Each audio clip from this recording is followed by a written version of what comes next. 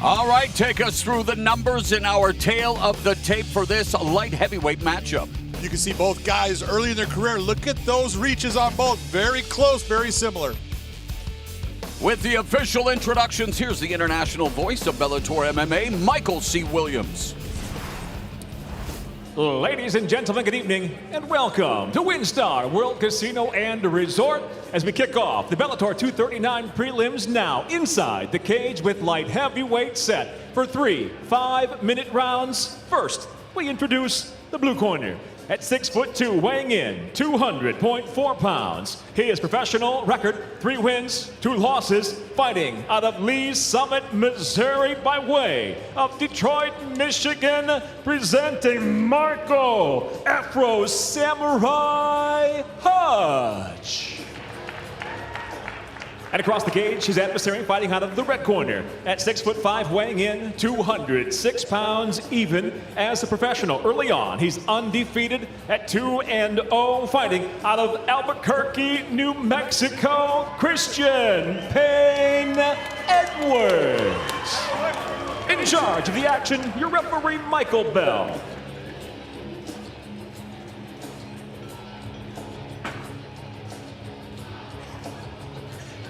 We begin the proceedings at 205 pounds.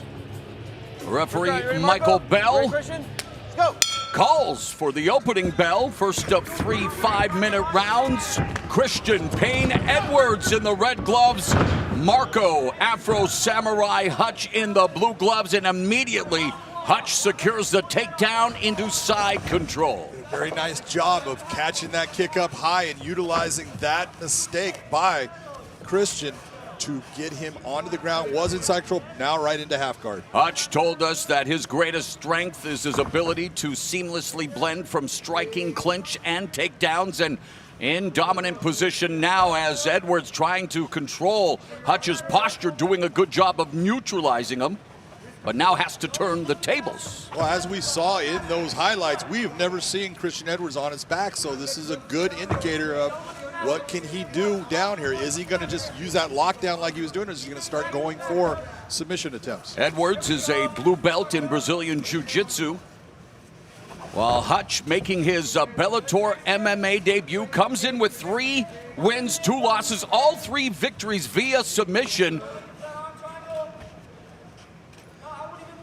2 of them via guillotine choke and 1 rear naked choke, but here looking to improve his position, John, and trying to keep Edwards pinned to the mat. Well, very interesting. He was looking to pass, and you heard from his corner, James Krause, who's an outstanding fighter and coach, saying, don't even worry about passing, just stay where you're at and just start to work on him. So a little bit difference in what each guy is thinking is the best way to being successful against Christian Edwards. The General, James Krause, Glory MMA and Fitness. Meanwhile, for Christian Payne Edwards, he represents one of the most vaunted camps in MMA history, Jackson Wink MMA in Albuquerque, New Mexico. His head trainers, Mike Winklejohn, Greg Jackson, Joey Villasenor, and Brandon Gibson. And oh yeah, he gets to train with the likes of John Jones.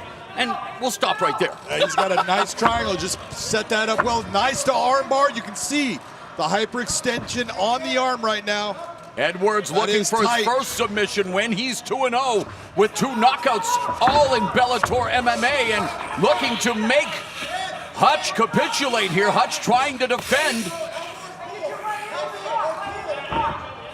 It is a tight position right now, and with that angle that he's created, all he needs to do, if he can, he's got to decide, am I going to go for that arm? And yeah, he just decided, no, it's not going to work for me. Nice job by Christian Edwards going after the submission, and very nice in staying calm.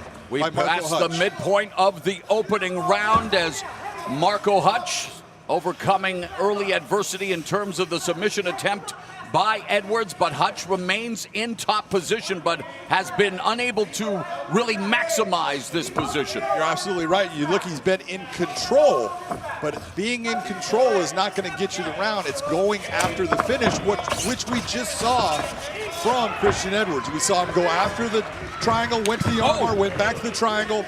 Jumping knee there by Christian Edwards, coming off a head kick knockout of Cesar Bennett at Bellator 233 in November of last year. Also has a TKO win over Justin Vargas in his Bellator debut at Bellator 224 back in July of last year. While Marco Hutch, he is under the Bellator bright lights for the first time. 1-2 combination put together by Edwards. By the way, Edwards' nickname Pain comes from the name of his favorite Naruto character. I know you are a connoisseur of Naruto, Mr. McCarthy, and a huge anime fan as well. Do you like Afro Samurai? I love the term Afro Samurai, but I have no idea what you're talking about past that. Low outside kick there by Hutch, you and me both, my friend. Under a minute remaining in the first frame, and again, Edwards telegraphing the launching of the knee strike, has to do a better job of not doing it as naked. Exactly. You know, everything that we're talking about in being successful in MMA now is setting things up and making your opponent think you're doing one thing when then you're going to the other. It's that transition, and you cannot just jump up and land the knee. You got to give him something to think about before it. And Edwards missing with that left uppercut. Edwards telling us he loves attention. He loves getting the right eyes on him, and, well, he's done well so far here in Bellator with that head kick KO and the TKO. So he knows, as the late legendary boxing trainer Emmanuel Stewart said, knockout sell. And make that Christian Pain Edwards is all about the KO. Well, everything in MMA is about, you know, as you start getting those wins, the competition starts to step up, and Marco Hutch is a definite step up right now for Christian Edwards. Over here, Marco.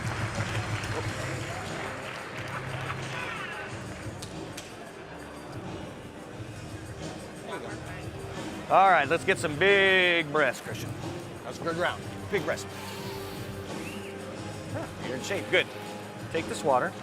All right, so you're kind of jumping all over the place, getting crazy. Settle down a little bit, all right? Basic boxing, okay? Fakes and feints. Fakes and feints. Taco's working, get that body, okay? Like Greg said, basic, 10s, 9s, easy stuff. That'll set up components, all right? Stay with basic, don't jump in. Get people all day long, and then you'll see the follow-up with matches and things, all right? Basic, all right? Listen, high, low, head kick. It's gonna be there for you all night. It's tantamount to receiving an Ivy League MMA education when you're at Jackson Wink MMA, and dare I say, they're echoing something we heard during that first round from one Big John McCarthy. It's amazing how when you look at something and, you know, Greg Jackson is so calm, and Mike Winkeljohn, they've been there so many times with so many top guys.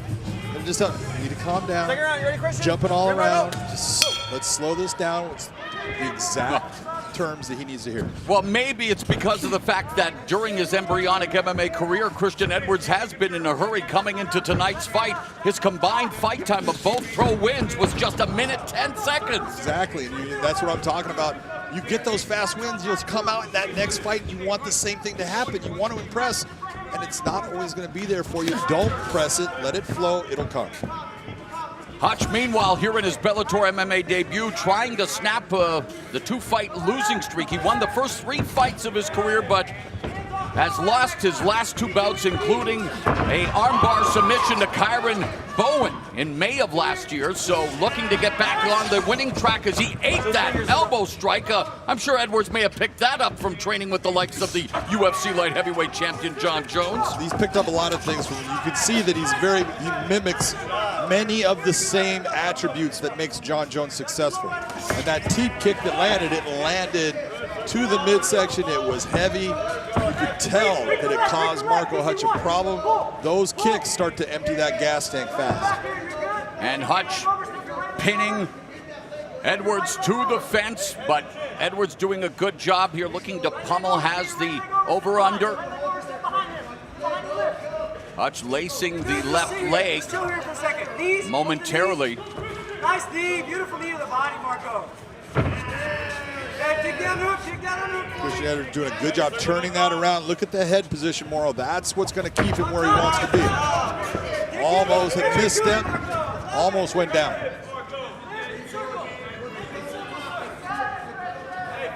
The big difference you're seeing between these two when they're in the clinch position, which both of them having their back to the cage, Christian Edwards is at least utilizing his head position to help him stay centered on the that left hand Rocked Hutch momentarily, and Edwards doing a good job out of the tie clinch, delivering the knees now on the inside, some dirty boxing, and it's Hutch feeding a couple of short right uppercuts. Nice job by Hutch to bring those uppercuts. He got stunned by that shot. Responded well.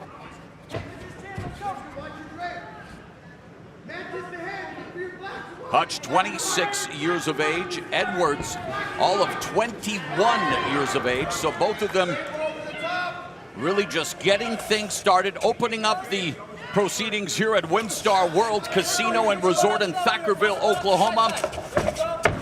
It's light heavyweight action, and well, Bellator MMA champ Ryan Bader will be defending the 205-pound strap Friday, March 13th, Mohegan Sun against Vadim Nemkov. Oh, Bader's going to be in San Jose. San Jose, I'm getting my buddy. What day is it? Where am I? You're right, May 9th, San Jose. Edwards, tattoos. Edwards Hutch. opening up. This is exactly the type of fight that Edwards needs, though. He needs a guy that is going to he's going to take shots, but he's going to come back.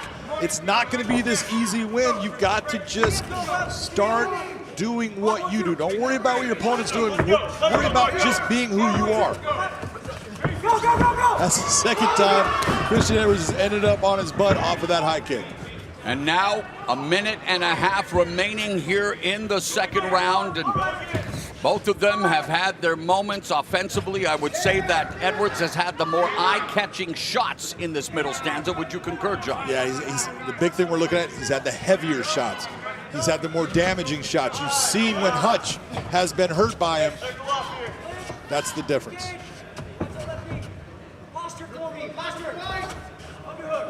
And this time Edwards has Hutch along the fence. I think one of the things you're seeing is all of those body shots, especially with the teep kicks, they're starting to have an effect on Marco Hutch. They fight back on the canvas.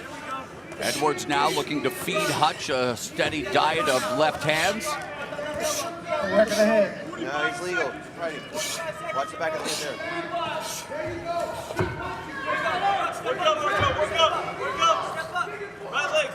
So Edwards was taken down in the first round, but even then had the armbar attempt from the bottom, and here in round two has used a sustained offensive attack like we're seeing right now to keep Marco Hutch at bay. Yeah, you see that Christian Edwards has that arm laced with his leg. He's got that trap. You're seeing Hutch trying to bring it inside. He brought it from the front to the back. He needs to slide, and the problem is he can't bring himself up due to the weight right now of Christian Edwards. Great round for Christian Edwards as we go to the third and final frame.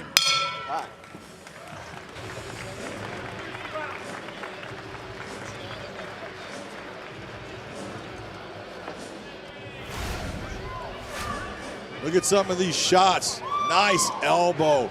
It's when you see a guy landing a shot like that, that's just showing that his training is kicking in, because he's going to go for the punch and he sees that elbow and just brings it. Beautiful kick up high.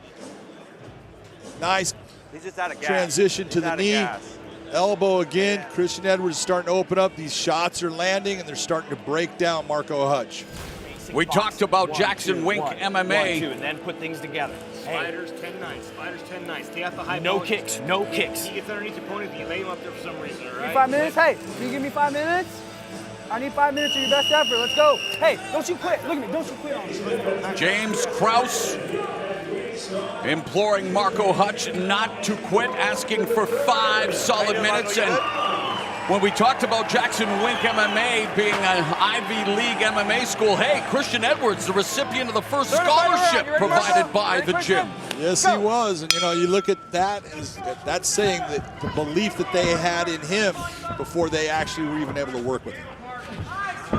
Marco Hutch, head down, sweeping left hook that misses. Oblique kick by Edwards.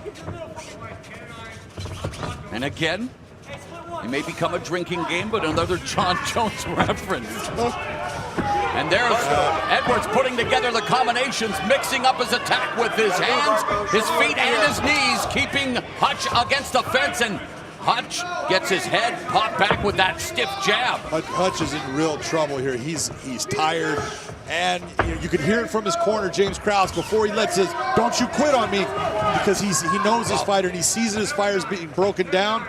Edwards may force him to quit. Oh, there's no doubt. He's taking big shots. And it's that what Krause was trying to do is be that cheerleader at that moment, trying to pump him up and say, hey, I know it's hard. I know you're hurt. Give me what you've got. And Edwards securing the takedown, which allows him to control from top position. And Marco Hutch fading here in round 3. Still a lot of time.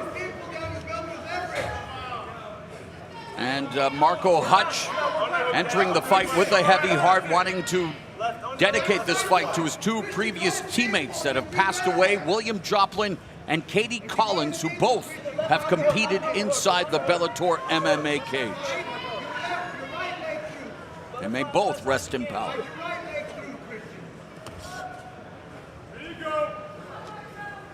You can see with the left foot, Christian Edwards is trapping that leg. He can decide if he wants to try to move himself into a side control position, but I think he feels like he's got a stable position.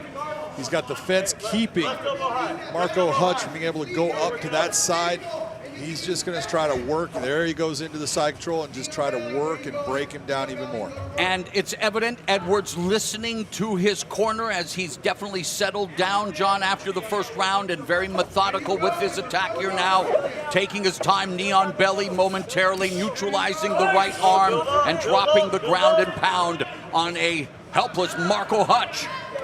He's in full control right now of this position. He's looking towards, can go for a Darce if he wants. See him shoving the head down, bringing himself into a hip ride. Hutch is wondering where Starsky is right now. Just past the midpoint of the 3rd and final round. You can find that Gran Torino, man. Get himself out. See that? People think, oh, that's not a big deal. That knee to the rib cage, that hurts. And a steady diet of strikes from Christian Edwards. Come on, Marco, I need you to move. Bringing the pain to Marco Hutch. Referee Bell imploring Hutch to show something, to defend himself intelligently, and he is trying to defend himself. He's definitely trying to defend himself, but he's got zero offense coming towards Christian Edwards at this how point. cool is it to see Edwards really diversify his attack, John? We've seen now taking advantage of the fact he can use that left knee. We've seen the punches. We've seen the kicks. I mean, at 21 years of age, and again, sitting under the Jackson Wink MMA learning tree, the future's so bright, he might have to wear shades. He has a bright future, and working with 2 top flight instructors like Greg Jackson, Mike Winklejohn, and working with the training partners that are just going through, not only the guys that are, that's their home. There's a lot of guys going through there, and you're just getting little bits of information, little bits of knowledge, and that's all just making you better and better. This is, I know it's not what Christian Edwards wanted. I know he wanted to, put Marco Hutch away, but this is what he needs. As a young fighter, this is the type of fight you can go back and you can see the difference when you calm down what you were able to do. Like so many mixed martial artists, both Hutch and Edwards have overcome myriad trials and tribulations and are here to not only speak, but to fight their truth. And of course, the cage, the ring, is really the theater of truth. And we're finding out a lot about Christian Edwards here tonight in his 3rd fight under the Bellator MMA banner as he looks to spoil the Bellator MMA debut of Marco Hutch. Just fantastic head pressure by Christian Edwards. You see Hutch trying to move his head to try to get himself in a balanced position. He can't. And the takedown by Christian Edwards, putting the dot in the exclamation point of what has been a fantastic performance. So I'm not doing that. And Edwards coming off a head kick KO. There's that and teep. there's that teep. That teep to the midsection, when that's taking you off balance, you know it's got some power. Watch the elbow here. Boom. That thing was solid because Hutch was actually coming forward with it. Beautiful elbow, nice left and right hand. And while we're taking a look at Edwards' handiwork, John, I want to give Marco Hutch an opportunity, or give you an opportunity. Yes, it seems like he has lost this fight. What would you say to a kid like Marco Hutch in his Bellator MMA debut? How does he move forward? Ladies and gentlemen, for the decision, we'll go to your 3 judges at cage side. Judges Chris Lee and Derek Cleary both see it the same, 30-26, while Judge Don Turnett sees it 30-25. I'll have it for the winner by unanimous decision, still undefeated Christian Payne Edwards. We are set for more action here. Bellator 239 prelims. It will be Sean Bunch battling Keith Lee. Sean Bunch, 36 years of age, but still one of the fastest fighters you will ever see. Keith Lee, the younger brother of UFC fighter Kevin Lee. Here's Michael C. Williams. From WinStar World Casino and Resort, we now go to 3 5-minute round set in the bantamweight division. Introducing the blue corner at 5'9", weighing in 136 pounds even, making his Bellator debut. He brings 5 professional victories, 3 defeats by way of Detroit. He fights out of Las Vegas, Nevada. Killer Keith Lee. And across the cage, his adversary out of the red corner at 5'5", weighing in 135.4 pounds as a professional. 9 victories, 4 losses, fighting out of San Jose, California, Sean Bunch the Great. In charge, your referee, Kerry Hatley. Kerry Hatley, third man inside the cage, presiding over this bantamweight bout scheduled for 3 5-minute rounds. Ready? Let's go. Sean Bunch in the red gloves, 6-3 with 2 knockout victories inside the Bellator MMA cage, while Killer Keith Lee making his Bellator MMA debut. Tonight's Fight Clock powered by Geico, and yes, Keith Lee not to be confused with NXT North American champion Limitless Keith Lee. Not at all. You know, but the thing about Keith Lee is he likes to stand up, but he's utilized his wrestling to get a lot of his wins. And against Sean Bunch, I don't know if he's going to be able to utilize that skill set the same, since Sean Bunch has been an incredible wrestler throughout his life. You know, world team qualifier. He is the real deal when it comes to the grappling arts, but his stand-up has been getting better and better. This should be a stand-up battle. And as you mentioned, Keith Lee, the brother of UFC lightweight Kevin Lee, also trains with everybody at Extreme Couture and BKSS, Black Cobra striking system. Lee comes into his Bellator debut with a record of 5-3, 3 knockouts, and a submission win. The submission coming in his last fight when he defeated Alves Carvalho in December of last year via second-round rear naked choke. Meanwhile, Bunch trying to bounce back from a loss to Leandro Higo at Bellator 228 last September, where he was submitted via guillotine choke. That was a very nice move by Bunch. You saw Lee coming in, shooting from afar, not the way you need to set that takedown. Bunch just slides by and makes him pay with that right hand in return. Yeah, Lee looking to extend his 2-fight winning streak, trying to get his bearings, his feet under him here in his Bellator debut, and you only get one chance to make that first impression. Lee facing the veteran in the 36-year-old Sean Bunch, and you mentioned it already, John, but you talked to Bunch about his strengths, and of course it's world-class wrestling, but he says it's also his speed. He says he's faster than Sonic the Hedgehog. He says he's the fastest man on the planet. I don't know if he's the fastest man on the planet, but I will tell you, hey, it's his words, not mine. That's it, you know. Both these guys. Usain Bolt might have something to say about that. That's, you know, you watch him. When Sean Bunch decides to go, he is fast. And you know, speed's one of the first things that starts to leave someone. And Sean Bunch being 36 years of age, he has not lost any of that speed. Getting to know you opening round here between Sean Bunch in the red gloves and Killer Keith Lee in the blue gloves. You can really see the difference when you talked about Keith Lee and the Black Cobra striking system. That's Dewey Cooper, the Black Cobra, who used to be one of the best kickboxers in the world.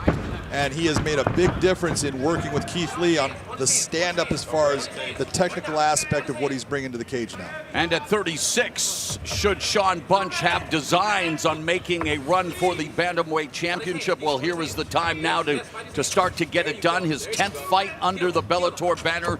He is 9-4, and as we speak, that Bellator Bantamweight belt vacant after Kyoji Horiguchi was forced to relinquish the title due to injury. Yeah, and I give Horiguchi so much credit for the fact that he said, you know what, I'm not going to hold on to something when I can't fight because I'm injured. I want those guys to be able to fight for it. I'll come back when I'm healthy, and I'll take it back. And Bunch looking to take Lee down, but Lee doing a good job. He's got the double unders, but, he has not been able. He had his back for a little bit. Keith Lee's done a very nice job. Oh, and on the quick exit there, right hand over the top lands for Bunch, showcasing some of that speed. Some of that speed, there you go.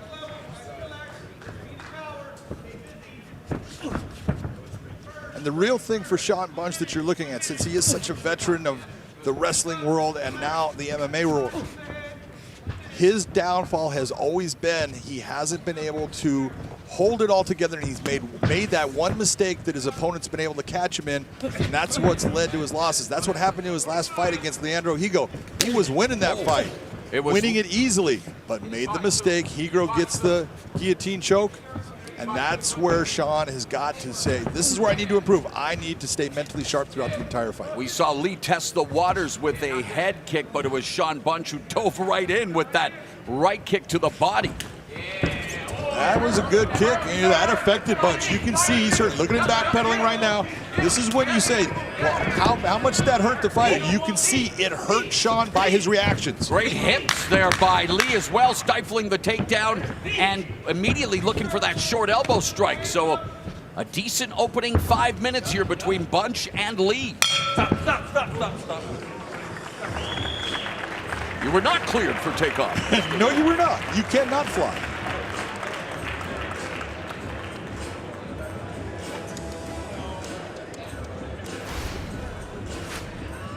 Let's watch the knee come up here. You see bip right on the side of the head, jawline of Sean Bunch. You can see it give that nice little shake and that hydrostatic shock going through Sean Bunch, and he starts leaning forward. He was hurt by that knee. Especially part of it in the round, he won't feel a little bit better. Lee proven to be as nasty as he wants to be. And then we start to pour it on him. And there's his brother. Sharp defense, though. Keith Lee will be quick to tell you, I am the better looking brother of the Lees. There's now an app that can rate your photos. Really? Not that I've I'm tried sure that you would know or- that. I would have no idea. Hot or not, here we go. Hoping to heat things up here in round number 2 as Lee and Bunch, much more aggressive start. And of course, having a family member in the family business has its pros and cons, but just being around the Lee brothers, you can tell how strong a bond they have and how they each are their biggest supporter. There's no way that being the brother of Kevin Lee is going to make things easier for you, but it absolutely is going to help you because he's been in those situations. He can talk to you about the struggles of all these different things that happen, and when you're in a tough fight, he can give you that little bit, and he was exactly right. There's a knee and the takedown right into full mount by Lee. Bunch giving up his back. And remember, Bunch was submitted via guillotine choke in his last fight. He has been submitted via rear naked choke as well against Darian Caldwell back in September 2015, and he is leaking like a political document, John. Beautiful figure 4 on the body by Keith Lee. He's in good position right now. He is just doing it. You can hear his brother. Just do it again, which is just exactly what he needs. Just take your time. And Lee putting together his own Pollock painting thanks to the plasma that is flowing from Sean Bunch due to the sustained offensive attack from the killer, Keith Lee, at his Bellator MMA debut.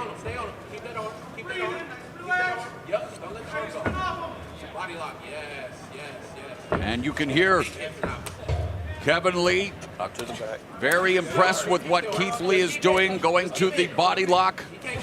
Good. And it's body scissors, John, which can be a prison you don't always escape. Oh, it can be a tough position. Right now, Sean Bunch needs to take and turn himself towards his left. He needs to put that foot of Keith Lee to the ground. That will help create the position where he can't squeeze enough to hold on to him, and if he tries to spin inside of it, that's the way you do it. If that foot goes up, he can squeeze with his legs, and it's going to be impossible for you to turn with it. Now switching it over and back. Again, Lee coming off his first submission win ever. That came via rear naked choke, and fishing for an RNC or a Mataleon, as it were, here against Sean Bunch. And Keith Lee saying he's going to give it to you. Right now, he's going palm to palm, trying to work that choke. He just needs to take his time, hit your shots, slide the hand in when his arms get in a position that you can push that arm all the way through. I would tell you, don't go to your back so much if possible. And Bunch turning to his left, trying to keep Lee from sinking the arm underneath the chin. Defending well here, wing blocking, but expending a lot of energy, John. He's taking a lot of shots, and you see Keith Lee changing that leg, bringing it to the outside. That's smart. That's going to make it a little tighter, make it harder for him to turn within it. Back to the body scissors there, and a minute and a half now remaining in the second round.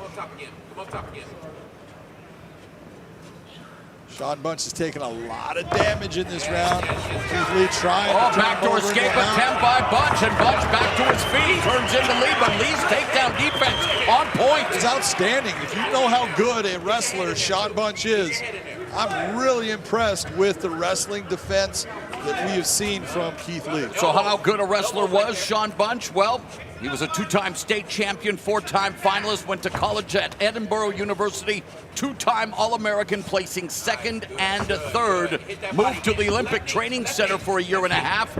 So he definitely has the wrestling credentials, but it's Keith Lee whose confidence is growing thanks in part to his takedown defense. Yeah, it is. That was a nice right hand landed by Sean Bunch there. He's trying to get himself back a little bit. We'll see if that figure four with the legs, sometimes that'll start to get a little bit of lactic acid built up because you're squeezing too much and your legs get a little heavy. We'll see if that motion is gone that we saw earlier with Keith Lee. There's that head kick that was partially parried by Bunch, and Lee looking for the knee. Counter right hand by Bunch and misses with the right cross as we head to the third and final round. Stop. Go red. Over here.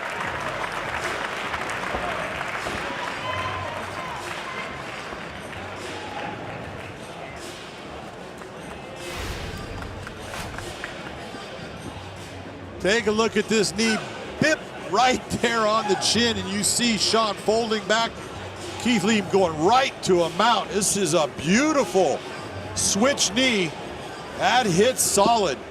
You got to give Sean Bunch credit for taking a heavy shot like that, but what a beautiful technique by Keith Lee. Right into the mount, goes for the heavy elbows, and makes Sean Bunch turn.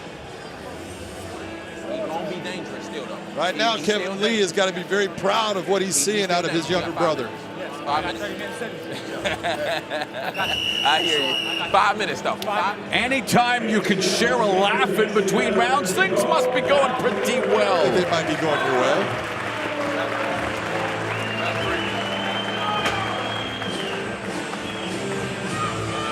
No laughing matter for Sean Bunch. At the age of 36, he knows the clock is ticking, and yes, just his 14th professional fight, but Father Time is undefeated.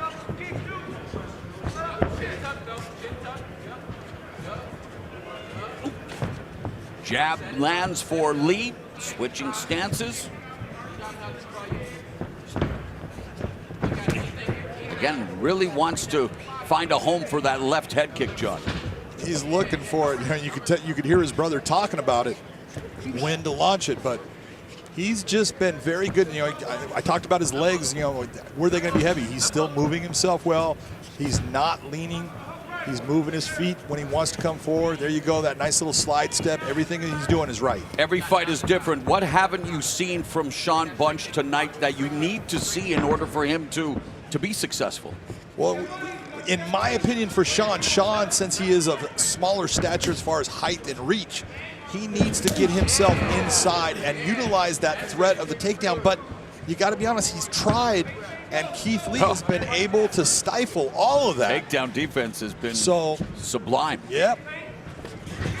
There's a feint by Lee, and there throws a kick, and Bunch doing what you said, stepping in, timing the attack, and has secured Keith Lee, but unable to take him down to the mat. And this is going to say a lot. If he doesn't get him down off of that, because he got into his body, he's got the double under still, and he just lost the grip, and Keith Lee just brought his arms down, and that's just the leverage of the taller fighter on him. Sometimes being short is going to help you in certain situations, and sometimes it works against you when you're fighting a taller fighter. Lee is just 23, and I admire the maturity and, again, the connection he has with his brother and the time that he is taking in terms of surveying the landscape and trying to dictate the tempo, the pace, and try to find those long-range missiles, a home for them. Yeah, mentally, when you're Sean Bunch and you get deep on a guy for that takedown and you go for it, and you're used to being successful and it doesn't work for you, man, it's a hard drain on you. We saw Bunch there almost attempt what Kevin Randleman was very successful at doing, of course, the decorated wrestler against Mirko Cro Cop, where he faked the shot, went over top with the left hook. Bunch unsuccessful, but it might be something he might want to attempt again. Always. He's landed that stiff jab.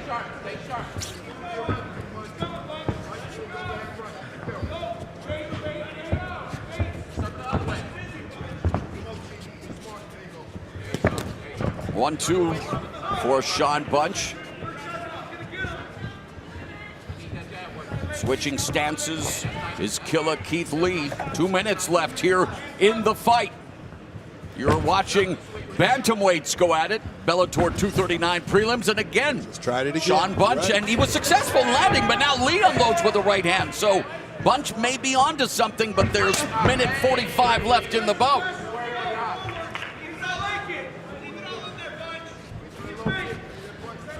Feints.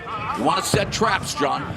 Absolutely. You know, everything is about getting your opponent to move, and you can see Keith Lee is moving his feet. Sean Bunch is trying to do those things like you're saying, showing that he's going for the takedown, but bringing the hand up and over.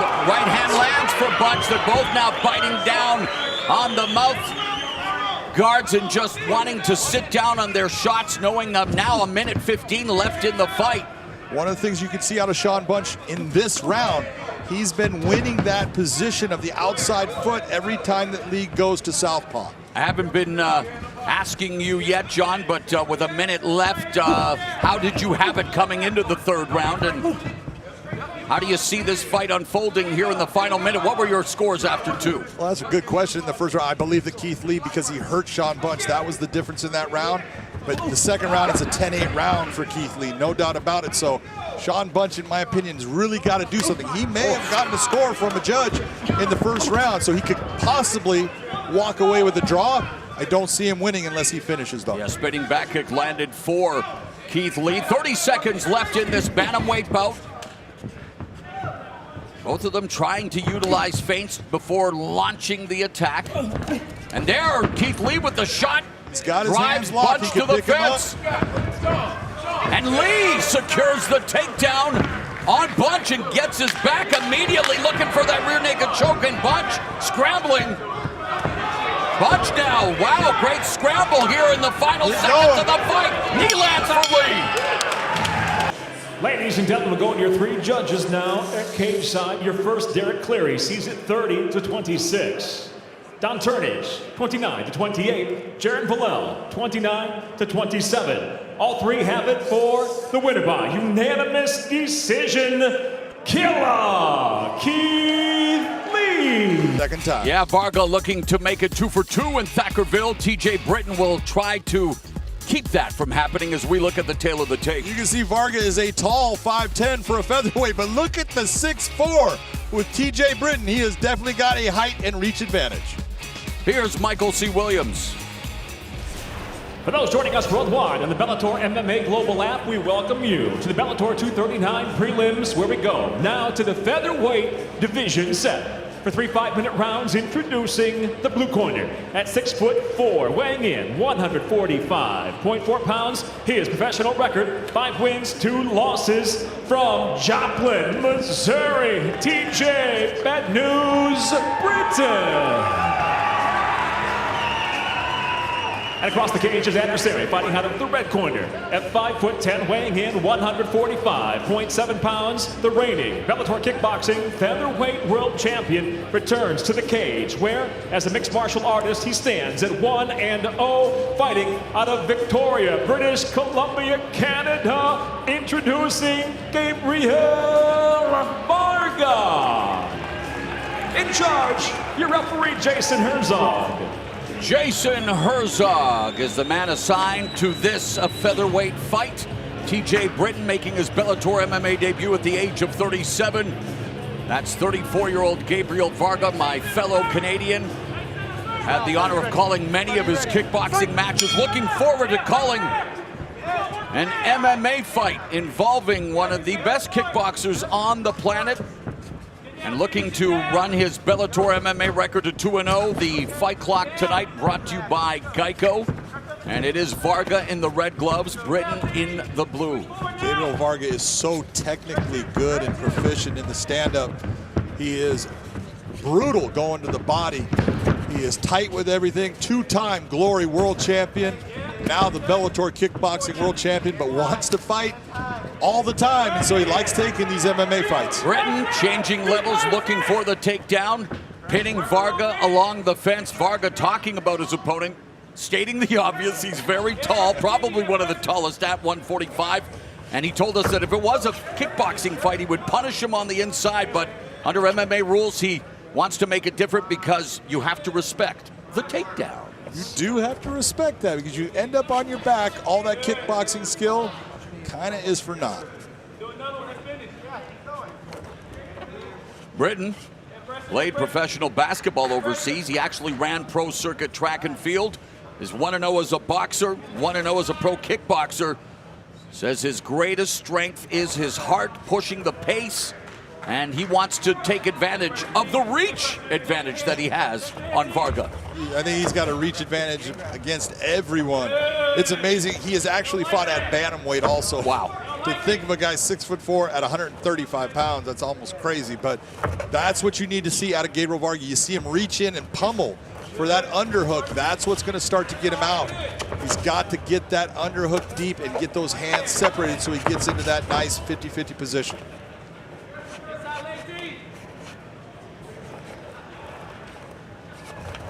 Britton, also a youth minister, passionate about changing lives, wants to change his life, and, well, that's a start. The takedown on Varga.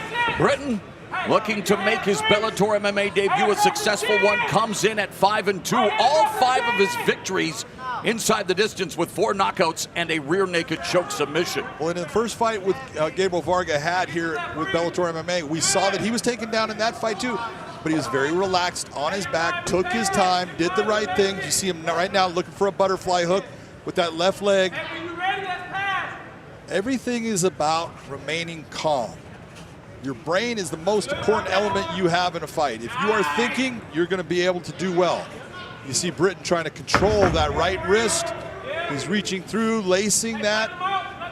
He's got it with both hands right now. Now he's letting go, trying to land with that left hand. Britton looking to snap a 2-fight losing streak in his first foray inside the Bellator MMA cage, as Varga trying desperately, now just closing the guard, trying to control the posture, and hopefully force the referee to bring them back up to their feet. But Britton wants to keep it on the ground as long as he, and now referee Herzog imploring Britton to improve his position. He's just stalling, Gabe. And there's the coach, and probably the sound of Varga's brother, Aaron, saying he's just stalling, Gabe. So is Gabe.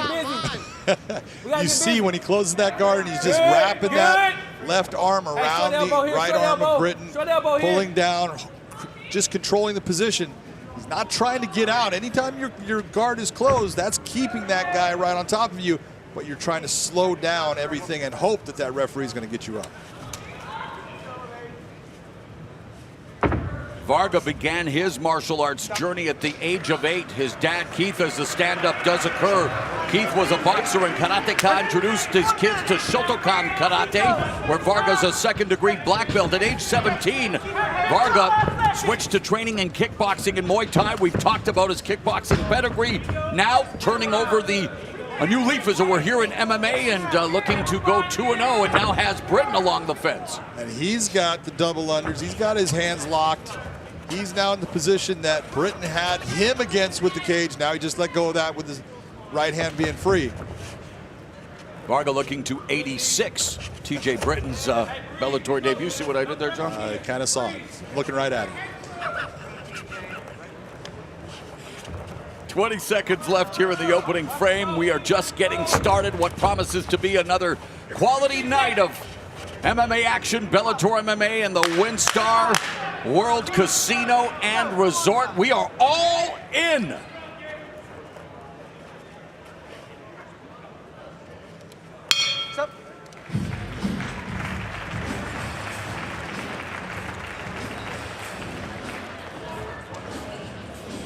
All right, John, how do you have it after the round, and what do you see happening coming up here? You know what? It was a very close round. There wasn't a whole. There was no real damage. It was all about, well, who had the better shots, and there was a couple of shots that TJ had on the ground when he laced that arm and was able to open up with that left hand a little bit. I'm going to give it 10-9 Britton, but you could tell that the tide was starting to turn a little bit towards the end of that. Gabriel Varga was getting a lot more relaxed and a lot more comfortable.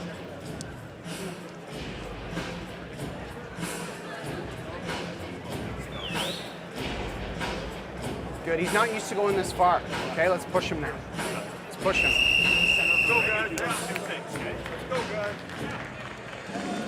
Varga again getting instruction from his brother Aaron. Also Matt Kaiser is grappling coach, while TJ Britton, he represents his gym, Victory MMA, with Jerry Walker, D'Allen Hicks, Samuel Robertson, Ryan Mossberg. And his training partners includes the UFC's TJ Brown. This is the second round. And immediately Britton again looking to take the kickboxer down. Sound strategy. Absolutely. You know, it's all about being the smart fighter. Although at his height and reach, it's Varga looking to turn the tables momentarily. Britton goes down.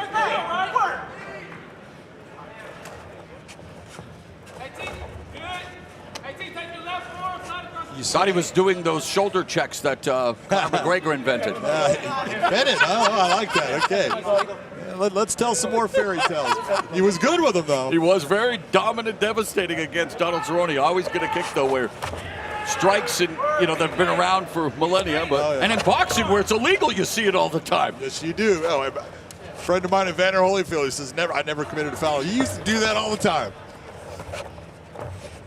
1 minute gone here in the second stanza, and Varga and Britton tied up. Referee.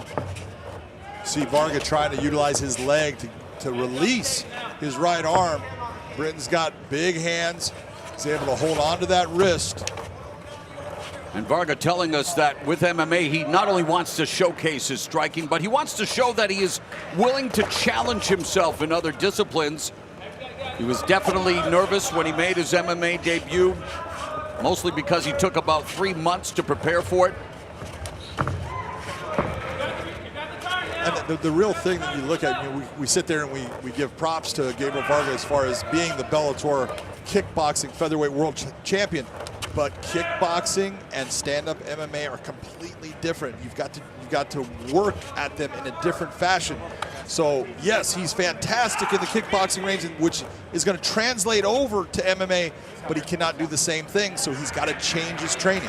Say it again for those in the back, John. Because the boxing MMA thing, too, always just gets under my skin. 2 minutes and 45 seconds left here in the second stanza. They've created separation. Varga attacking with the outside low kick, then going upstairs and countered there by Britton with a short right hand, but Varga now with the body lock looking to take Britton down. I like what Varga did with that outside low kick you're talking about. That's a good attack. That's his lead leg. He needs to just keep on touching that leg of Britton. You can see that, Britton's got very thin legs. Varga's got the heavier legs. It's not going to take many shots before that leg starts to get heavy and he just can't move as much. That's going to change the flow of the fight. And Varga always known for his conditioning, the movement, very clever in misdirecting opponents. But this right here, when you're talking about, you're so right. He's always been in incredible shape, and he is. But this clinch work, all this stand-up grappling, man, it is exhausting, and your arms get heavy. Your legs get tired. It is brutal. It's so different than what he is normally used to in the kickboxing world. And for TJ Britton, in his 8th professional fight, first here in Bellator. And the referee saying, guys, you got to keep working here. You got to earn that pay. Well, you've got to try to advance, and you got to try. But they're earning it right now. Yeah, look, there you go. That was a beautiful left hand by Varga. And the takedown by Britton. We'll see what Britton can do. He's in half guard. Let's see if he can hold on to that, not allow Varga to get himself back to a full guard. And you wonder, when you are accepting a opportunity like this in Britton's Bellator debut, having lost his last 2 fights, wanting to, do enough to win, but also wanting to show that you can be a Bellator MMA primetime player. And what's happening there around the right eye of Gabriel Varga? He's got a cut from that little shot. That looks pretty nasty. There's a mouse underneath the right eye that's quickly morphing into a rat, if you ask me. Was it from an elbow or? Just a little bit of makeup. It's no problem. Big thing you want to see. You see that Gabriel was able to get himself back to the full guard. Now just close the guard. He needs to think about changing the angle right now, get his feet inside, feet on the hips. All joking aside, you think, though, seriously, that could become an issue, though, John, if that eye and referee's looking at it, if it swells up and...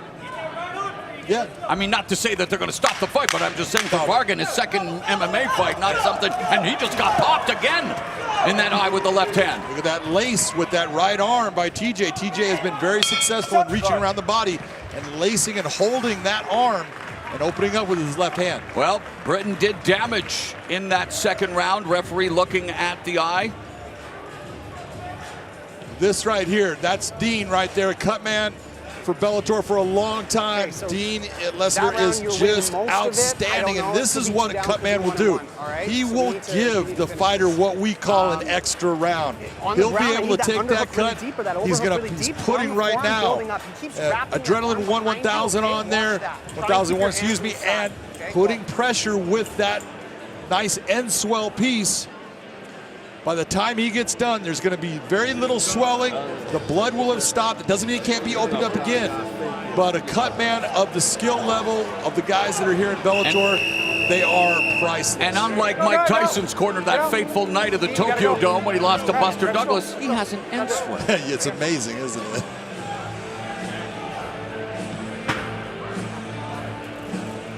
What you're seeing, Jason Herzog, before the round starts, calls timeout on the break just to allow the doctor time to look at the thing. What Jason did in that situation, so you know, he allowed Dean the time to work on the cut and make the cut as good as he could make it within those 50 seconds, and didn't allow the doctor to come in and interfere with that process. So now he gets to look at it in the position it's at with the swelling, the best it's going to look, and he can make the determination he's going to let the fight go on. Third and final round, TJ Britton, Bellator MMA debut in the blue gloves, will be targeting that right eye of Gabriel Varga in his second Bellator MMA fight. A 2-time Glory featherweight kickboxing champion. He's in the red gloves, and Varga comes forward with a right hand, goes right, misses with the left hook, and Britton able to close the distance and drive Varga back to the cage. Britton has been very successful in getting inside the hands of Gabriel Varga, getting his hands around the body and forcing him to the cage. That last little bit he did in that second round, he did a lot of damage. He did some good work. I think it took the round for him. How do you have it coming into this final round, John? Right now, I have Gabriel Varga behind in this fight. I think he needs to do something. He needs to start getting away from TJ. And what can Britton continue to do to secure Keep on working here, guys. the victory? Secure the bag, as they say, Mr. McCarthy. Yep, that's the hand right there. Watch this left hand coming.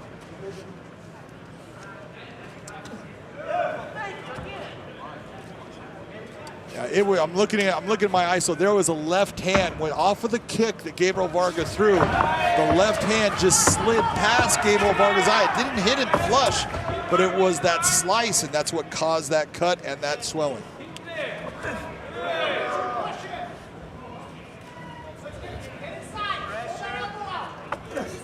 Not working? Britton looking at the referee say, wait a minute, I'm not working. It feels like I'm working, and he's delivering those short knee strikes to the inside the thigh area of Gabriel Varga. He's working. He's doing the best he can to try to just create problems, make Gabriel move, try to take advantage of that movement, slide his leg around, try to get that outside trip on him. You see him digging his foot in there to try to get a hold of that leg. TJ's working. Yeah, Britton's like, hey, referee, I got one opponent in here, all right, sir? Let me do my thing. No, but of course, Jason Herzog, one of the top referees, and always Johnny in the spot, peering intently, making sure everything is on the up and up. And Varga now turning the tables on Britton, but nearing the midpoint of the final round. Need to see a sense of urgency from the Canadian. I think we really need to see him look towards separating. You know, what is your greatest skill set? Well, it is your striking. So are you going to out-grapple TJ Britton? Well, you've shown throughout most of this fight you haven't been able to out-grapple him. So let's go back to what brung us. Let's get some separation and try to open up with those strikes. Of course, Britton making it very difficult for the separation that Varga is looking for. Has the over and the under hook on. Gabriel Varga attacking the legs now with knees. Varga trying to separate, he can't. And as soon as they do separate, Britton was looking for the takedown again, and they continue to grapple along the fence. And you got to give it to TJ. He is smart in saying, hey, I don't want to separate from you. I'm going to say that you're better in that stand-up game than me, but I think I'm better in this grappling and clinch work, and so far he has been. Yeah, Britton pummeling, and Varga getting busy with the knees, peppering the leg of Britton, and it must have some effect because Britton now trying to keep those knee strikes from taking place. And yeah, the dance continues here. 1 minute and 20 seconds left in this featherweight matchup. We are at WinStar World Casino and Resort for Bellator 239.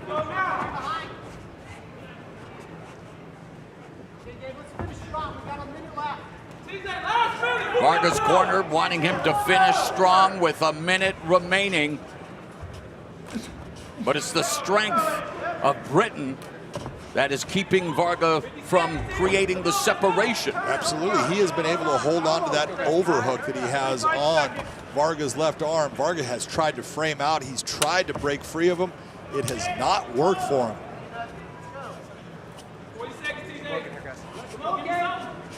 Referee asking them to keep working. Britton acquiescing, and, well, Herzog giving Varga a potential Hail Mary opportunity. Britton looking for the shot, and they tangle again near the fence. 20 seconds left, and Britton again controlling the distance, and Varga secures a takedown. Good take to back. Varga trying to fire off some offense, but the clock's his biggest enemy as we are going to the judges. Ladies and gentlemen, having gone the distance, we'll go to your three judges. At cage side, Judge Jaron Villel scores the fight 29-28. He has the fight for Britton. Your second judge, Don Turnage, 29-28. He has it for Varga. Your third judge, Sal D'Amato, scores it 29-28. He has it for the winner by split decision, TJ Bad News Britain. So we are set for our first fight of the night featuring the females. It is flyweight action as Denise Kielholtz collides with the talented Christina Williams. Here's MCW. Ladies and gentlemen, tonight here at the Bellator 239 prelims, we feature the flyweight division scheduled for 3 5-minute rounds. We introduce first the blue corner at 5'8", weighing in 125.1 pounds. Her professional record 3-2. She fights out of Edmond, Oklahoma. Christina Warhorse Williams. And across the cage, her adversary fighting out of the red corner at 5'3", weighing in 122 pounds even. The reigning Bellator Kickboxing Flyweight World Champion enters the cage tonight with 4 professional MMA wins, 2 losses from Amsterdam, Netherlands. Introducing Denise Miss Dynamite Kielholtz. In charge, your referee Blake Grice. Blake Grice is the man in charge of this flyweight fight scheduled for 3 5-minute rounds. The queen of the flyweight division, Ilima Lei McFarland, re-upping with Bellator MMA. Can't wait to go back to Hawaii in December. John, that's a regular thing now, right? As we get sets here for Denise Kielholtz in the red gloves, Christina Williams in the blue. No feeling out process. Williams looking to bounce back from a loss to Juliana Velasquez. And Miss Dynamite looking to detonate on the face of her opponent. Christina Williams is tough, man. She just took 2 hard shots, walked right through it. Kielholtz has won 2 in a row. All but one of her professional MMA fights have come inside the Bellator MMA cage, where Christina Williams, she's 3-2. All of her fights as a professional here in Bellator. And looking at this matchup, there's no doubt that Christina Williams has the length. She's got the reach, the height, but Denise Kielholtz has the speed, and that speed is hard to deal with. The truck is happy that I booked the Bellator event for Hawaii in December. 1 minute gone here in the first round, and Williams and Kielholtz, and again, a broken record, I know, but the ladies always get after it immediately. Always some of the most entertaining fights you will find in the sport. Yeah, there was no feeling out process in this. Wow, and Kielholtz sitting down, just swinging for those proverbial fences, and she's not stealing any signs doing it.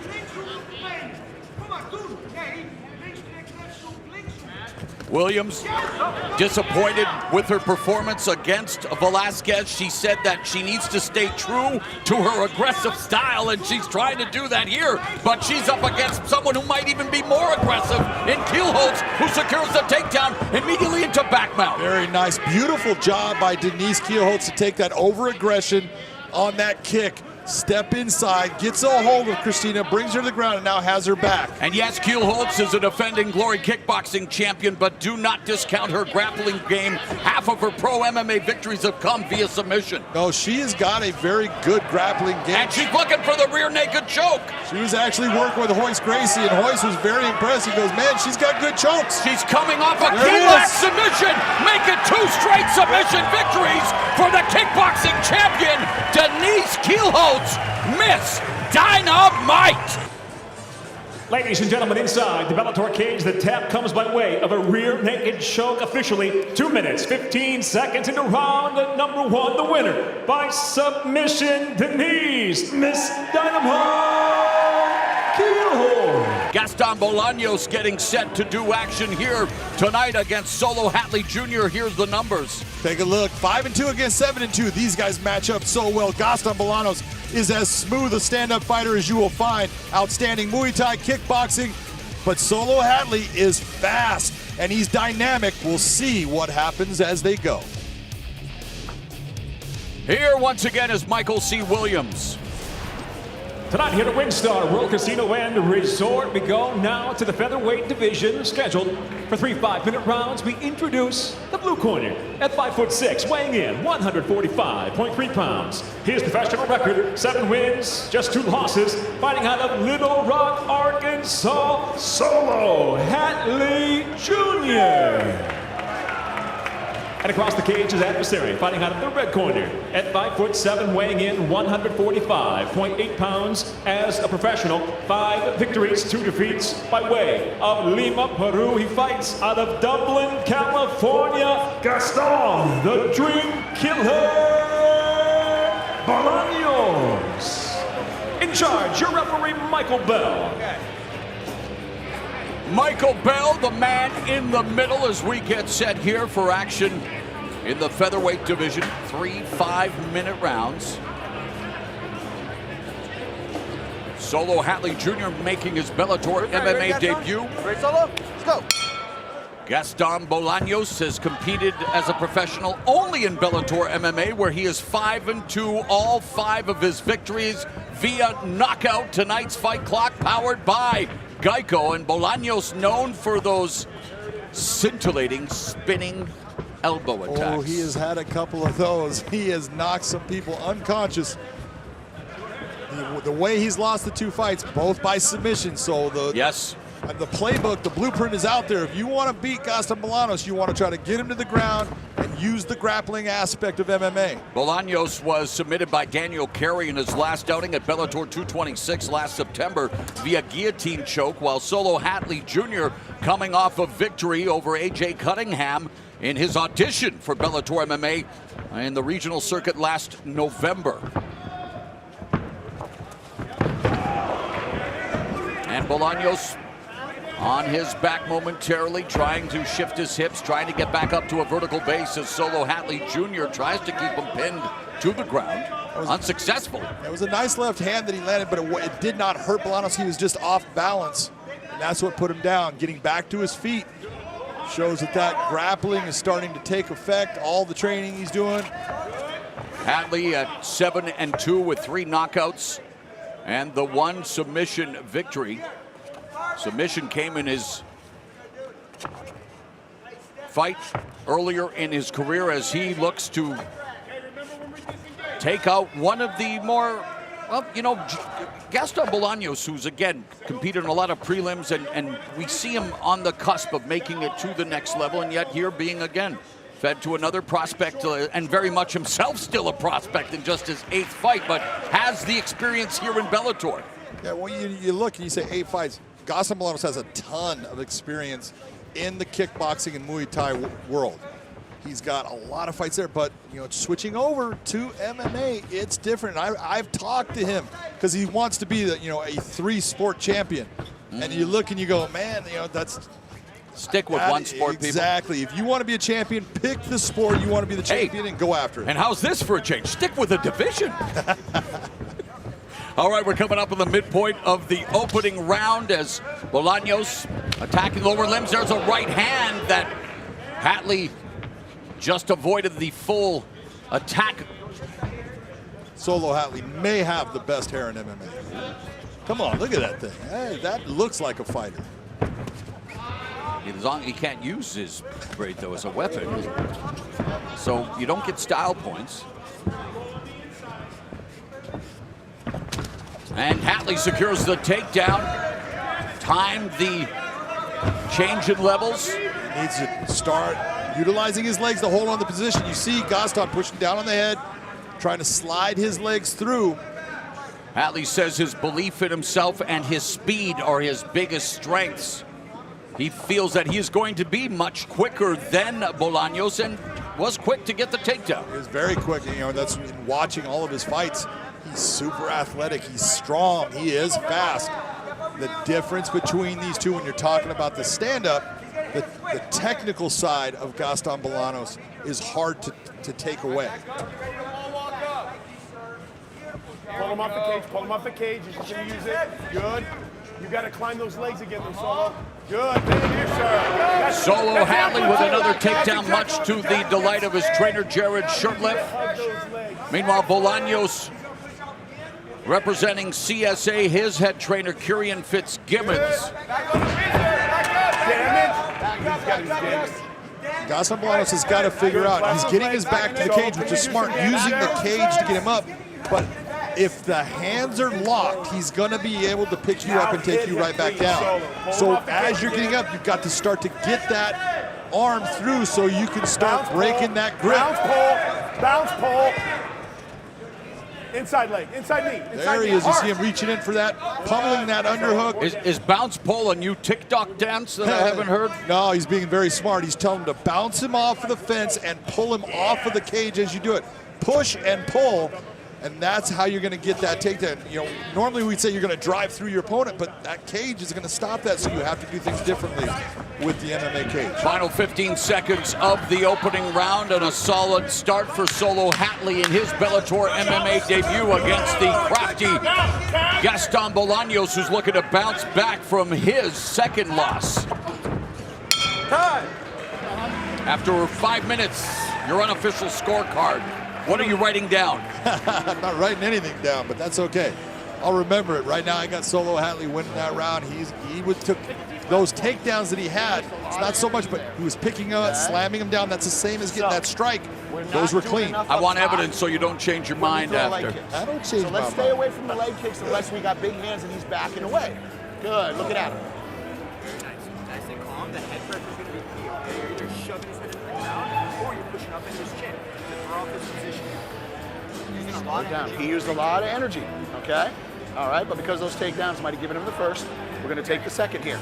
You're winning the striking exchanges. Don't go too big. Just touch, and find your shots. Adam's got it. Okay, control distance. Watch the leg kicks. Use our hands. It's a night where the kickboxers have come to Bellator MMA. We have already seen Gabriel Varga, Denise Kielholtz, and Bolaños 2-0 as a Bellator kickboxer, but looking to improve to 6-2 as a mixed martial artist, in tough so far against Solo Hatley You ready, Solo? Jr. Ready, guys? Come. Go. This is round 2. Bolaños in the red gloves, Hatley in the blue. Really good corner work by Kieran Fitzgibbons, just giving sound advice, saying, look, you know, he's burning a lot of energy picking you up and stuff. It's okay, but those takedowns probably got him that round. I want you to settle down, just start landing your shots, take your time. All good advice. And Hatley landed his first 2 shots. Nice level change again, looking for the takedown. Runs out of real estate, looking to pick up that single and potentially run the pipe on Bolaños, but Bolaños doing a good job of defending. Absolutely. When you see him hook that leg to the outside, that tends to make it very difficult. We've now created friction and things become heavy and you're not going to get that takedown. He's got the overhook with that left arm. You're seeing Hatley trying to utilize that head position to try to just get his hands inside. Gaston Bolaños doing a very nice job of holding off on the biceps, pushing him off. A minute gone here in the second stanza.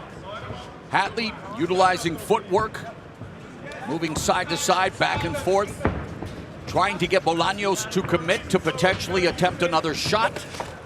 And there it is. Bolaños needs to stop going for that big home run shot. You saw a huge looping left hand. Nice, beautiful work by Solo Hatley to step underneath it, come into his body, get him right back to the ground.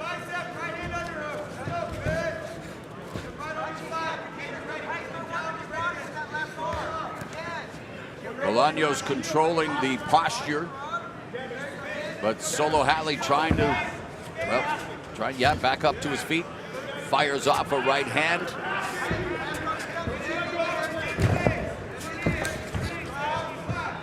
Nice pass by Solo, stepping through, getting into half guard.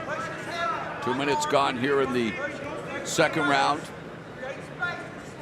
Hatley predicted either a submission or decision victory. Now on the canvas, Bolaños, his only 2 losses have come via submission, to a guillotine and a triangle choke, but Bolaños keeping Hatley at bay for the most part. Oh, an up kick by Bolaños, and that may have caused problems for Hatley.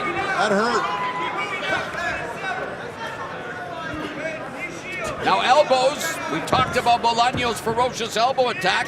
Haven't seen much of it from this position, but doing whatever it takes to stave off the offense of Solo Hatley. Hatley passing guard into side control.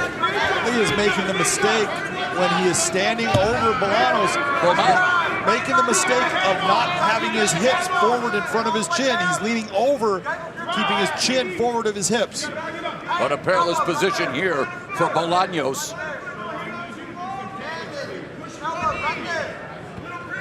And Bolaños' corner talking about Hatley expending a lot of energy in that opening round from this position. Bolaños may have to empty the gas tank, John. Hatley just took another shot with an up kick. And yet still able to try to pass guard back into the half guard for Bolaños. 90 seconds. More score. Yes. Hatley's been doing a beautiful job of controlling the grappling situations. He just needs to be careful when he comes up off of the canvas. Be careful of that up kick.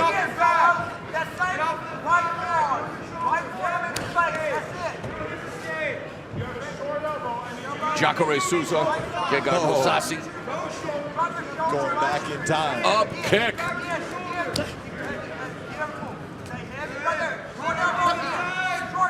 Coming up on the final 60 seconds of the second round, and it's been the takedowns of Solo Hatley Jr. that have served him well. Served him very well. Normally a guy that likes to strike, likes to use his speed, has decided, nope, I don't think I'm going to get into a striking match with Bolaños. I think I'm going to try to take him down and grind him out. You saw just a second ago, he's using shoulder pressure, trying to put a lot of pressure on Bolaños, make him carry his weight. Hatley fighting out of Arkadelphia, Arkansas, representing the Rock City MMA and Southern Arkansas Wrestling Academy, and is wrestling, delivering some dividends here in the first 2 rounds of this fight. Bolaños has that underhook, but nice hip movement by Solo Hatley. Final 10 seconds of the round. Bolaños on his feet and stalking Hatley, trying to fire off a salvo before the bell. Spinning back elbow just missed. Done. How you doing, Hole? Unofficial score, John. Right now, I got Solo Hatley winning. This is his biggest mistakes. Notice how that chin is over the hips. That's when you get hit by those up kicks. Look at where the hip position is. Look where the chin is at. You have got to put your hips forward. That's just a mistake. That's why he's eating the bottom of that foot. Those were the best shots landed by Gaston Bolaños in that round. Watch this shot. No one likes to be kissing the underside of another person's foot. Kiss my feet. Bellator MMA supports merging vets and players. It's an organization that empowers veterans and former elite athletes who may have a difficult time when the uniform comes off to live a life full of pride and purpose with a healthy body and healthy mind. We invite you to go to vetsandplayers.org for more information, and please make a donation tonight.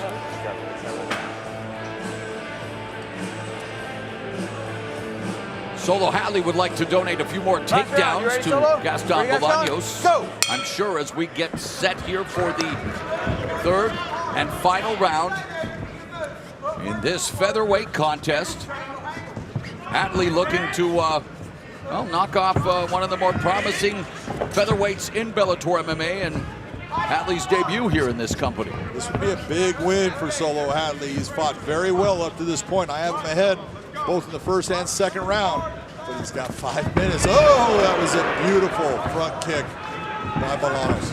Bolaños cutting off the cage, moving side to side with Hatley. Needs to start an uptick in his offense. There's the 1-2 through the guard for Bolaños. But when you talk about that uptick, he doesn't need to go after the big shot. Go after volume. Clean shots. There's a big shot. Lead to the big shots. And there's a front kick that just missed, and again timed by Hatley looking for another takedown.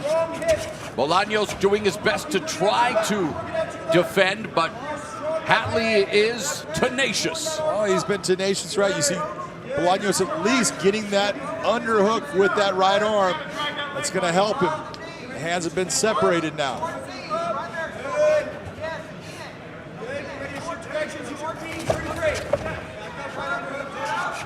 Single leg pickup by Hatley, looking to also take out the right leg, and Bolaños feeding him a couple of right hands underneath as the wizard. Bolaños saying he's not someone to shy away from his losses. He's learned his lesson. He's on a quest to become a more complete mixed martial artist. He knows that it's not about the destination. It never will be. It's always about the journey and the evolution and the education, John. Let's go, gentlemen. Let's It's work. all Action. about the education, man. The more you learn, the better you become. One of the things you can see right now with Hadley, look at his diaphragm, it's starting to move in and out a lot. And he's looking. He's getting labored. He's got a big frame, and those muscles need oxygen. Yes, absolutely. And I mean, it's so hard to describe what it's like to try to fight when your arms feel like they're 100 pounds apiece. And yet Hadley goes for another takedown. Bolaños putting his weight, trying to stymie the takedown attempt, the midpoint of this final round.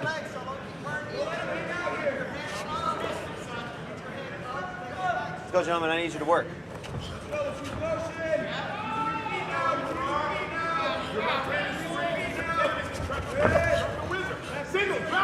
All of this is good for Solo Hadley as time is just ticking off of the clock. And every moment that he is in this clinch position is a moment that you're not going to be able to see Bolaños end up with that big shot that puts him out. Unlike the Rolling Stones, time is not on the side of Gaston Bolaños. Under 2 minutes left in this fight.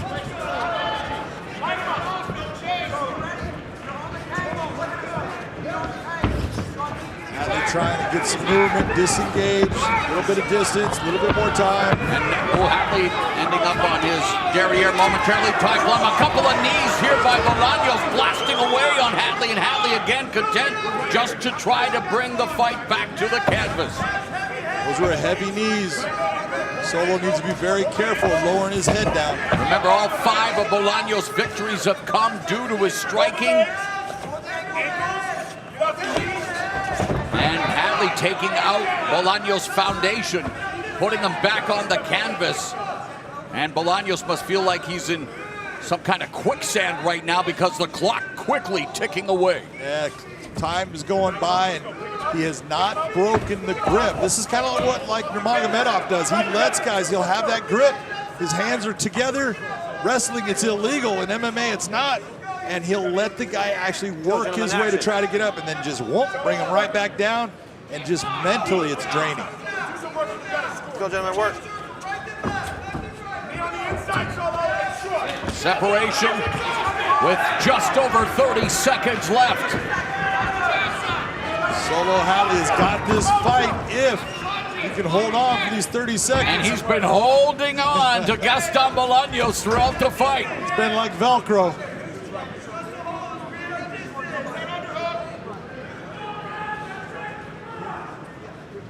Solo Hadley continuing to be content to ride out the clock, searching for the final takedown. Bolaños looking for a miracle.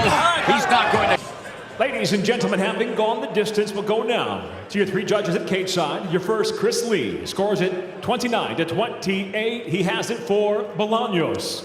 Your second judge, Derek Cleary, 29-28. He sees it for Hadley Jr. Your third and final judge, Sal D'Amato, scores the fight 29-28 for the winner by split decision, Solo Hadley Jr. Tail of the tape as we bring you action in the bantamweight division. It's Josh Hill against Vinicius Zenny. Boy, this is a good fight. 18-3 against 11-5. Josh Hill has only lost to 2 people. Twice he lost to Marlon Moraes in the World Series of Fighting. He is a beautiful fighter. He's got good stand-up, great ground game, but he's going against a black belt in Brazilian Jiu-Jitsu with Zani. But Zani loves to stand up and throw bombs. Super aggressive. We'll see how well Josh Hill handles that aggression. Here's Michael C. Williams. Here at WinStar World Casino and Resort, the prelims at Bellator 239 roll on with bantamweights now scheduled for 3 5-minute rounds. Introducing first the blue corner at 5'5", weighing in 134.5 pounds. His professional record, 11 victories, 5 defeats. Originally from Sao Paulo, Brazil, he fights out of Houston, Texas, Vinicius Zenny. And across the cage, his adversary fighting out of the red corner at 5'6", weighing in 134.7 pounds. As a professional, 18 wins, 3 losses from Hamilton, Ontario, Canada. Introducing Josh Gentleman Hill. When the bell rings, the referee in charge, Kerry Hatley. Kerry Hatley will oversee this bantamweight battle scheduled for 3 5-minute rounds. Had the opportunity to call many of Josh Hill's fights in our native Canada. Always saw the potential. Here tonight, he makes his Bellator MMA debut against Vinicius Zeni. Zeni also fighting for the first time under the Bellator MMA banner, and an intriguing matchup here at 135. As Hill's in the red gloves, Zeni in the blue gloves. And here's another factoid for you, John, as we get things started. Hill's great uncle, a professional wrestler who I saw many, many times as a youth. In fact, known as Gentleman Jerry Valiant in the WWE. So the worlds continue to collide, and Josh Hill now fighting for the first time here in Bellator. Josh Hill's such a good fighter, very relaxed, very calm. I love the fact when you talk to him, he says, I don't have any belts. I got a leather belt in badassery. I love that line. Great. Summoning the mythical powers of the pink and brown that Rich Franklin took all the way to a middleweight championship. I haven't seen that color combined since Rich. My dad picked the inopportune time. Oh, as they collide here, and Hill gets the takedown on Zeni into the close guard. When he was stopped by the police once, he said, sir, you're not wearing your belt. And my dad goes, yes, it's right here, but it wasn't the seatbelt, John. And we know that there can be seatbelt positions here in MMA, but right now it's all about Hill in top position on Zeni. And this is what is so special about Josh Hill. He's so good everywhere. He's not worried about being in any position. But Zeni is, like I said, he's a black belt Brazilian Jiu-Jitsu. His first professional fight was against Patricio Pitbull. Baptism by conflagration, I think, is how they refer when that. Pitbull was 10-0 at the time he took on fight. That was his pro debut. Yeah, so you will forgive the fact that Zeni tasted a head kick and punch combination to lose his debut, but he has bounced back in impressive fashion, although he is coming off a loss to Ricky Simon, a first-round knockout loss.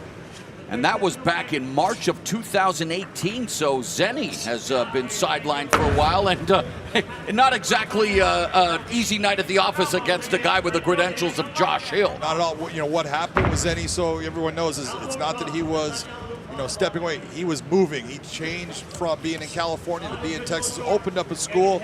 All that took time. He had to put his effort into that. Now he's back to fighting.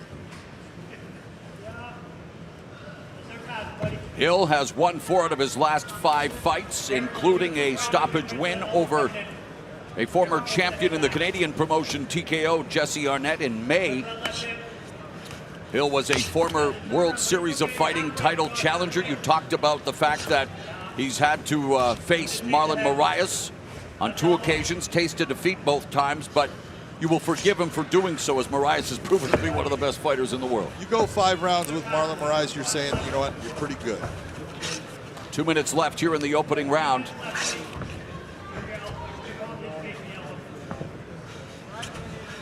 You've seen a lot of leg work as far as Zeni trying to get inside hooks, butterfly hooks, trying to frame out, get the knee shield.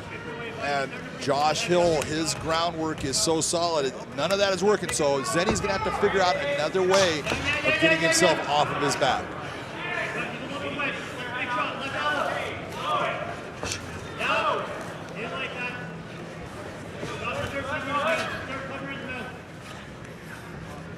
Zeni was submitted by Bruno Diaz back in October 2010. His only submission loss, that coming via guillotine choke. Break. Let's go. Here we go. And referee calls for the stand-up as he felt that Hill wasn't doing enough to maintain the position, but now back up on their feet. And Hill, 4 of his 18 victories via knockout, while Zeni, 5 of his 11 victories have come thanks to his striking. Under a minute remaining here in the opening frame.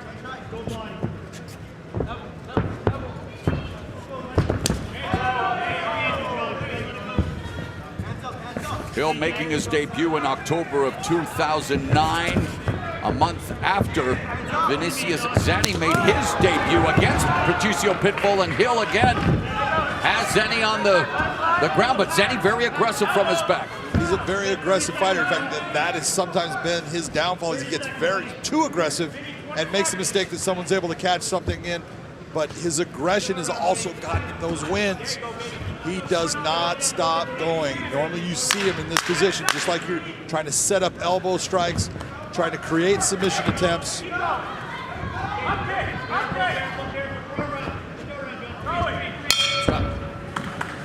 How do you see it after 5 minutes, John? Josh Hill gets that round 10-9. He landed good strikes. We're going to always say that the strikes coming from the top, if it's even equal, they're going to have more power. Gravity's working for it. He got the takedowns. He was able to control where the position of the fight was at. That is going to go to Josh Hill.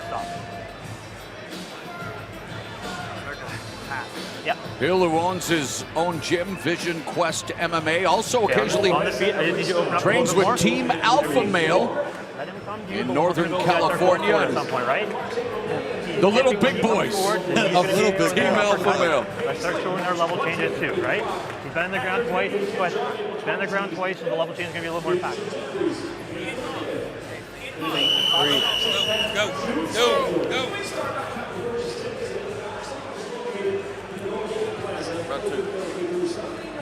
So we are just warming up the engine, as it were, here, getting set for 4 fights coming up on your main card, but plenty of prelim action coming your way, and I have a feeling we could see a few post-limbs tonight as well as we get set for round number 2. Josh Hill and Vinicius Zenny both making their Bellator MMA debuts. Hill in the red gloves, Zenny in the blue. Talk about adjustments and changes you would like to see each make here in the second 5 minutes of this fight. What I'd like to see from Vinicius Zenny is he's losing that foot battle. You're seeing Josh Hill's been able to take and utilize that switch stance that he has, both orthodox and then to southpaw. And every time he goes to southpaw, you see Zenny get caught inside. He needs to step outside of that foot when he makes that switch and land that straight right hand. Front kick landed for Josh Hill. Josh Hill, I wouldn't change much of what he's been doing. What he's been doing has been successful. He's been very calculated in the stand-up, picking shots, and when he gets the opportunity to close the distance off of those shots, he's been getting those takedowns. Yeah, Hill's proficient at switching stances now, fighting out of the southpaw stance, trying to bedevil Zenny. Zenny also known for switching stances, but he's fighting out of the orthodox position. He launches the lead right hand to Hill's face. That's what I'm talking about. Step outside of that lead right leg of Josh Hill and bring that right hand straight down the middle. Now Hill switching back to orthodox in the center of the cage. Zenny inching forward and launching the left kick. Lands underneath the right armpit of Josh Hill.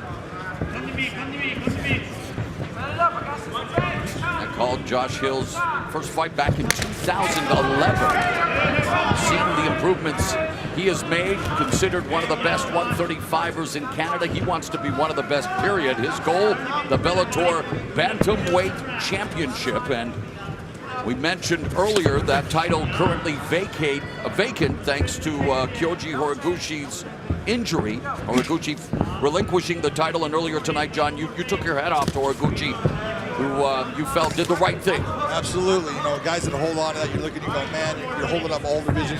Horiguchi has the right idea. Look, I'm not going to be able to fight for a while. You guys fight for this title, and when I'm healthy, I'm going to come back and take it back from you. That's the way to do it. Right now, the Bellator Bantamweight division, having guys like you're seeing right here, Josh Hill. There's some killers coming up, man. We've got guys like Patchy Mix, Ricky Bandejas, Gallagher. All these guys want that title. The question is, which two are going to get that shot? Well, both Hill and Zenny would one day love an opportunity. And in talking to Josh Hill, and again, at the age of 33, Zenny at 32, but Hill with his credentials, his pedigree, he wants to be on the fast track to a title opportunity. And here's an opportunity tonight to show the Bellator MMA brass what he is made of. Meanwhile, Zenny he would love the same opportunities afforded Hill. Then he stops that takedown attempt.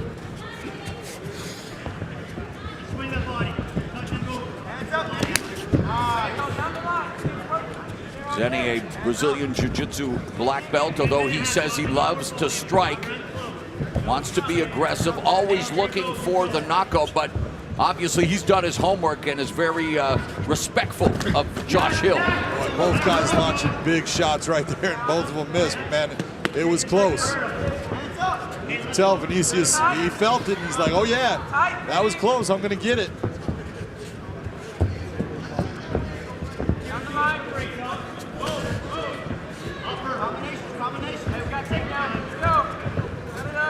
Zenny used to train with the likes of Lyoto Machida, Brian Ortega.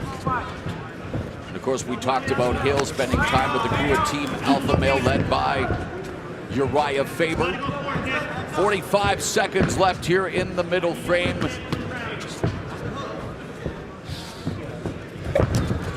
Hill attacking the low leg area, the outside low leg kick by Hill. That low calf kick can have big effects in a fight. You just got to keep on going back to it. If you're successful with it, like you just saw Josh Hill be. And there it is. He put Zenny on the canvas momentarily, chopping away at that lead leg. Keep making deposits. Keep going back to that technique, because it will take the ability for you to have balance off of that leg away quickly. Oh, jumping knee strike, but countered the takedown by Hill. And round 3 straight ahead. Stop. Easy up. Your thoughts on the middle stanza, sir, and how you scored it? Very close round. You got both guys landing good shots, but overall the best shots landed by Josh Hill, and he's the guy that's really controlling where the fight's going to be. And so you're looking at the striking. If he gets that striking and it's just a little bit better, he's going to win that round.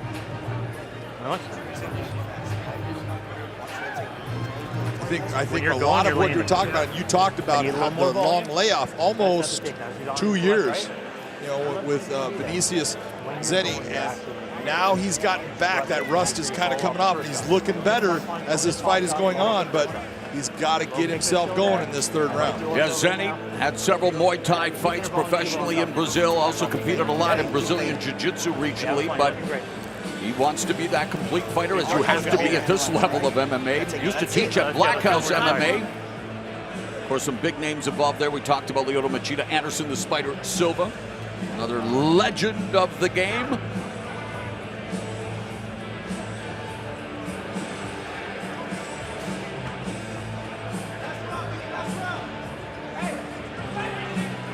This is going to be the 3rd and final round between Bellator MMA debutants Josh Hill in the red gloves, Vinicius Zenny in the blue gloves.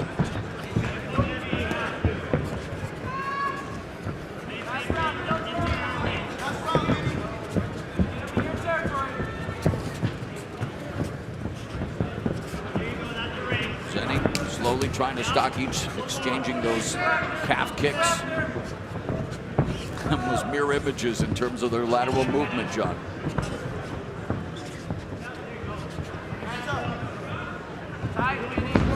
Oh, jumping knee, tag Zenny. Zenny momentarily applauds him and then checks to see if there was any plasma coming out of his forehead. Felt it. And there's one from Zenny, but timed by Hill into the takedown. Zenny telegraphed what he was going to do, and that's what Josh Hill saw and said, I'm going to close that distance, come into me, boom. But I admired the aggression of Zenny on his back. I was always reminded, again, as we always like to do, John, take those trips down memory lane. Joachim Hansen, back in Pride Fighting champ, from his back, like Chuck Liddell too. He was nasty in the striking from his back. You've got to, if you're going to be on your back, you've got to make it to where the guy doesn't want to end up doing that again. And if you sit there and close guard, you're a defensive fighter. You've got to be offensive. Show the judges that, oh, I was taken down. But I'm the guy doing the more work, the more damage. and they'll end up giving you the round. And I'm sure it's something you deal with a lot in terms of your courses, because as much as we talk about it, we've been talking about it for many, many years. That's not always the case, though, right, John? No, That the it's scoring is given to those. Just because you're on the bottom doesn't always mean you're losing the fight. No, and there's a whole lot of talk right now about changing, MMA judging and stuff. That's not the answer. I'm just telling you right now. The criteria for the judging is there. It's good. It's outstanding. Can we put them in better position to do their job? We should do a whole lot more for the judges. Put them in better places to see the fight. Give them better things that are going to show them all angles of the fight, because many times you're sitting in that place where the angles are bad and you don't see the things that are the most important things in the fight. That's based upon where we put the judges. And the other thing is education judges. They all have to use the criteria the same way. If you're doing things on your own, you're the one messing And for those, and we're always bringing more people on the Bellator MMA bandwagon, what is the scoring criteria as Hill continues to work on Zenny? As simple as it gets. We look at striking and grappling. Those are fighting things. We don't look at aggression or cage control. Those are secondary. If you as a judge can determine who won based upon the better striking or the better grappling, that is the person that wins the round.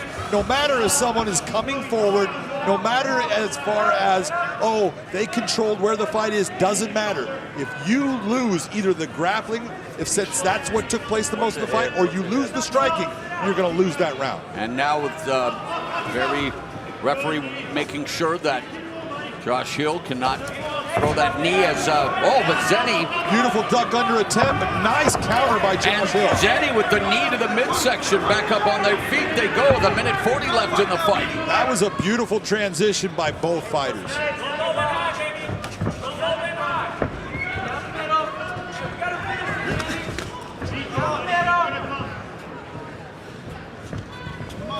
Hill back to southpaw. That right kick bounced off of Hill's forearm. Josh Hill, 33 years of age. Zenny, 32 years of age. Fighting for the first time in the Bellator MMA cage. Both of them hoping to begin journeys that culminate with opportunities at the belt, the bantamweight belt. A minute left in the fight. There's a solid kick right under the arm of Josh Hill. Jumping knee that was delivered at the same time as Zenny was unloading the left hand.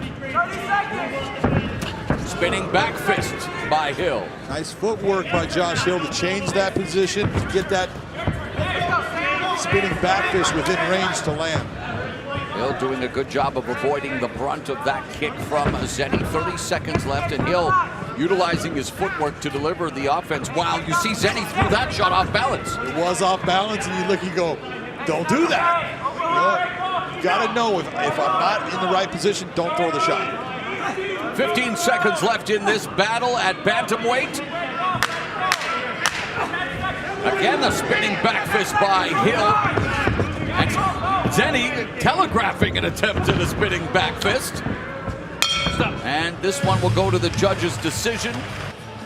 Ladies and gentlemen, for the decision, we go to your three judges at cage side. Your first, Don Turnage, sees it 30-27, while judges Derek Cleary and Chris Lee both see it the same 29-28. All have it for the winner by unanimous decision, Josh Gentleman Hill.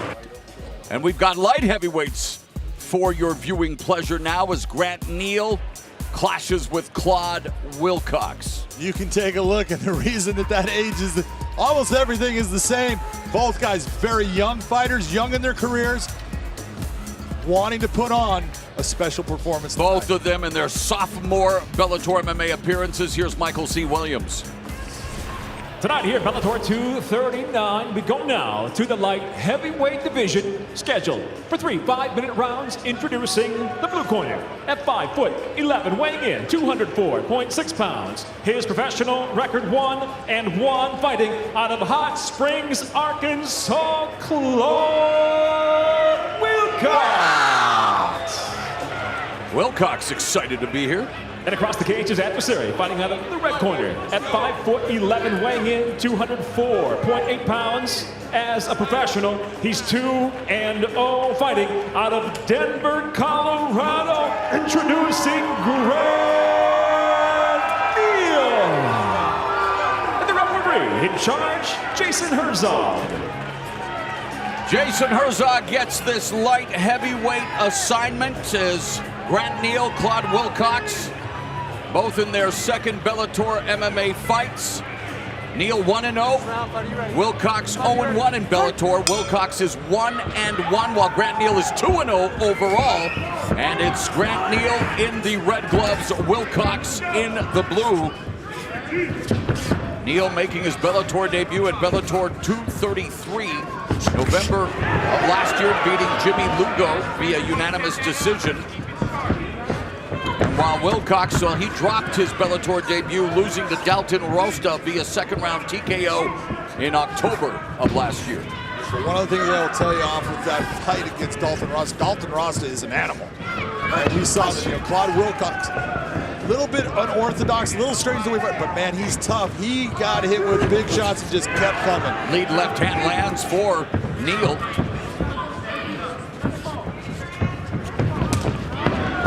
Neal looking for the takedown, drives Wilcox to the fence, picks him up, takes him down. Neal saying that his explosive power, wrestling, and his athletic ability to blend strikes and takedowns will lead him to victory. He's looking to, of course, finish the fight. Same for Wilcox. Wilcox feels that his biggest advantages in this fight are going to be striking speed and reach, but he's now been taken down twice. There you go again. When a man has his hands together around your waist or your upper legs, he's gonna be able to pick you up and bring you back down. Doesn't matter if you work your way back to your feet. So work at getting that underhook and breaking those hands apart.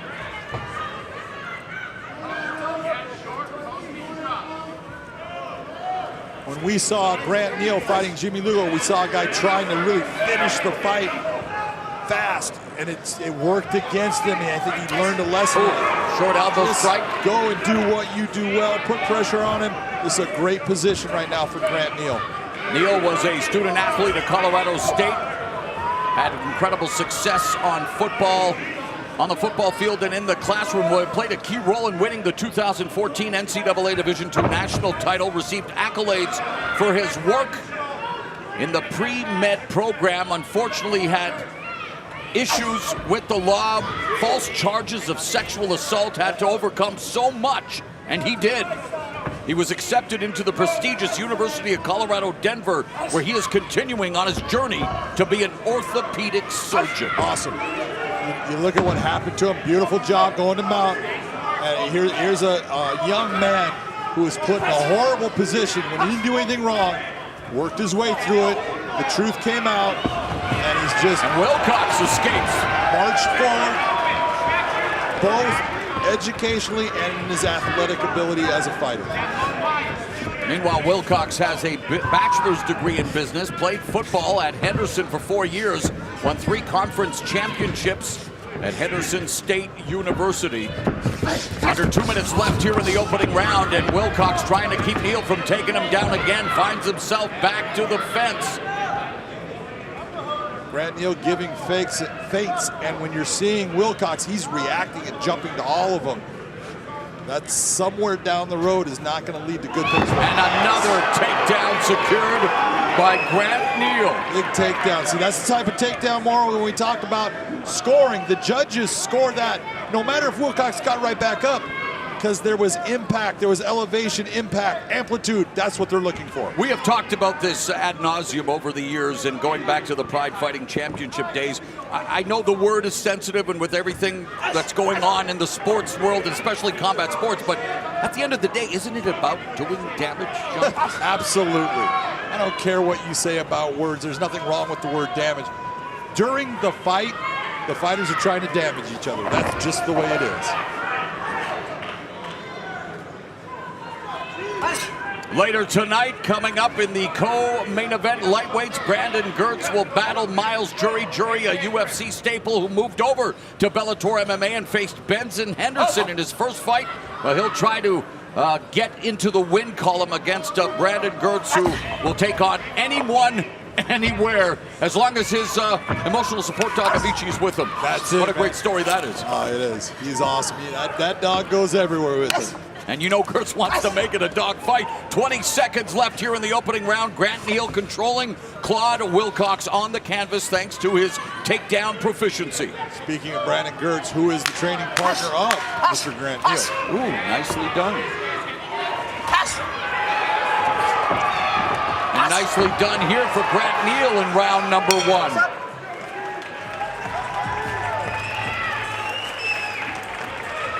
Neal fighting out of Denver, Colorado, a Genesis Training Academy, and the Genesis Fight Team. Jacob Ramos, his head coach, but training with the likes of Curtis Blades, Nate Marquardt. There's a blast from the past. Not so long ago past, by the way. Not so long. Boy, what a career he had. Oh, incredible career. Pancrase. Especially in Pancrase. And what about that video game finish against Strikeforce Tyron champion. Woodley when he to win the title? Yep. Straight out of a video game. Absolutely. When are you and I going to start doing esports announcing? 20,000 kids in an arena watching people play video Bring games. that right hand over the top. Come on, man. That right hand is there.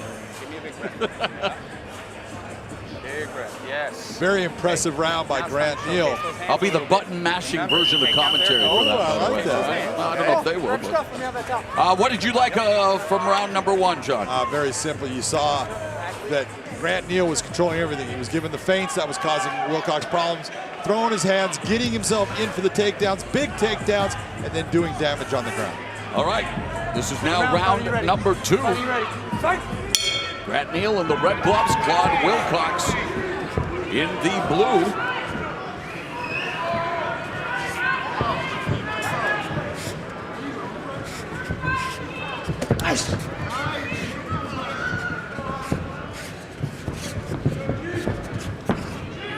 Wilcox 25, Neal 24, so not even in their physical primes, competing at 205. O'Neal telegraphing the level change, almost 8 a punch for now. Wilcox eating a combination.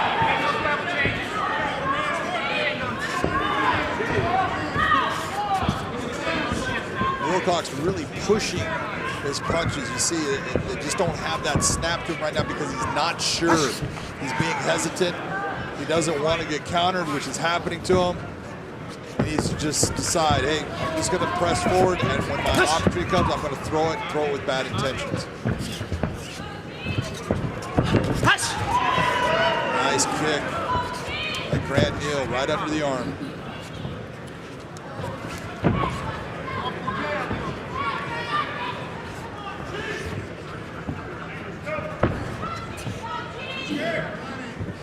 That big reaction from Claude Wilcox. Every time Grant gives that feint, you see that big reaction. That's telling Grant Neal, I can make a move right into what I want to. Right hand into the level change and another takedown for Grant Neal. Into side control. And Wilcox will attempt to use the fence to his advantage. And again, he can't curl. What's the rule of the toes? He can have his feet on the fence just like they are, but what he cannot do is control his body position by taking his toes and trying to grab a hold of it to hold his body position in a certain area. That's what he can't do. Just like grabbing the cage with your hand. Exactly. We are coming up on the midpoint of the round and the fight. It's been the Grant Neal takedown show. Oh, it has been the Grant Neal air show. He has picked up Claude Wilcox and done some aerial assaults with his body slamming into our canvas.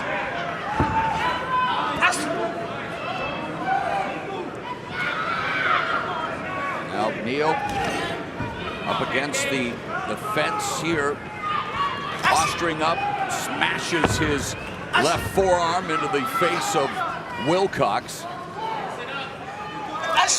Slashing elbow strike across the bridge of the nose. Under 2 minutes left in the second. He could step over right now, right in the mount if he wanted. There it is. Wilcox desperately trying to slip out, trying to do whatever he can to improve his circumstances, but now side control for Neal, and Neal on the attack, but Wilcox,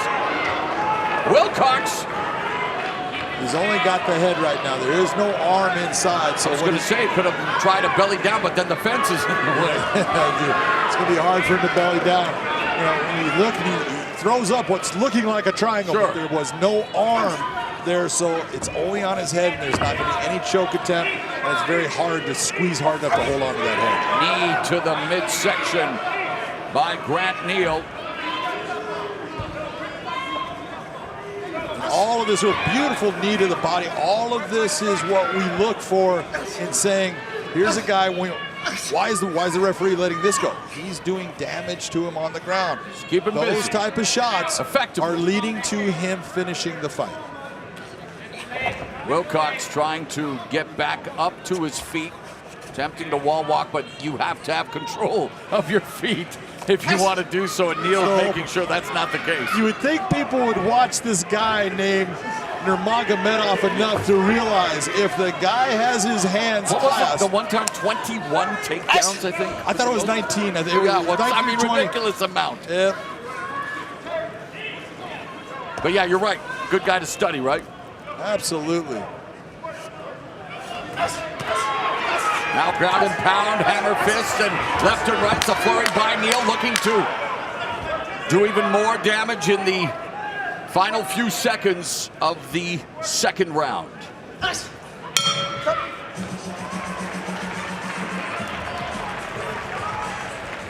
There are no such things as stupid questions. Remember that, John.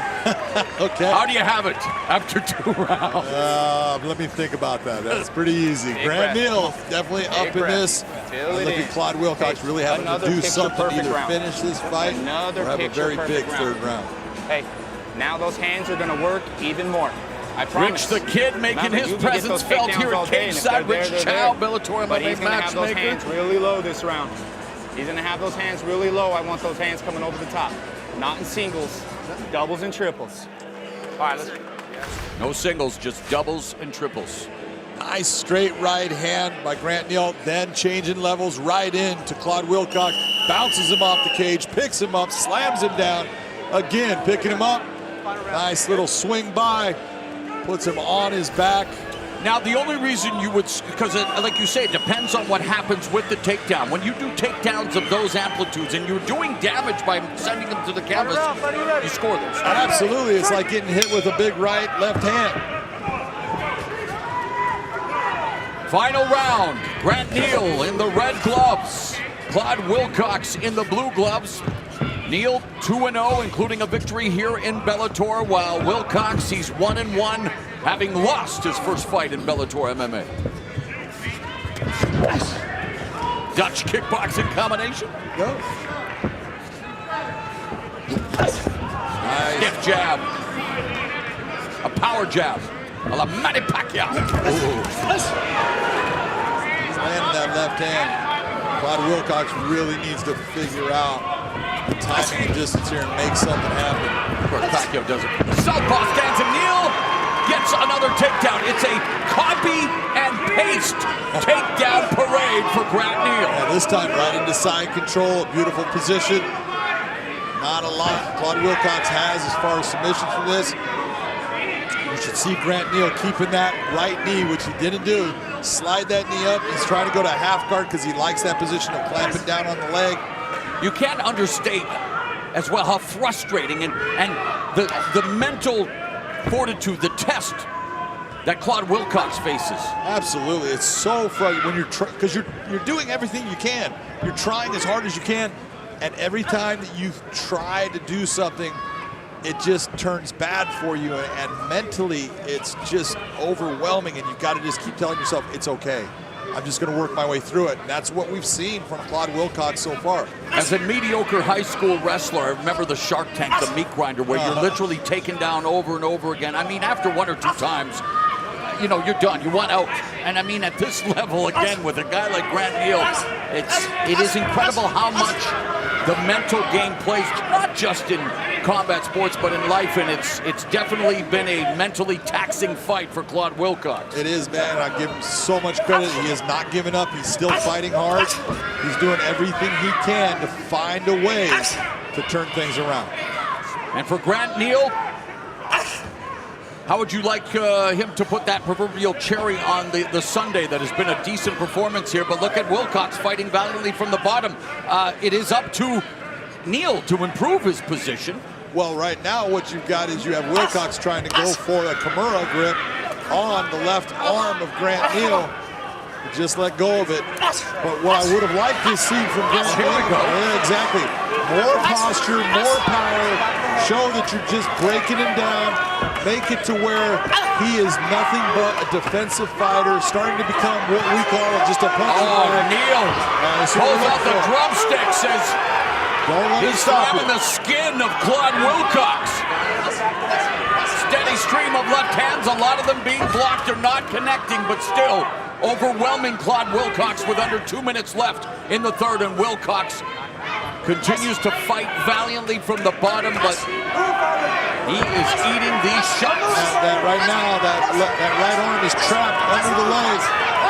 Can't defend himself with it. You see again, Grant Neal sliding that knee right over the arm to control the arm so he can open up with his left hand. And what does that say about Neal's fight IQ? Well, it's saying that, you know what, I understand what I need to do to isolate aside so I can open up. It's going to be over. And there it is over. Grant Neal improves to 3-0.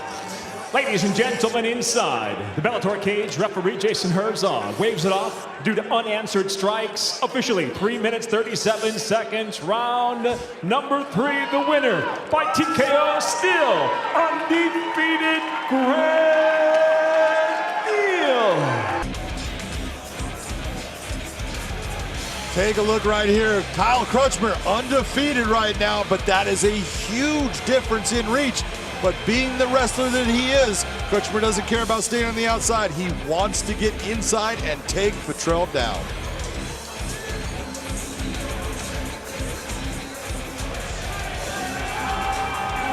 Here's Michael C. Williams. Ladies and gentlemen, tonight here at the WinStar World Casino and Resort, the action continues at a contract weight of 175 pounds. We're set for 3 5-minute rounds. Introducing the blue corner. At 6'4", weighing in 177.9 pounds, his professional record 11 wins, 9 losses, fighting out of Houston, Texas, Scott, the General Futrell. And across the cage, his adversary out of the red corner at 5'9", weighing in 174.9 pounds. As a professional, he's undefeated, 5 victories, no losses, fighting out of Tulsa, Oklahoma, Kyle Crutchmer. In charge, your referee, Blake Grice. Blake Grice will be your referee for this matchup, which will be contested at 175 pounds. Scott the General Futrell looking for his first win in Bellator after losing via Anaconda choke to Mike Shipman at Bellator 210 in November 2018. Crutchmer 5-0, including a victory in his Bellator debut last November against Robert Gidron. And it is Crutchmer in the red gloves, Futrell in the blue. 3 5-minute rounds. Or less.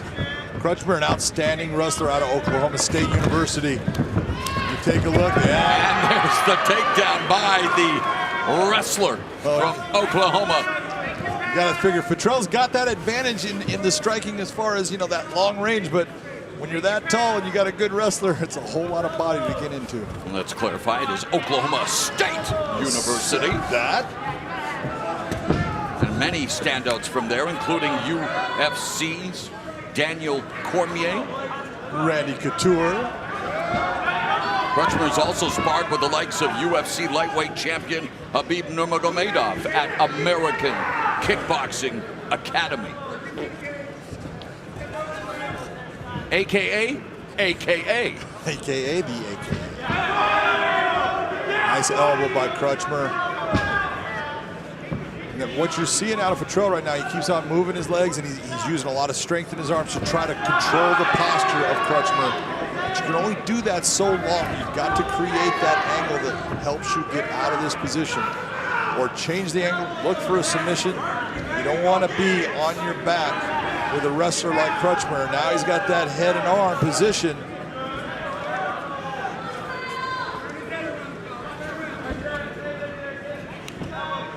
Let's stay busy, guys. Crutchmer about to become a father in March. Looking forward to the birth of his daughter. You know the old saying, baby needs a new pair of shoes. You can afford more shoes the more you win. And he's won 5-0 with 1 knockout, 1 arm triangle, and 1 guillotine choke to his credit. That's what you're looking to see Kyle Crutchmer do, is step over that leg, get at least to that half guard, so you get past him being able to entwine your legs and cause you the problems he's been doing while you're in his guard. Now he can't do those things. Now you can start opening up, trap the arms, hit with big elbows. Futrell with the huge edge in experience, this being his 21st professional fight, but unable to sweep the standout wrestler Crutchmer, working from top position. And Crutchmer talking about the win in his Bellator debut, showing off his wrestling skill. He says he can use it whenever he needs it, and wow! There's a tap! What a submission by Kyle Crutchmer! Ladies and gentlemen, the tap comes by way of an Anaconda choke, officially 258 round number 1 by submission. Still undefeated, Kyle Crutchmer. Take a look, tail of the tape. Everything except the records is basically identical. It's the records of 5-2 to 7-3. Let's go to Michael C. Williams. Here at Bellator 239, we go now to the featherweight division, set for 3 5-minute rounds. Introducing first, the blue corner, at 5'9", weighing in 145.4 pounds. His professional record, 7 wins, 3 losses. Originally from Tajikistan, he fights out of San Jose, California, presenting Salim Muhedino. And across the cage, his adversary, fighting out of the red corner, at 5'10", weighing in 145.5 pounds as a professional. 5 wins, 2 defeats, fighting out of Canby, Oregon. Introducing Chris Sunshine Lencioni. In charge, your referee, Michael Bell.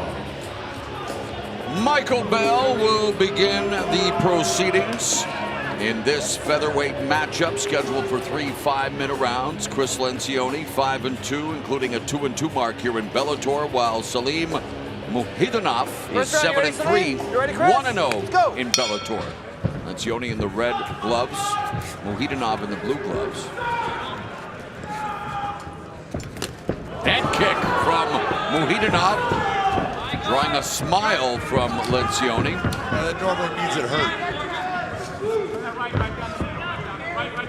All 4 of Lencioni's submission wins have come in the first round.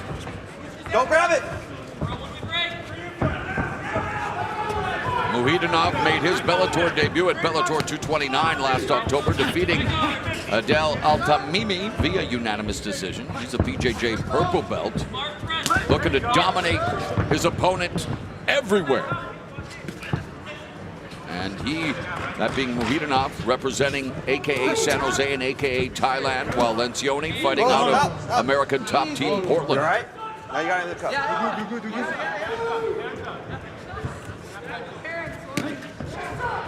There you go. Come out with that hook. Come out with that hook. There you go. Lencioni misses wildly with the right hand. Changing levels, looking for the takedown, gets the waist lock. Finding the left leg of Muhedinov, who's got a double wrist lock on momentarily. Muhedinov being very calm. This is important for Chris Lencioni to be able to get this fight to the ground, because if you're looking at the stand-up, Muhedinov started off as a Muay Thai guy. Actually started with Mike Swick in AKA Thailand. But the way he has fallen to Leg on the inside losses of the has always been through submission, and Chris Lencioni Speaking has of- the ability to lock on a submission, just like we're seeing. 4 of Lencioni's 5 wins have come by submission.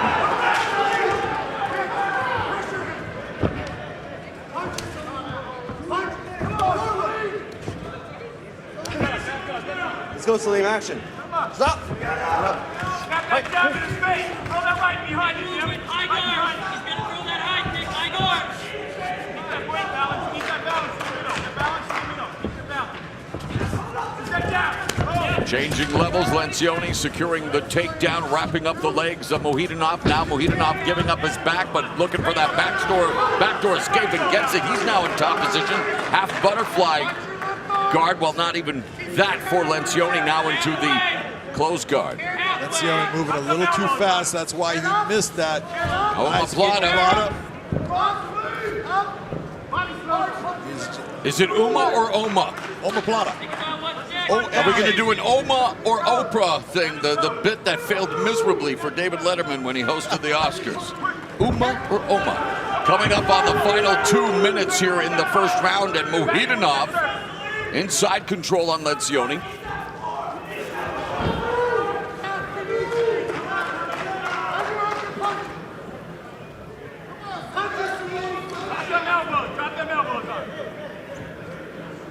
Mukhidinov feeling comfortable enough to stay on the ground with Lencioni. It's not exactly what I would have thought he would want to do. I thought he would want to get back to his feet, but he has been working on his ground game. I know he's put in a lot of time at AKA. They have said he has made giant strides in being good everywhere. Mukhidinov is 7-3, 1 knockout with 3 rear naked choke wins to his name. Now out of the working half guard. And now this back in half guard was in side control momentarily, but Lencioni active from his back. Nice pass. Salim looking good on the ground. Final minute of the first round. Drop the punches on him, Salim. Come on. Round, sir. 1 minute, Chris. Lencioni just trying to be busy. I hate when I got a guy that's in guard with a figure 4 body lock. It's just locking him down. There you go. Back him again. Got to open those legs, go for the submission like he's doing right now. Let's go, gentlemen. Let's work. Action.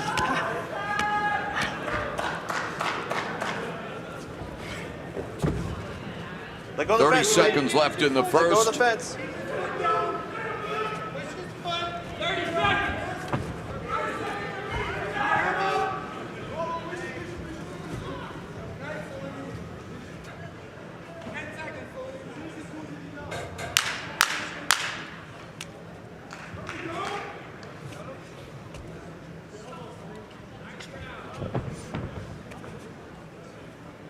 Time.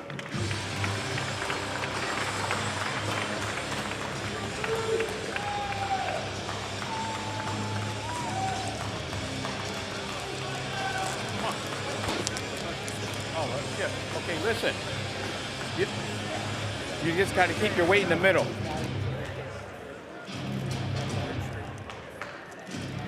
Alright, so he's telegraphing that high kick, so I need more feints out of you, okay? We're going to make sure we don't stand in front of him, okay? We're going to keep our hands moving. We're going to keep playing out of that high guard, okay?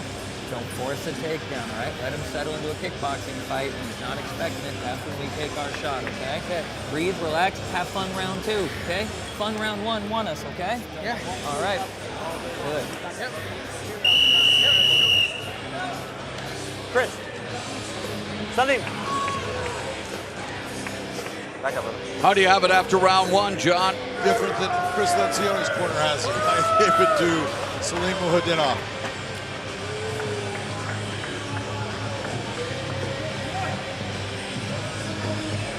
Second round. Ready, Chris? Ready, Salim? Go. Bell in round 2, Lencioni in the red gloves, Mukhidinov in the blue. Action in the Bellator MMA featherweight division. Featherweight champion Patricio Pitbull will defend the title in the Featherweight World Grand Prix against Pedro Carvalho coming up. Hands up, high guard.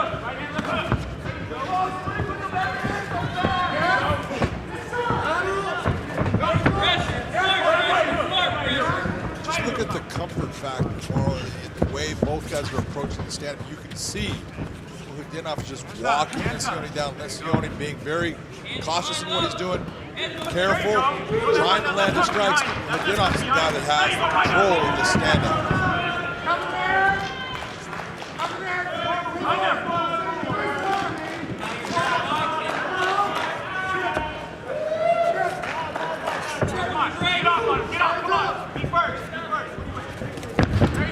There's the telegraphed shot by Lencioni, working diligently to try to secure the takedown on Mukhadinov, wrapping up Mukhadinov's legs. He's got a chance of completing this. Mukhadinov getting over to the cage to help him have a balance point.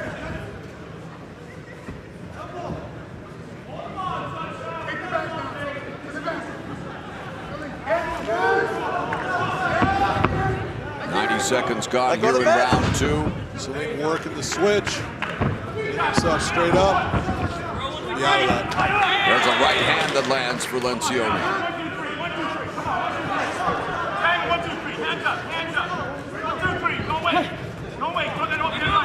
Double jab right cross for Mukhadinov.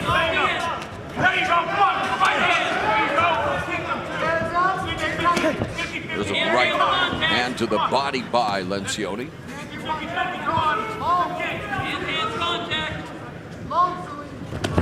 Lencioni getting a naked shot. Well defended by Mukhadinov.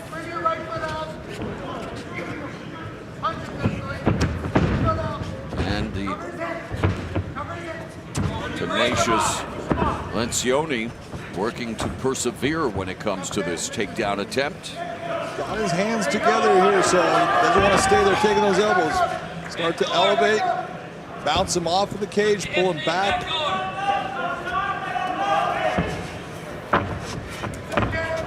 Jumps on the back, and Mukhadinov looking for that, again, the backdoor escape, but Lencioni high up, and there it is, the backdoor escape into the half butterfly of Lencioni. Lencioni taking the chance to jump up there to see if he could actually hold the position, get his hooks in, wasn't able to, and that's why he came off.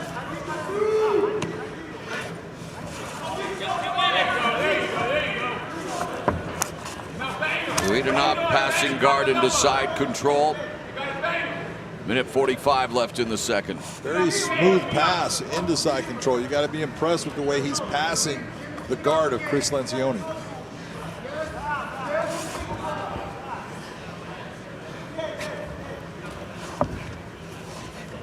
Lencioni has never been stopped in his career. His 2 losses coming via decision to Taiwan Claxton and Daniel Carey here inside the Bellator MMA cage.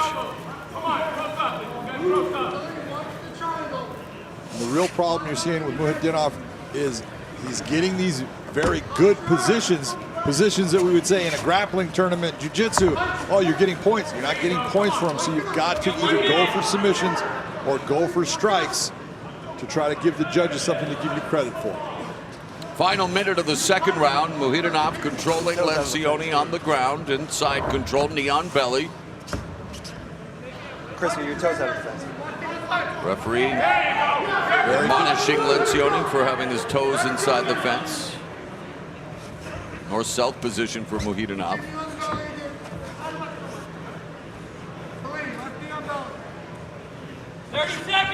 Final 30. Mukhadinov said we should expect a big show here tonight, John. Big show. Well, it's not quite as big as you want. Big drama show. Big drama. Big drama show. What do you mean it's not big enough, I want? I'm just repeating his words. Expect a big show. I don't see Paul White anywhere. That's not a big show. That is a big show. Let it go. Salim, do me a favor. The fence grabs, bro. You gotta stop, okay? Score after 2 rounds. Unofficially. Unofficially, I have Salim Mukhadinov. He's won both of these rounds. You enjoying that snack, by the way? Dang right, of course. Elbows tight. Keep stuck. Stay tight. And you gotta throw short punches, don't wide. Huh? I didn't hear you. What? Where? Oh, the water, Ron. Top, find space, don't just settle on top. Okay? You see a submission, go for it. Okay? Let's go. You see a So you gotta let submission, these hands go. go for Straight it. punches, bang them out. Bang Ron 'em. Kessler is the coach that was talking to him Bang 'em about out. the submission. Bang Ron 'em out. Kessler is an Keep 'em tight. outstanding grappler and has done a very good job of improving the skill set Salim. of Salim Thank on you. the ground. You can see a marked improvement in his abilities Back over there, brother. in the grappling range. Third and final round. You ready? You ready? Go. Third and final round, Chris Lencioni, 5-2. 2-2 in Bellator in the red gloves. Salim Mukhidinov is 7-3. He is 1-0 in Bellator. Right there. Keep the right hand up. Come on, man. High guard. Move your feet through it. Touch contact.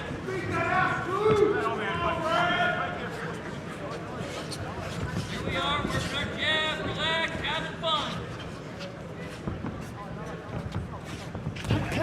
There's a left hook that lands for Mukhidinov. Chris felt that left hand. You could tell by his reaction. Mukhidinov looking for his second knockout victory. He recorded a head kick KO back in September 2015 against JP Espinoza. There you go. Come back with a hook now. Come on. Michelle, head movement. Wet Michelle. There you go. Throw. Your head for me. Now, Mukhidinov switching back and forth, orthodox to southpaw. Back to orthodox. Lencioni keeping his head off center, avoiding the strikes, blocking that head kick. But it's Mukhidinov on the offense, and Lencioni securing a momentary takedown again, but now trying to put hooks in. This is important for Chris. This is an opportunity to keep himself in position Yeah, on body his back. triangle. Not yet, but it's close. Looking right for now, it. it's just guarded. Yeah, exactly. Now he's got that body triangle.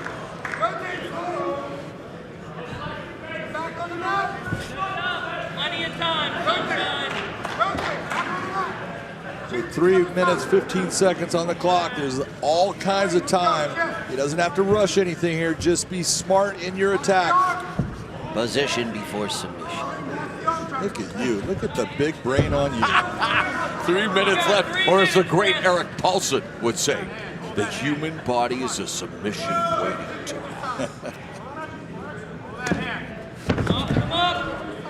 Oh, bridging out there. And Lencioni, tenacious here, looking for the potential attempt at a rear naked choke. Lencioni should switch Yes, one of those. those. And it came against Elijah Ross in King of the Cage back in May of 2017.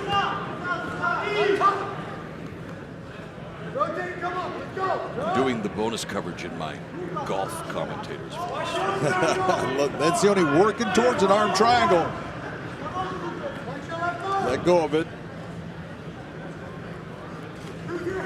And that body triangle proving to be very difficult for Mukhidinov, but again, it's up to Lencioni to make it count. Well, right now, Mukhidinov has the ability to switch it around. That's why you saw Lencioni move. Tony Fricklin knows how painful the body triangle can be. Ivan Salivary taught a very painful lesson with it. The use of a Muay Thai cup helps a lot too.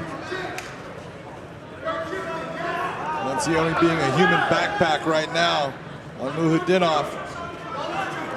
But there's nothing that he has at this moment that's a danger.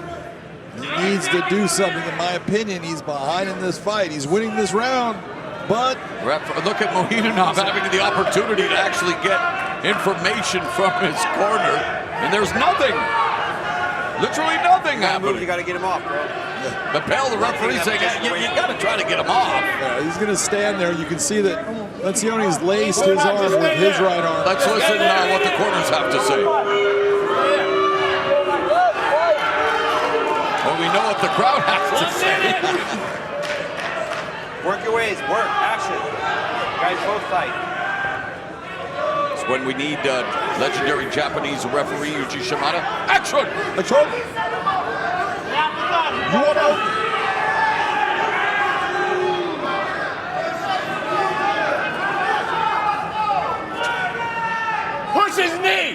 Push his knee.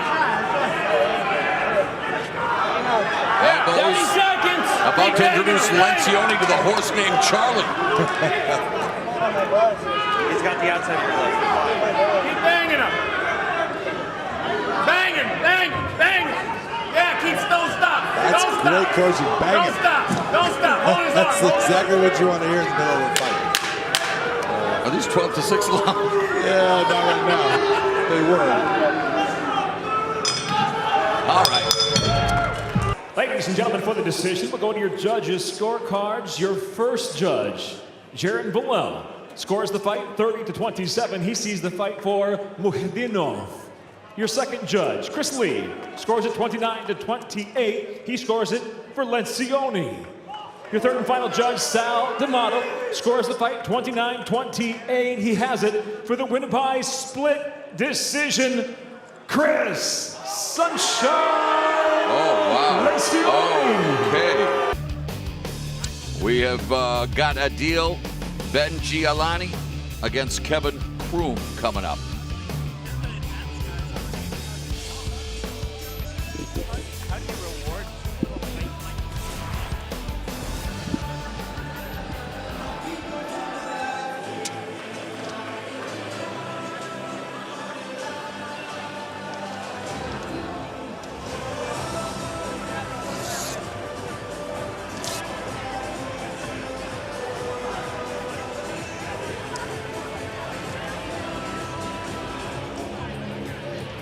Here's Michael C. Williams.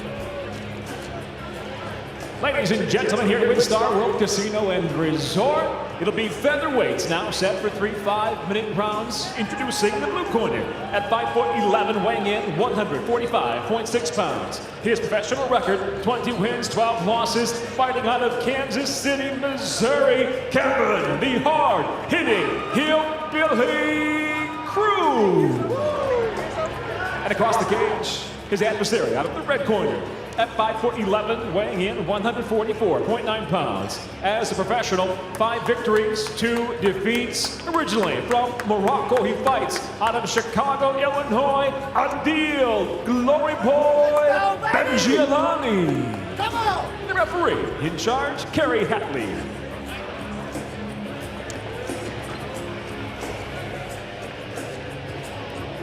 More action in the featherweight division. Kerry Hatley, the referee. How many minutes what you work for? You ready? Adil Benjilani in the red gloves. Kevin Croom in the blue gloves.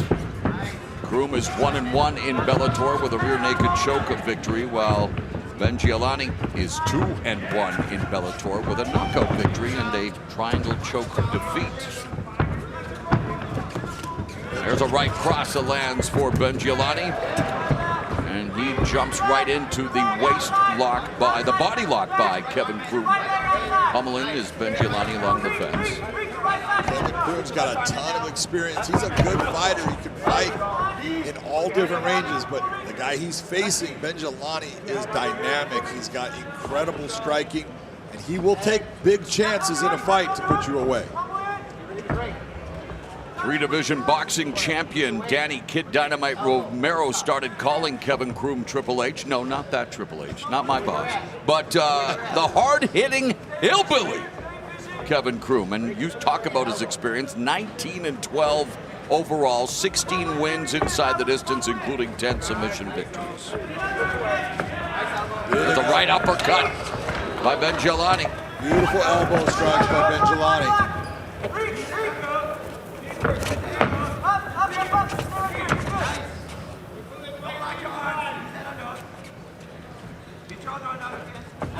Benjilani coming off a loss to Chris Lencioni, who we just saw win a disputed decision. He got caught in the triangle choke. He was doing well in the stand-up, ends up going to the ground, and Lencioni locked on that triangle choke. Too tight, had to tap.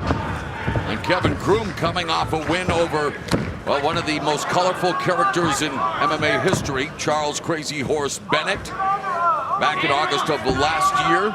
Bennett, by the way, fought Dokonjansuke Mishima at Pride FC Bushido 9 in September 2005. I was there ringside with El Guapo Bas Rutten, and to this day, maybe the best MMA event top to bottom that I ever called. Takanori Gomi in 2 Fight of the Year candidates in one night against Luis Azeredo and Tatsuya Kawajiri. And what about Dan Henderson mowing down Akihiro Kono and Ryo Chonan in one night? I don't think I was born at that time. It's incredible, almost 15 years ago. Don't grab the glove. Watch the high guard. Don't stand up there, Dill. Don't stand up. Don't stand up at this. Hands on the mat. One of the things you'd like to see Adele do at this point, take your hands and put them either on your opponent's chest area towards the biceps, get your hands off the mat. When your hand gets caught underneath and it's on the mat, you can get arm bars very easily. Also put it into a triangle. You need to be careful about that. That's what happened to him when he faced Chris Lencioni.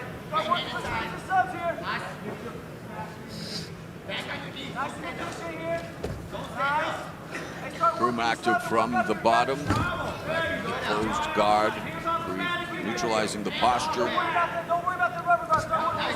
Adil Benjialani. 1.5 minutes remaining in round 1. Using a modified mission control position out of the rubber guard system, trying to control the posture. See, he's bringing that leg up over. Eddie Bravo, 10 Planet Jiu-Jitsu in practice right there.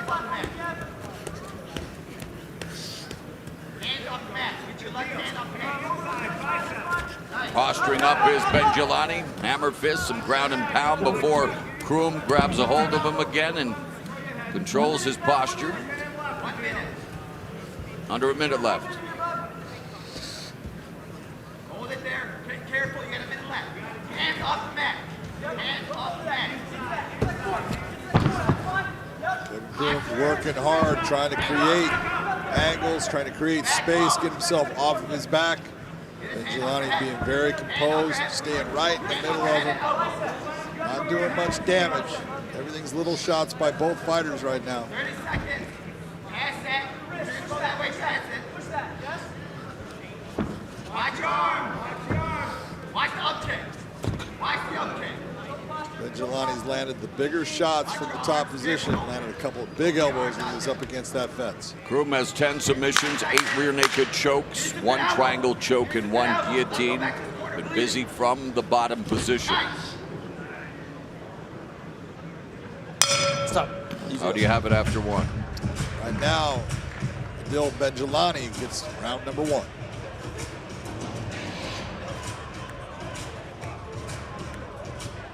Sit down, relax, calm. Okay, now listen. Striking, you're doing good. All right. Calm. Put your hand in the back. Right there. Okay. You breathe. All right. You good? Relax. Okay. Calm. Ginger the ground. But when you're on the mat, don't put your hands on the mat. I need your hands on the inside. If you put your hands on your head, put the elbow off and come over with the elbow. All right. You're doing good. Be a little bit more patient with your striking. Patient. You hit him, you got it, right?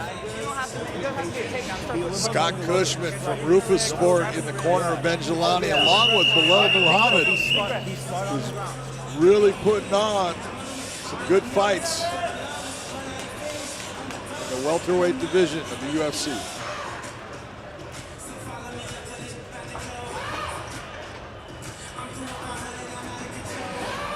All right, we go. Round two, ready? Go to work.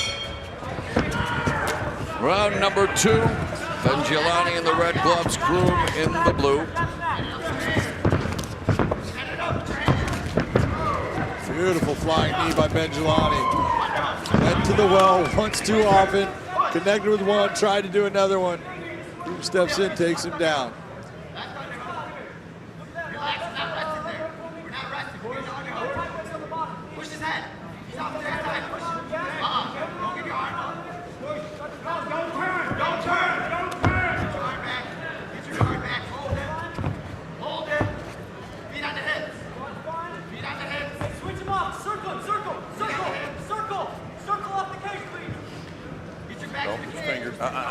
can't Circle him off the cage, Kevin. Circle him off the cage. Get your back to the cage. Circle him off the cage. He's here both corners. One saying, circle him off the cage. The other, get your back to the cage. Everyone now trying to get their back on the cage to help get themselves up off the ground.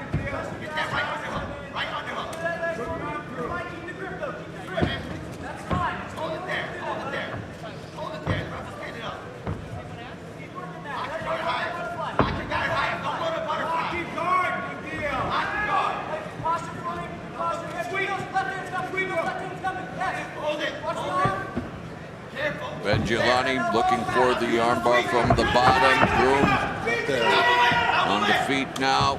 As Benjilani's back. As a hook in, looking for that rear naked choke.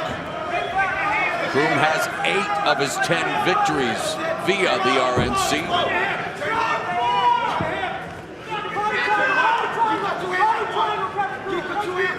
Body triangle being employed by the hard-hitting Hillbilly. Benjilani needs to control that one arm, make sure that he holds on. You see him in the 2-on-1 there. It's imperative that he controls one of those arms. Benjilani turning out of it. Kroom still with the back. Nice job by Kevin Kroom to control that position. Start touching him here. Yes, sir. To the armpit. Just show it to the mat. Show it to the mat. Keep going that way. On the right side. Keep going that way. Turn hard in. I want you to turn hard in. Keep working on the top hand. Hold the top hand. Keep that body triangle for me. Hold the top hand. Hold the top hand. Yes. Keep your turn belly down there. Top hand. 2 hands on one of them. Body triangle, bro. 2 hands on one. Get it to one side of your shoulder again. Let's go right side grip again. Switch your choke. Get it to one side of your shoulder again. Right arm grabs his wrist and then switch your choke. Kevin Kroom would do a good job of thinking about, he's been trying for this submission. He's gotten certain positions. If he's not getting it, at least open up, hit some strikes, change things up. Back to the back. Back to the cage. Circle back. Walk in your hands. Walk in your hands to the cage. Don't give up your back. Good job, buddy. Don't give up your back. Get your right knee back in. Get your guard back. I'm going to let Benjilani's corner do the commentary for the rest of the round. Is that okay? They're telling him the right thing.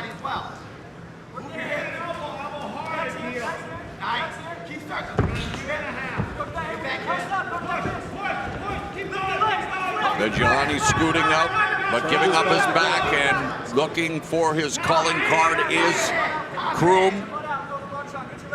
Kroom's just doing a very good job of keeping on riding the position as he moves. He wants to give his back. Let him give it. Let's hear from the corners. Keep that forward. Keep that forward. Keep that. Keep digging that. Keep digging that. We got 1 minute, Kevin Kroom. Keep that shoulder pressure. Watch the wall walk. Circle walk. Yes, sir.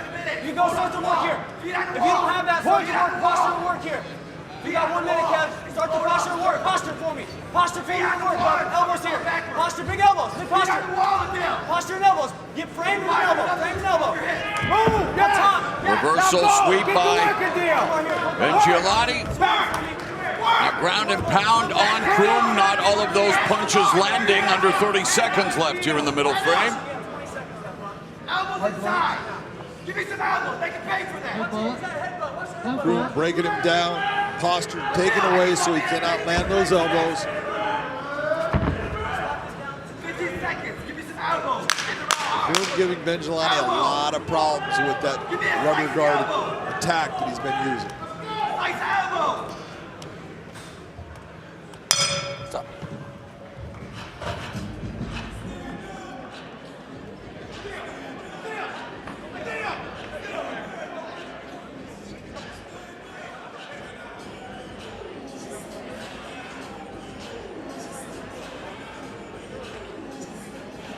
That's the only reason you're getting taken down, because you're doing that stuff. You got to be smart. You're not being smart. Give me good straight punches and give me the kicks up to the body. Hey, look at me. Look at me. Don't worry. You understand me? Hey, big breath for me. Hey, if you get him down, I need you to just settle. Ride, milk the clock, do whatever you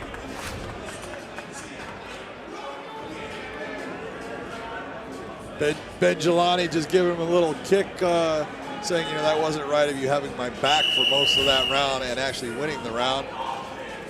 This fight should be even going into the last round of the fight. Third.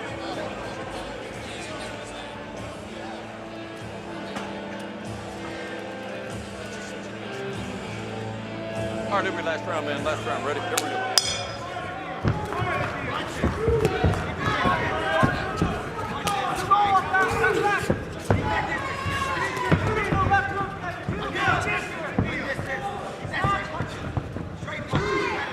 Third and final round. Ben Giolani in the red gloves, Kroom in the blue.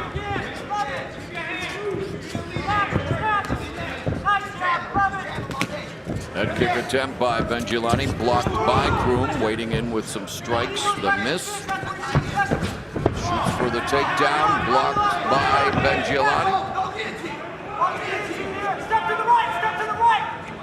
It's tight. Kevin Kroom can feel that. Ben Giolani going for the flash with the spinning elbow attack. Stills on top. Switch spots.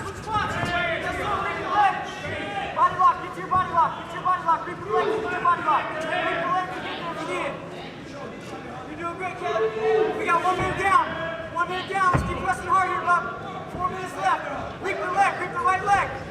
Knee in the leg, Kevin. I need you to switch spots. Back the leg to the right. Nice. Love it, buddy. You're doing good, man. Turn it back. Keep pressing there.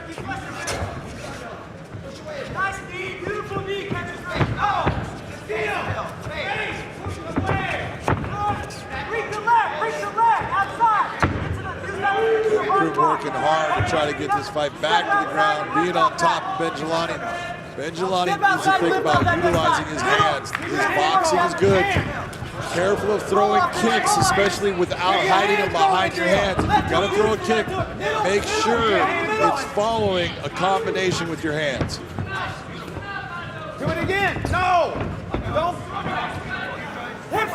You see, as Ben Giolani throws the kick without hiding it behind his hands, that's when Kevin Kroom is able to come into him, grab a hold, and get the takedown.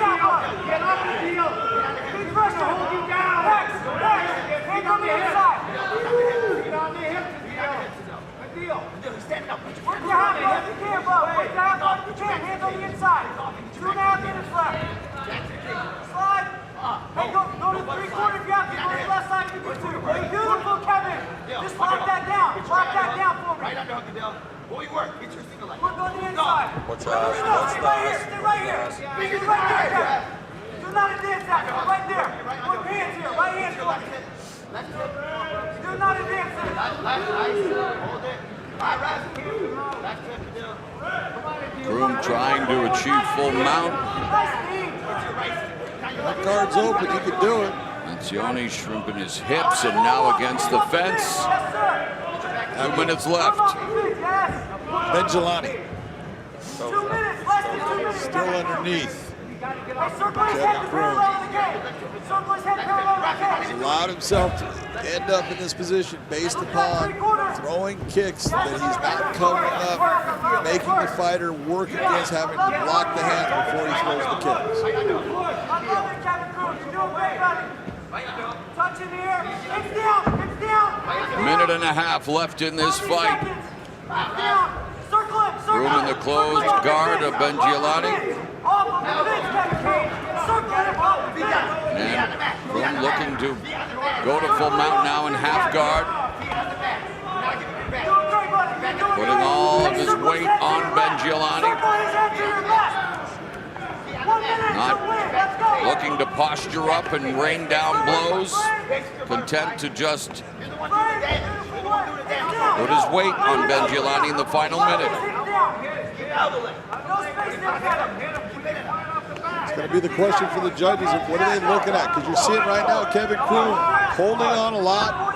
He's got top position, but not a lot of big strikes coming from him. There's a lot more volume coming from Ben Giolani, even though those are not hurting. What are the judges going to give credit to? Keep hitting it. Don't stop hitting it. Keep hitting it. Don't stop hitting it. Explode now. Explode. Use that butterfly if you're going to use it. Keep working. Keep hitting it. 25. on. Keep going. Keep going. Hey, at 10 seconds, you're going to cross the horn. And 3, 2, 1. Cross the horn. Let's go. Posture hard. Groom not listening whatsoever to his corner. Not at all. He's a tired man. Stop. Ladies and gentlemen, we go to your judges' scorecards. Your first judge, Chris Lee, scores the fight 29-28. He seized it for Benjelani. Your second judge, Derek Cleary, scores it 29-28. He scores it for Kroom. Your third and final judge at cage side, Sal D'Amato, scores the fight 29-28. He has it for the winner by split decision, Kevin, the hard-hitting Hillbilly Kroom. Tail of the tape for this lightweight matchup between Chris Gonzalez and Aaron McKenzie. Chris Gonzalez, an outstanding wrestler, big background, 3-0 in his MMA career, going against a very good jiu-jitsu practitioner, 7-1-1 in Aaron McKenzie. Now let's hear from the man with the voice, Michael C. Williams.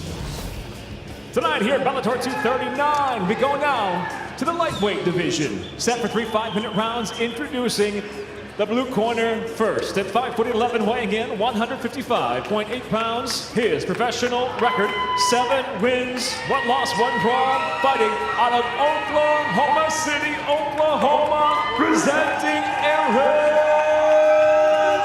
McKenzie. And across the cage, his adversary fighting out of the red corner at 5'11", weighing in 155.3 pounds. As a professional, 3 victories, no defeats by way of Chicago. He fights out of Sacramento, California, Chris the Mamba Rosales. And the referee in charge, Blake Rice.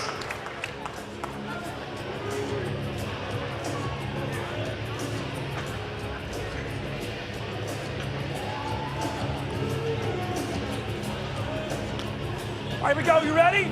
Ready? Fight. Chris Gonzalez in the red gloves, Aaron McKenzie in the blue.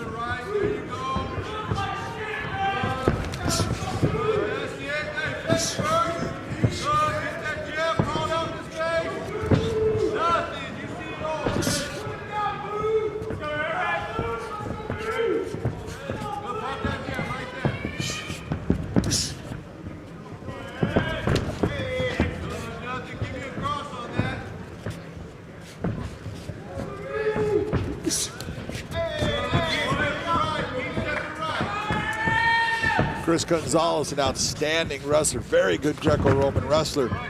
Working out with Team Alpha Male, probably the biggest guy at Team Alpha Male that's fighting professionally right now. He has all the tools and all the skills needed to be very good in this sport. It's just a matter of time. Going against a very tough guy coming from Lovato's school of Brazilian Jiu-Jitsu here in Oklahoma City. McKenzie's got an outstanding ground game, both on top and from his back. Straight left hand for Gonzalez, working from the southpaw stance, attacking the lead leg of McKenzie. McKenzie returns the favor.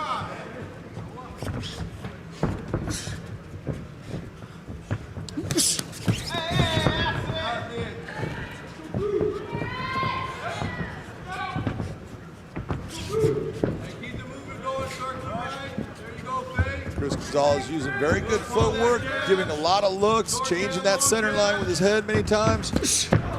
Not coming back with the same entrance. But you can see he's not even trying to get into a grappling situation. He's going to sit there and say, I'm going to use my wrestling to keep this fight where I want it to be, on my feet. I believe I can outstrike you.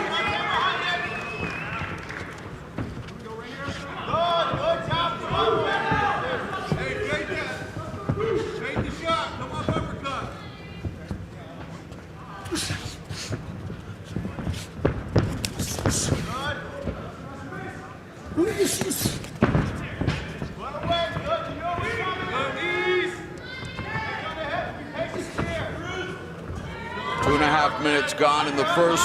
Gonzalez has McKenzie pinned to the fence. Delivers a knee, trying to create separation. This is the position you would look at and say if Chris Gonzalez is going to have any superior advantage in this fight, that's the position. You get into the clinch position, he's not going to have to work near as hard to keep the position or to stay where he wants to be compared to what you're going to have Aaron McKenzie trying to do to defend what Chris is bringing.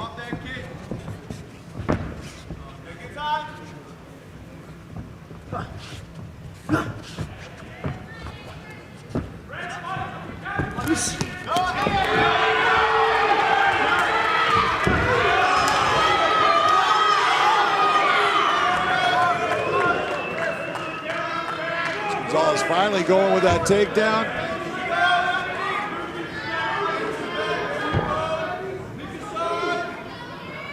No, this looks strange, but Aaron McKenzie's not in a bad position right now. He has the ability from this position to do a lot of different things in setting up a submission. Chris needs to be careful and just keep pressure down on Aaron McKenzie right now. Do not let him just elevate. There you go. Good job by Chris. Just to keep that pressure, let him move underneath, and then drive your weight down into him and hold the position as you want to see it.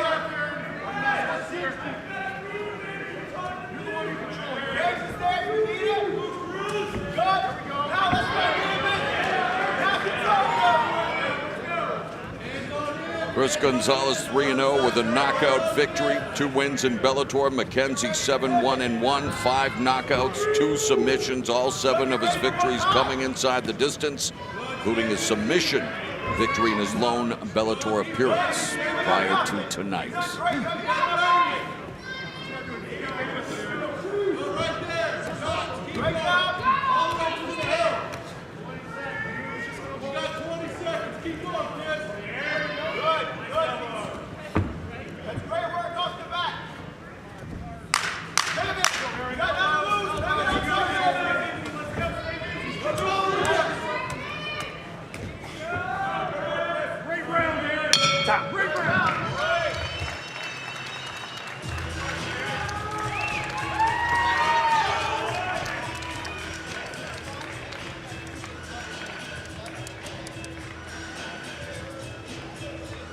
Hey, you see everything. You see everything. He's not bringing anything, okay? When he throws that lazy kick, I want you to bring it across right to his face, okay? Cross hook. You see everything. Don't be showing up. When you get him against the cage, do your work against the cage. You're doing great. You're seeing it. Now start to loosen up a little bit, all Play right? with your paw and then let him go first and you play second. Play the counter game, play offensive afterwards. But anytime you throw in flurries, he doesn't think counter, he thinks earmuff, okay? So, main thing going into it, find your high kick, play with your combos, but then move. Touch, move, don't be in a hurry, and no need. One of the best human beings you will ever find in the corner of Aaron McKenzie, the big pygmy, Justin Wren, and his fight for the forgotten.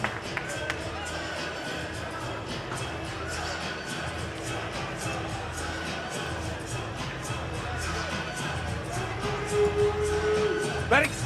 Ready? Fight.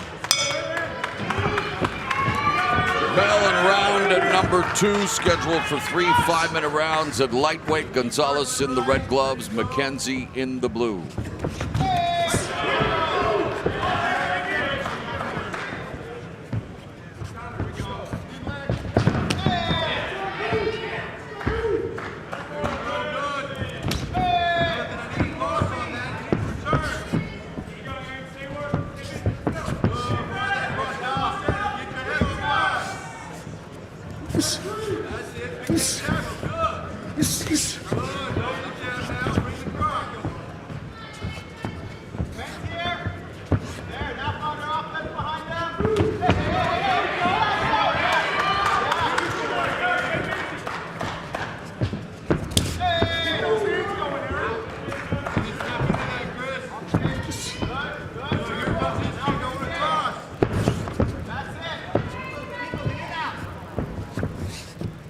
A lot of movement, a lot of feinting, not a lot landing.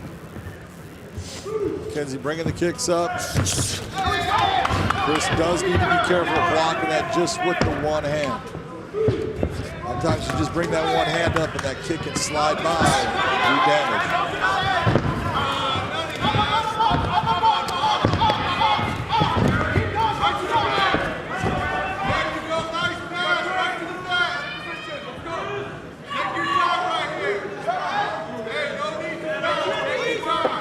Gonzalez securing the takedown, dropping a hammer fist. Side control.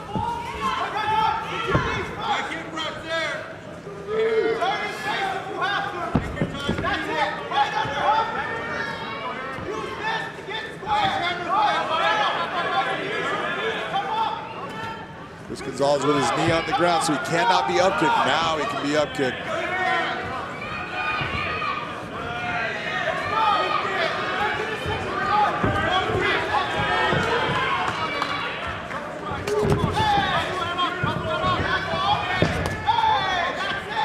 One of the things you want to see out of Chris Gonzalez is when you see Aaron McKenzie coming in, just throwing those one shots, he needs to counter. Make him pay for coming in and trying to do damage to you. You don't want to just sit there and defend. If you just keep defending, you're not giving that guy any kind of problem. And I'll try it again. I'll try it again. Bring your feet. Good. Right leg high if you feel it. 3 down. 3 down. Good, 2 body. Right step away. All right, yeah. Hey, that's it. Jumping knee there by Gonzalez. McKenzie with the kick underneath the left armpit. Level change by Gonzalez. Looking for the ankle pick, misses with the spinning back fist. Good thought though, good attempt. Now he's trying to create something there. Spinning back kick connects for McKenzie. Get those hands going, Chris. Step outside. You need to counter that. Good. Minute and a half. Hey, good. And step away. Perfect. Right uppercut connects for McKenzie. Good job by McKenzie. Yes, you know what's coming. Chris really needs to start looking towards those counters. Don't let the man give you free shot. Right hand lands for Gonzalez. 1-2, and Gonzalez beginning to light up McKenzie. McKenzie on the ground, and it's all Chris Gonzalez. Less than a minute remaining in the second round. Normally I say, man, don't get mad during a fight, but it kind of looked like Chris Gonzalez got a little mad, a little angry there, and that was good because he's became effective in his offensive output. Trapping the arm now, trying to land heavy shots. This is what you want to see from him all the time. Final 30 seconds of the round.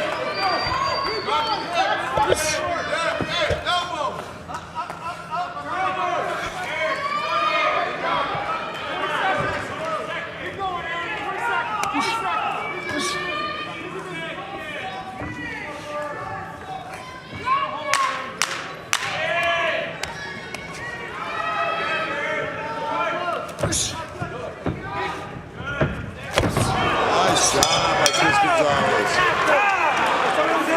It was in motion. Relax. Yes, it was. It's okay. Go. Let's go. Let's go.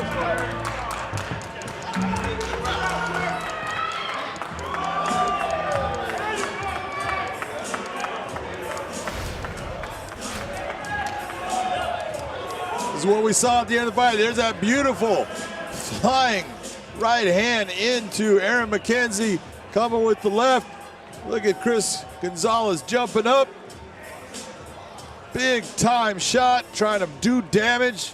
That's what everyone is looking for. He's full speed.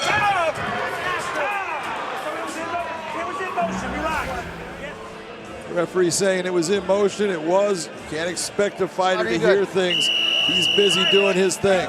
Referee's job to stop him.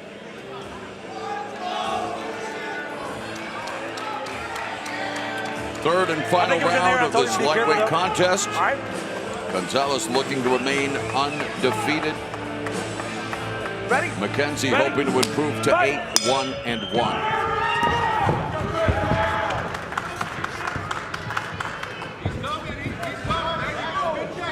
Gonzalez checked that kick.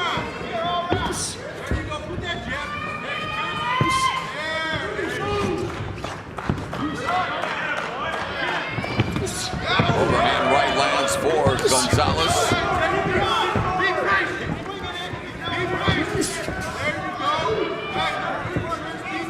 Gonzalez switching to southpaw. Left hand by Aaron McKenzie.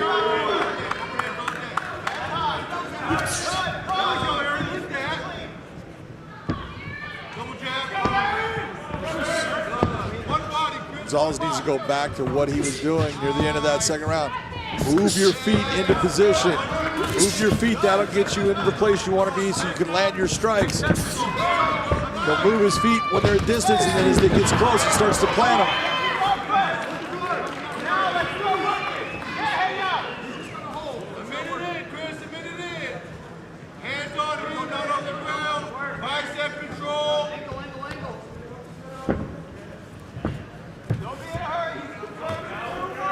McKenzie has shown he really doesn't have the answer in how to get Chris Gonzalez out of position, cut the angle on him so he can apply a submission. It just hasn't worked for him so far.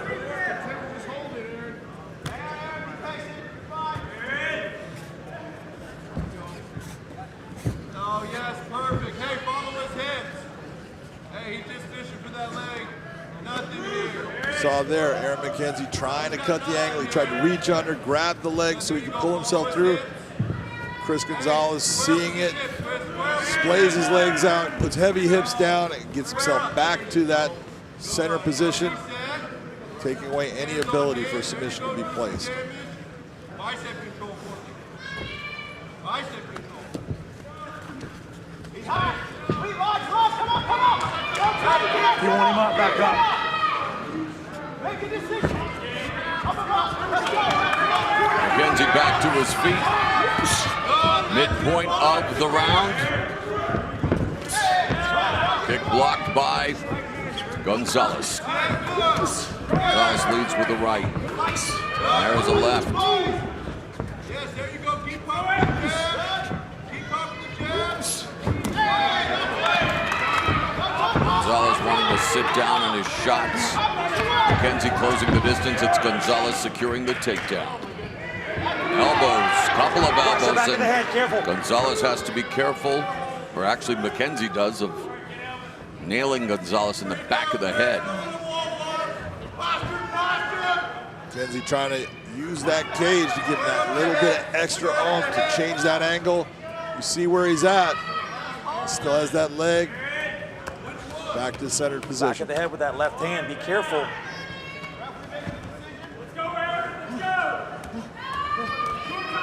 Like to see Chris Gonzalez in this position against the cage if he's going to be straight.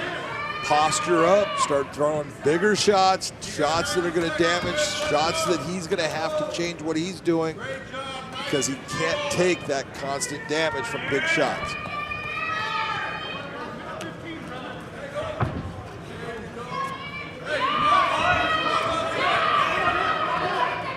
If you want to stay there, I do need you to work. Let's go. Coming up on the final 60 minutes or 60 seconds of this fight. Under a minute left here in the third. Aaron McKenzie, Chris Gonzalez. Gonzalez.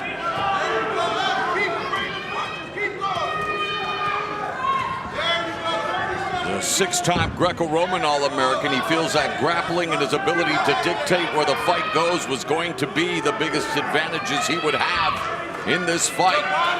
30 seconds remaining.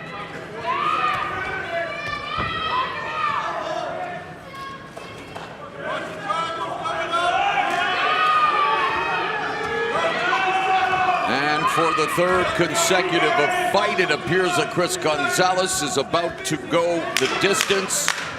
Aaron McKenzie, his last three wins have all come inside the distance.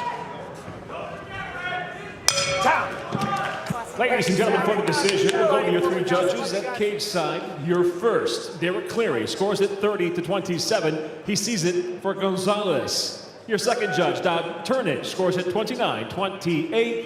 He sees it for McKenzie. Your third and final judge, Jaron Vallel, scores it 30-27 for the winner by split decision, Chris the Mambo Gonzalez.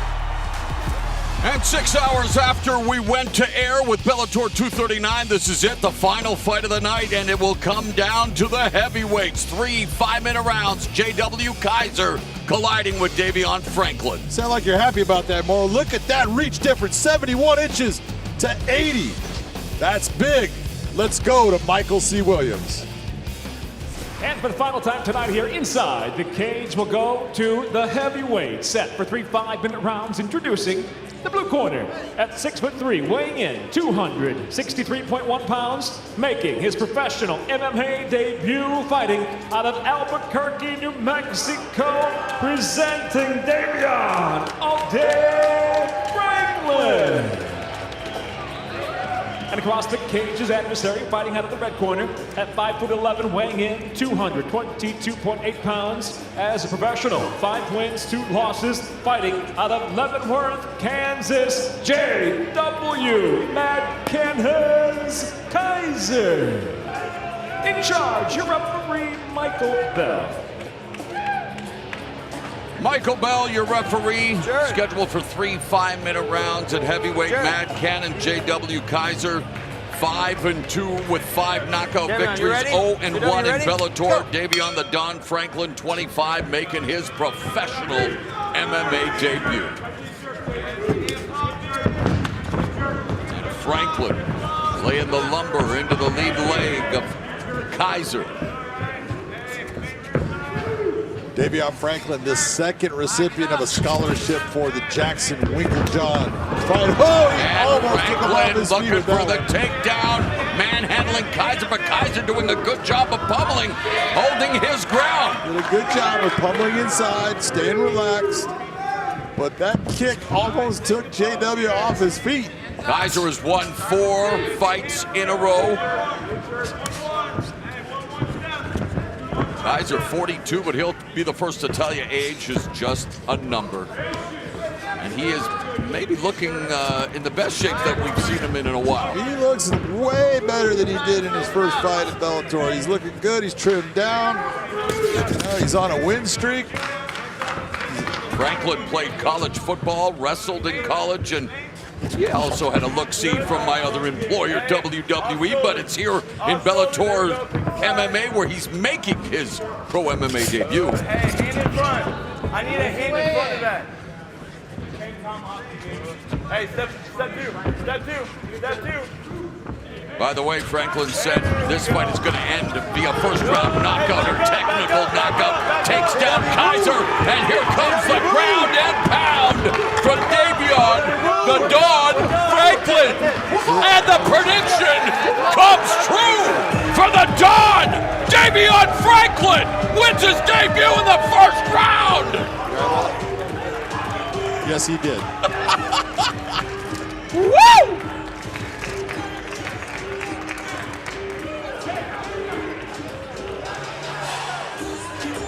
Kind of looked like Davion Franklin was just biding his time, knowing when I finally take you down, it's gonna hurt. Watch as Franklin comes in, drops levels, gets Kaiser to the ground, and then just starts opening up with big, heavy shots.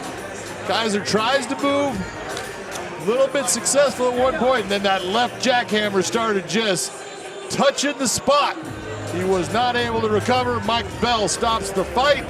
Congratulations on a pro debut win for Davion Franklin. Yeah, the Don giving Kaiser an offer he didn't even get a chance to refuse.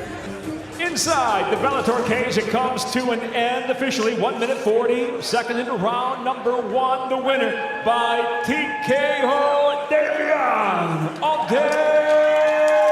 Franklin. All right, let's take a look at the big numbers in the battle of 2 big boys, Ayala versus Moldavsky, to kick off Bellator 239.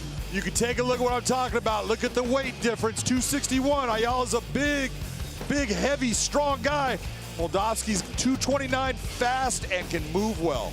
With the official introductions, here is the official international voice of Bellator MMA, Mr. Michael C. Williams. Ladies and gentlemen, good evening and welcome to Bellator MMA Live on Paramount Network from WinStar World Casino and Resort. We get underway with heavyweights set for 3 5-minute rounds. And now, first introducing the blue corner at 6'1", weighing in 229.7 pounds. His professional record, 8 wins, just 1 loss, fighting out of Starihovsko, Russia, presenting Valentin Moldavsky. And across the cage, his adversary fighting out of the red corner at 6'2", weighing in 261.6 pounds as a professional. 11 victories, 7 defeats, fighting out of Porterville, California, Javi Ayala. In charge of the action, your referee, Blake Grice. Blake Grice has been assigned this heavyweight encounter, the first of our 4 fights comprising Bellator 239, the main card. All right, we go. You ready? Ready? Fight! Javi Ayala in the red gloves, Valentin Moldavsky in the blue glove.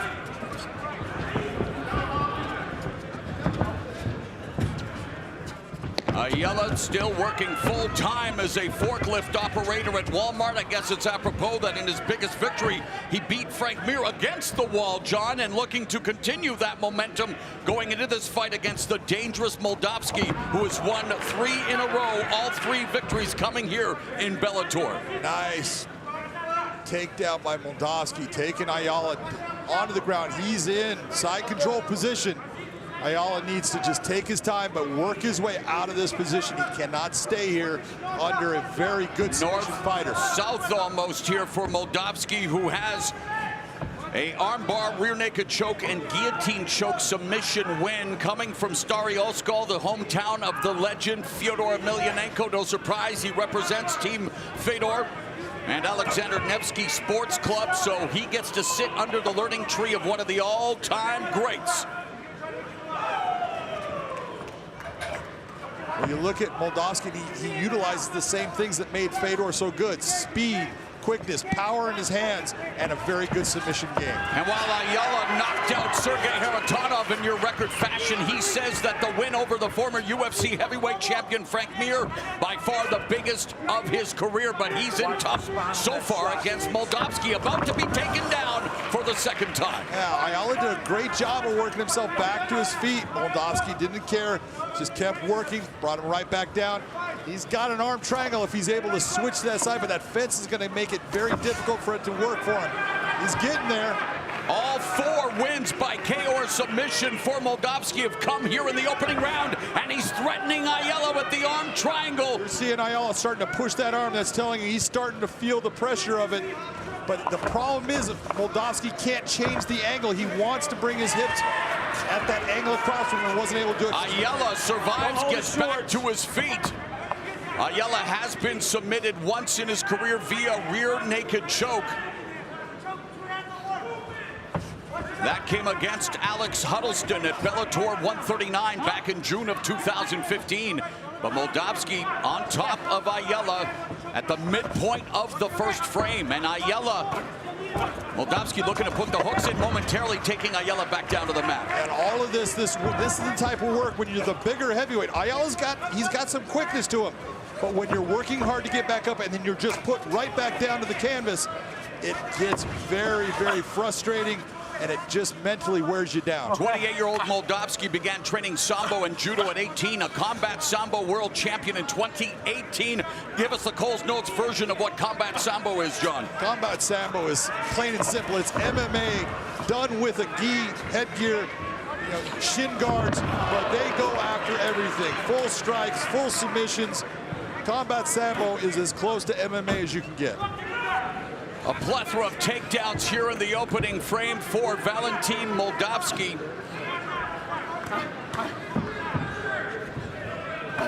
Watch the back of the head, careful. Moldavsky multiple times has worked to get his hooks in, but every time he tries to step in with his hook to get the back of Javi Ayala to control the position, Ayala is just a little bit too big. Closes that gap. Moldavsky back to a hip ride. Ayala thought that the layoff since his victory over Frank Mir had its upside. For a year and a half, he's been able to focus on improvement. He said he wanted to look a lot sharper. Well, so far, his offense being muted by Valentin Moldavsky's Velcro grip. Yeah, every time Javi Ayala works hard to get himself back to his feet, you see Moldavsky take the legs, sweep him out, bring him right back to the ground.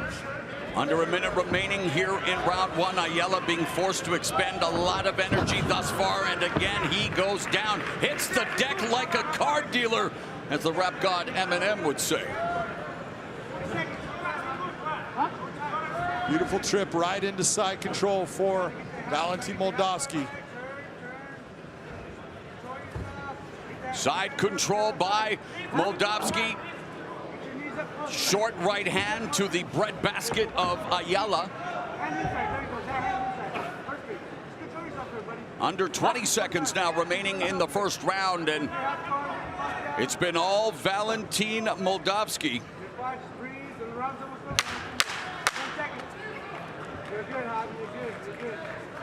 Ayala surviving a very tough opening 5 minutes.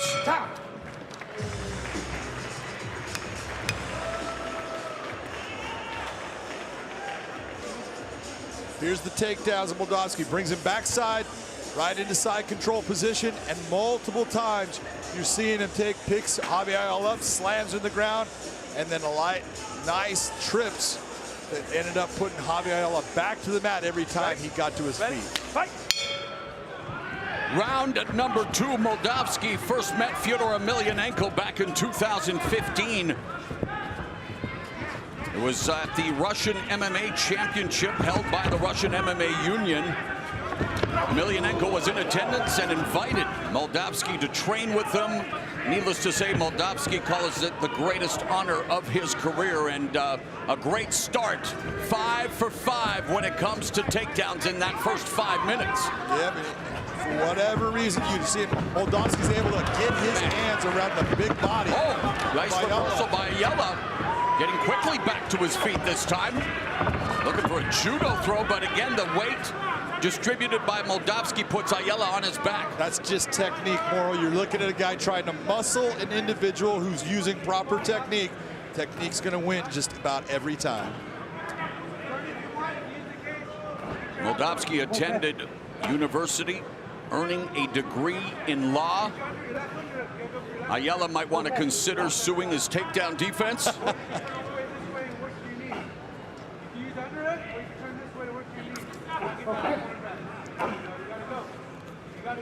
Right now, Moldavsky's making an easy case for these judges as far as what they're seeing. He's just dominating the action, putting Ayala on the ground, hitting him with short, heavy shots. Ayala working hard, trying to get back to his feet many times. Does, but then ends up getting put right back down. Very frustrating moment if you're Javi Ayala. Ryan Bader, current Bellator heavyweight champion. In fact, he's a champ. He'll defend the light heavyweight strap May 9th in San Jose, California against Vadim Nemkov. But Moldavsky's teammate. Absolutely, and Moldavsky would love to work his way to an opportunity at that heavyweight crown, and has looked highly effective thus far in this matchup against the veteran Javi Ayala. And it's clear from what Moldavsky is doing is they had the game plan. Hey, we don't want to stand on the outside and throw shots with a guy that's got as heavy a hands as Javi Ayala. Javi can put anybody out with one shot. We're going to stay glued to him. We're going to take him to the ground. We're going to make him work, and we're just going to try to wear him out.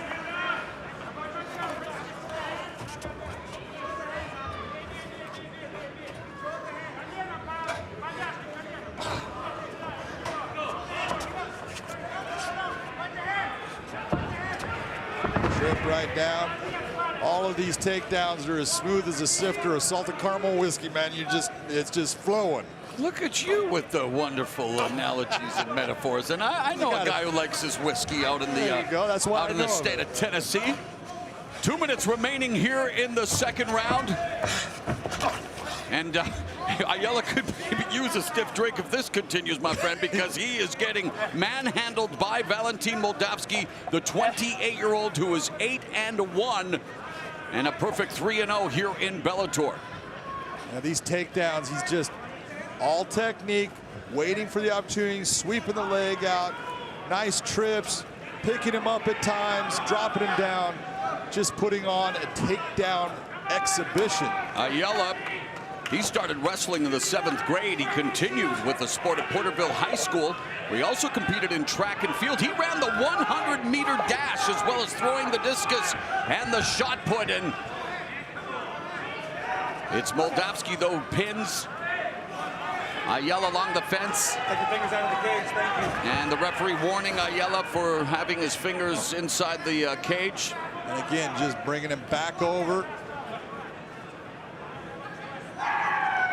When you're looking at game planning for a fight, this is just a perfect game plan. If you're going to fight Javi Ayala, stay away from his strengths, put him in the positions where you can dominate. I didn't know Thackerville was Ric Flair country. You hear those woos? Hear the woos. Well, Valentin Moldavsky is continuing to wear down Javi Ayala. Under 30 seconds left here in the 2nd round. And with heavyweights, of course, you always talk about the gas tank. Yeah, but we have seen Moldavsky multiple times. He has no problem going 15 minutes and going 15 minutes hard. But will Ayala have a problem? That's the difference with as much weight has been on him and all the shots he's taken, it's wearing down. 3rd and final round straight ahead here at Bellator 239.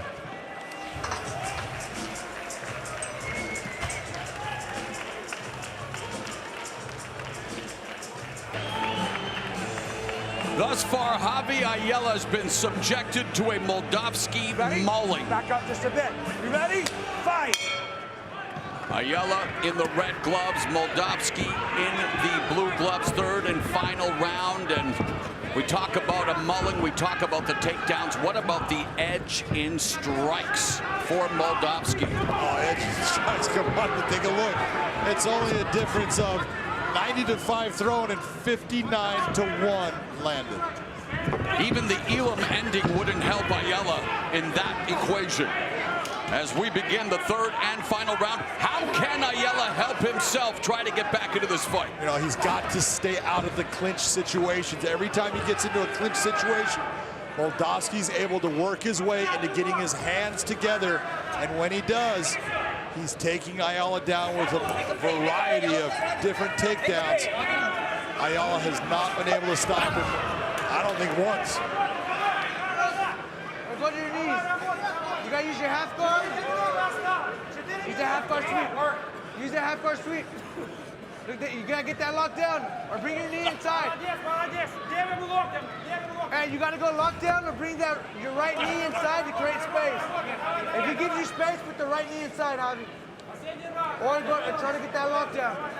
Put that in there. Right now you can hear Javi Ayala's corner talking to him about getting a lockdown on that leg. He's got to move his hip position to make that happen, which he just did, but then didn't do the lockdown.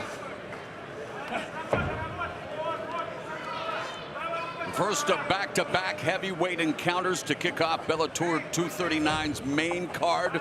Still to come, we will see the 8-0 Tyrell Fortune face the 12-6 Tim Johnson. And by the way, I thought 12-6 wasn't allowed in MMA, John. You're absolutely right, it's not.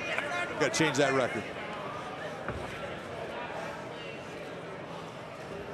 And again, Moldavsky looking to finish Ayala off with a potential arm triangle choke or a side choke for you catch wrestling connoisseurs. There you go.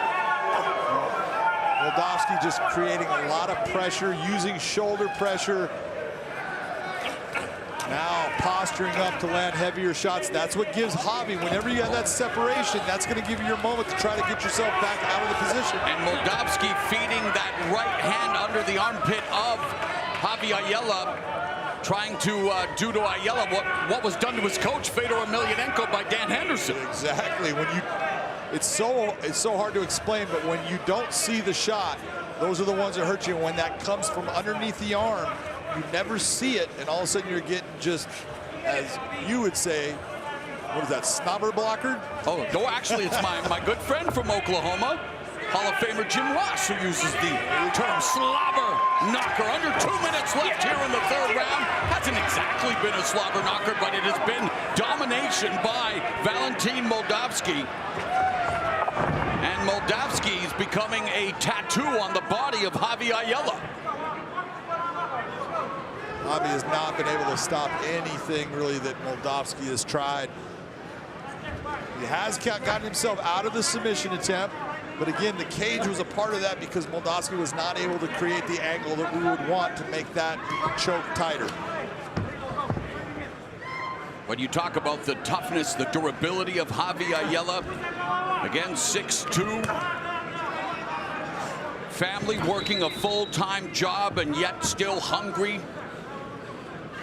But tonight, it's Moldavsky who's been feasting with the takedowns and with top control, smothering Javi Ayala as we head into the final minute of this fight. Javi Ayala never has had any quit in him. He never gives up. He's always going to look to find that way to get that victory. It's just against a guy that is technically as good as Moldavsky. When you get caught in these positions and you're just working hard to get out, you use all that energy to get yourself back, and then you end up right in the same position.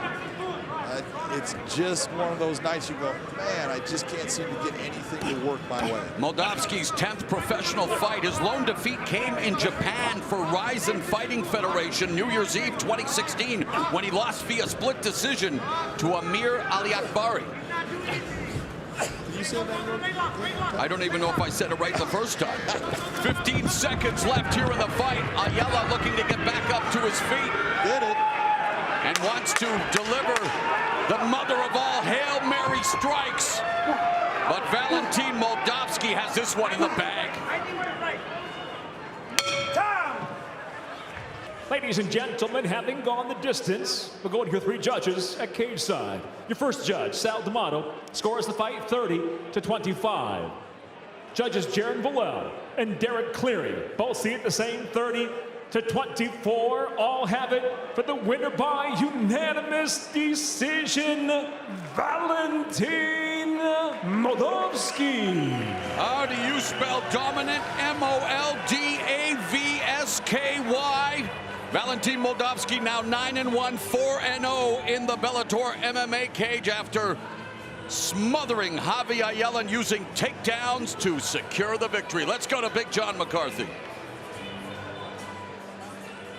I'm here with your winner, Valentin Moldavsky.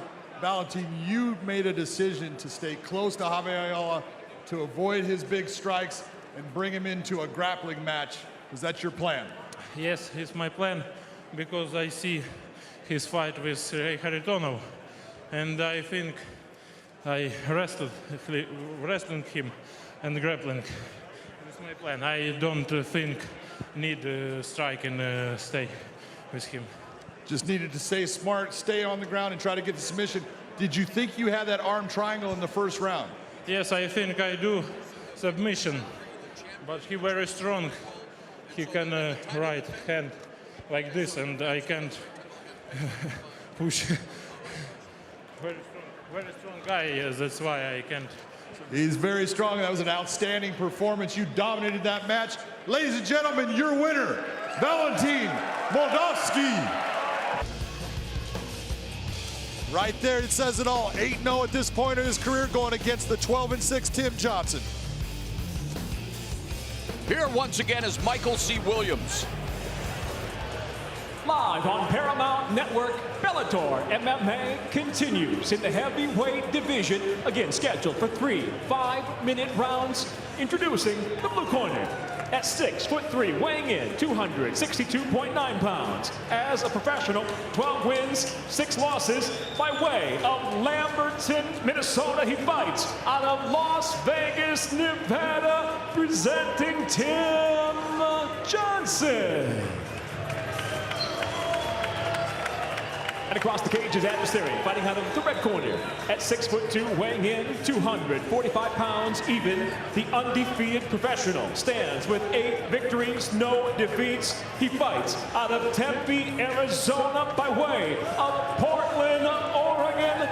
Introducing Tyrell Fortune.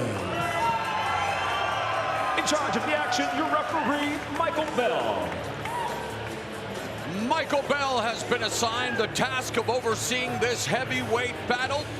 Scheduled for 3 5-minute rounds. Tim Johnson, representing Extreme Couture, Mayweather Boxing, and Bones Adams Boxing in Las Vegas. He wears the blue gloves.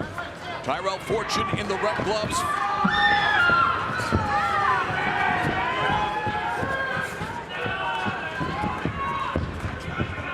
Fortune extremely pleased with his performance against Zhu and Yanwu in his last fight. He's sticking with the game plan, went exactly how he wanted it to go, recording the second round TKO victory at Bellator 233 last November, yet to taste defeat.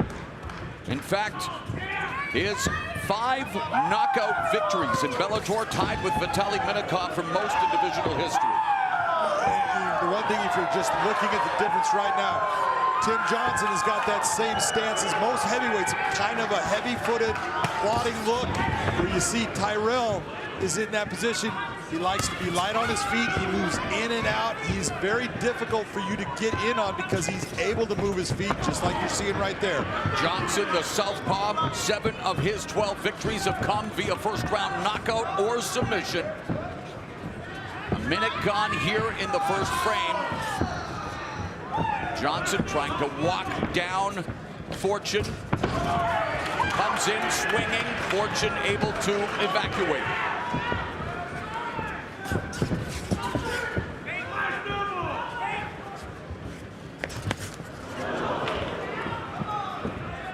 Nice straight right hand counter by Tyrell Fortune.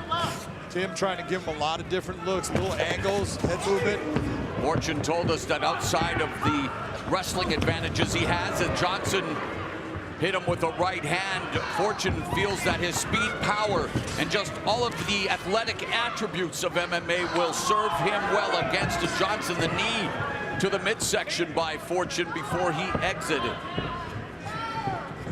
Tim Johnson has fought good wrestlers before. He fought, like Jared Rosholt, very good wrestler. But Rosholt didn't have the hands that Tyrell Fortune has. He didn't have the ability to stand up and hurt you at the same level. And it's the knees that you'll see Tyrell Fortune throw at times, especially the knees to the body, that make big dividends down as that fight goes into the later rounds. Johnson surviving the shot below the equator. Lead right hand by Fortune connects.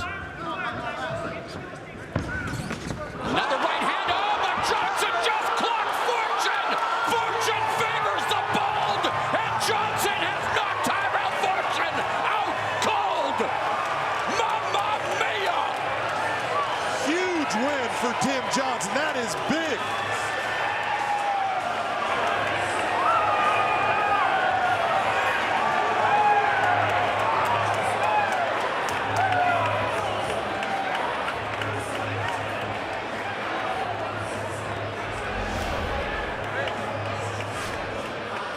Here's a replay right here.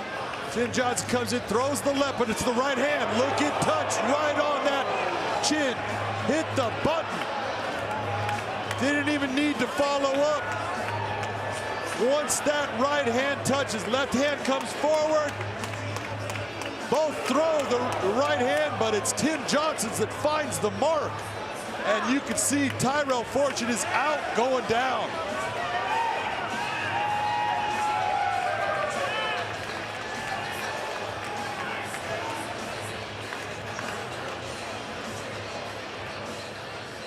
Real speed. Watch how fast this happens. That is a solid shot by a 265-pound man. Big. Ladies and gentlemen, inside the Bellator cage, it comes to an end suddenly. 2 minutes, 35 seconds into round number 1. The winner by knockout, Tim Johnson. Tim Johnson topples the previously undefeated Tyrell Fortune in scintillating fashion. The winner standing by with Big John. I'm here with your winner, Tim Johnson. Tim, first thing I want to say is congratulations on your first Bellator win, and congratulations on the most dynamic win you've ever had. Yeah, that's feels weird. It's been a while since I've been in the win column. This definitely was a fight that I needed. I needed to come out and make some kind of statement.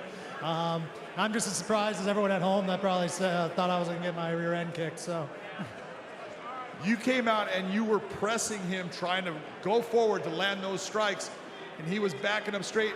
When you did that last one, that left hand, you reached out, but you touched that chin perfectly with the right hand. yeah, that's exactly the plan that we wanted to implement.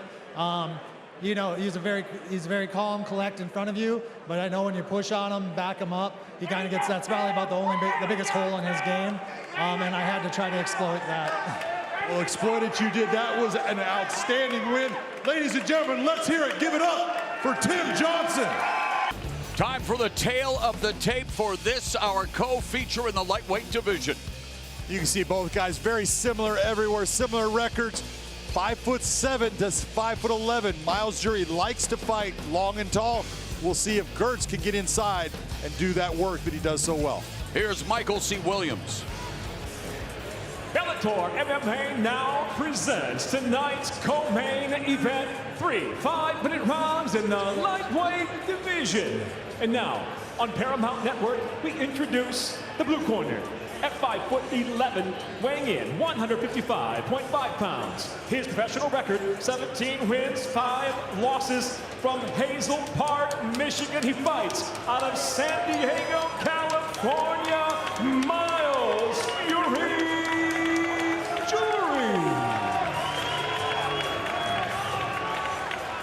And across the cage, his adversary fighting out of the red corner at 5'7", weighing in 155.1 pounds. As a professional, 16 victories, 8 defeats. By way of Minneapolis, Minnesota, he fights out of Denver, Colorado. Introducing Brandon Girtz.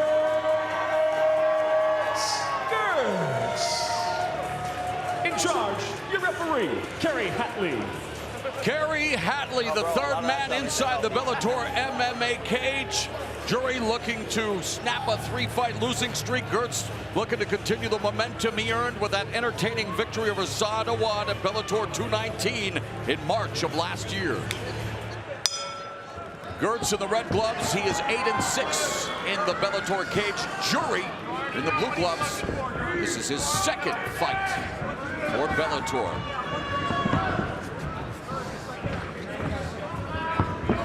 I'm going to say this right off the start. A lot of people are going to question what Brandon Girtz is wearing, thinking those are long pants. Those are actually spandex shorts with knee braces, which makes it legal. Fashion tips. I mean, what can't you do? Good? Oh, that was near the Garden of Good and Evil. And for Jury, who again has had so much high-level experience, still just 31. And there's a knee, and see Brandon Girtz wasting little time in taking it to Jury. Well, this is what you love about Brandon Girtz is he doesn't care. He is going to come forward. He's going to find his spot. He's going to start throwing big, heavy shots coming forward. What Myles Jury has got to do is just stay long and time that entrance and make him pay when he comes inside. Jury started his professional career unbeaten on the regional circuit before breaking through into the UFC via season 15 of The Ultimate Fighter. Went 8-4 inside the octagon. But now fighting for Bellator MMA and looking to bounce back after tasting defeat against Benson Henderson. And Brandon Girtz wading in with nothing but bad intentions.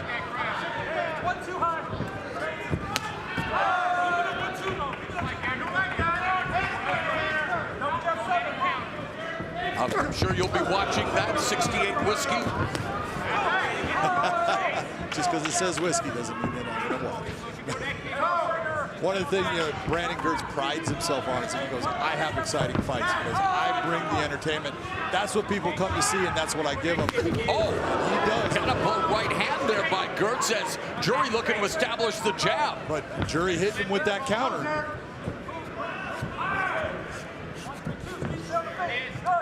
Beautiful counter knee. You see Jury timing as Girtz comes in. He's just looking for those entrances, deciding what tool he's going to try to utilize to hit him with. Just past the midpoint of the first round, the knee, the kick caught by Girtz, and Girtz feeding Jury. A couple of right uppercuts that Jury wore well. Jury looking to end the longest losing skid of his career.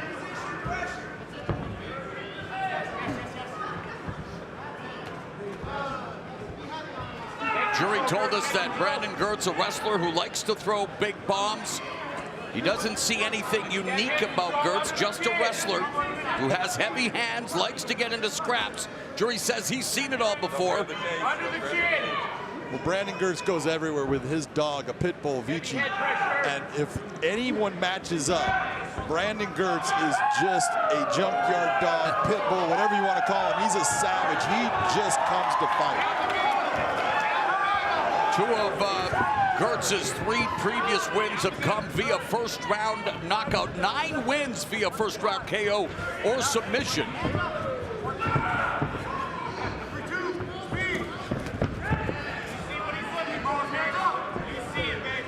Girtz has faced former Bellator MMA lightweight champion Michael Chandler.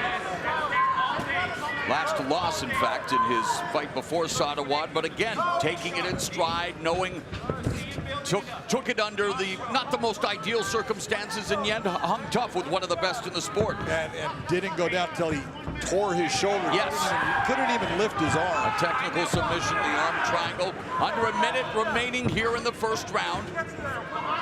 Jury looking to establish the pace with the jab, the knee, but Brandon Girtz just throwing everything with that hot mustard on. He doesn't know how to just touch. Everything he throws has bad intentions on it, but Jury is doing a really beautiful job of waiting, countering, hitting him with heavy knees. Yeah, Jury fighting out of San Diego, California at Alliance MMA, and highly regarded Eric Del Fierro as his head coach. Trains with the likes of Jeremy Stevens, Phil Davis, and Dominic Cruz. So Jury has the best of the best in San Diego, putting his best foot and fist forward here in the opening 5 minutes.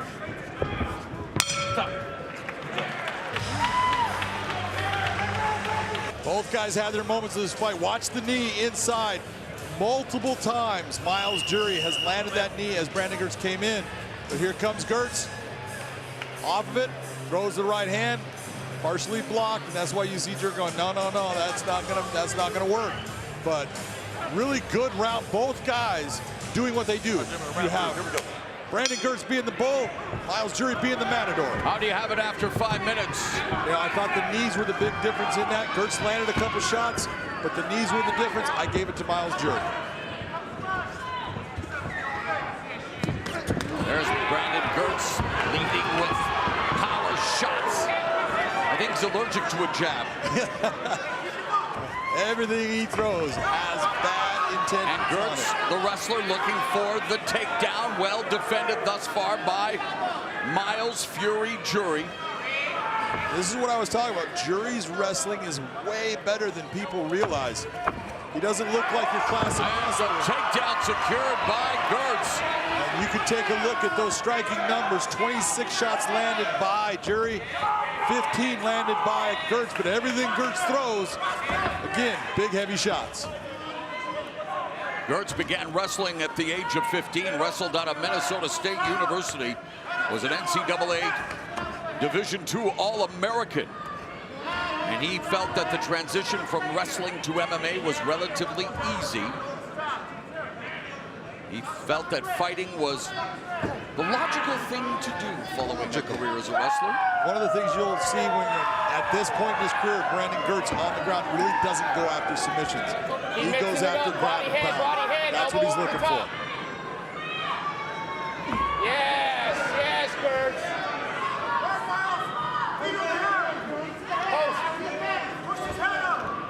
One of Gertz's main training partners, a man who was known for his violence, Justin Gaethje. Gotta watch out for that arm bar. Oh, Jury.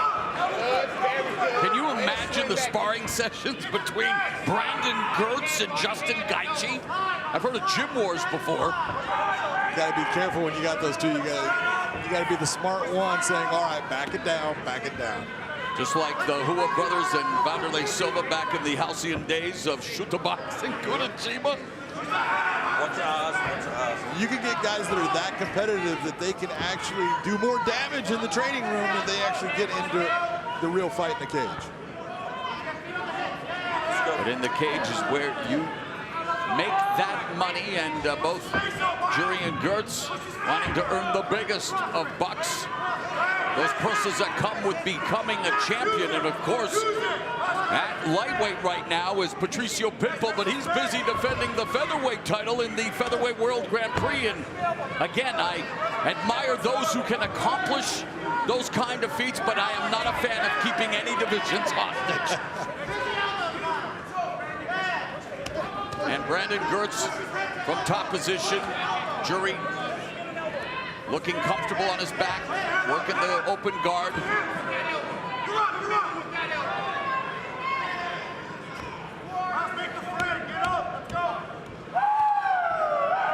Jury began training jiu-jitsu at the age of 14. He's a BJJ black belt. Here we go, let's go. That's a good stand-up. That's a good stand-up by Kerry Hatley, because you saw Jury has got an open guard. Oh, and then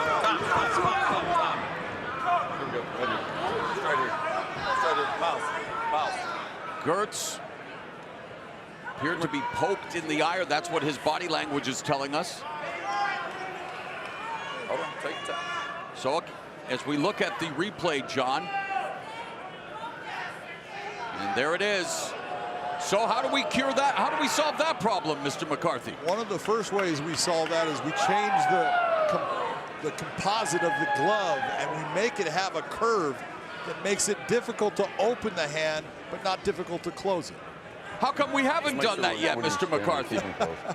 I have no answer for all of these questions. So what's happening here now? Brandon Gertz obviously being given an opportunity here by the referee. Take us through what we are going to see here, John. What you're seeing right now is Brandon Gertz, Kerry Hatley, the referee, is giving Brandon time to try to clear his eye out. Eventually, he's going to bring in a ringside physician to take a look at the eye just to make sure that, you know. And Gertz asking if he can wipe it. Hold on, let me give you a few minutes.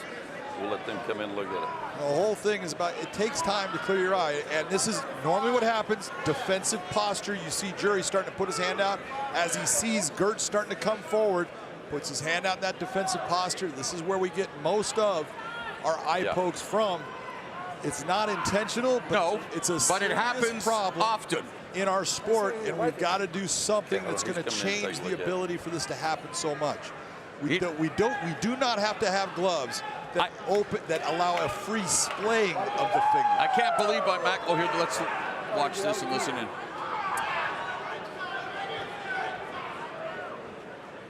This is Dr. Lovelace.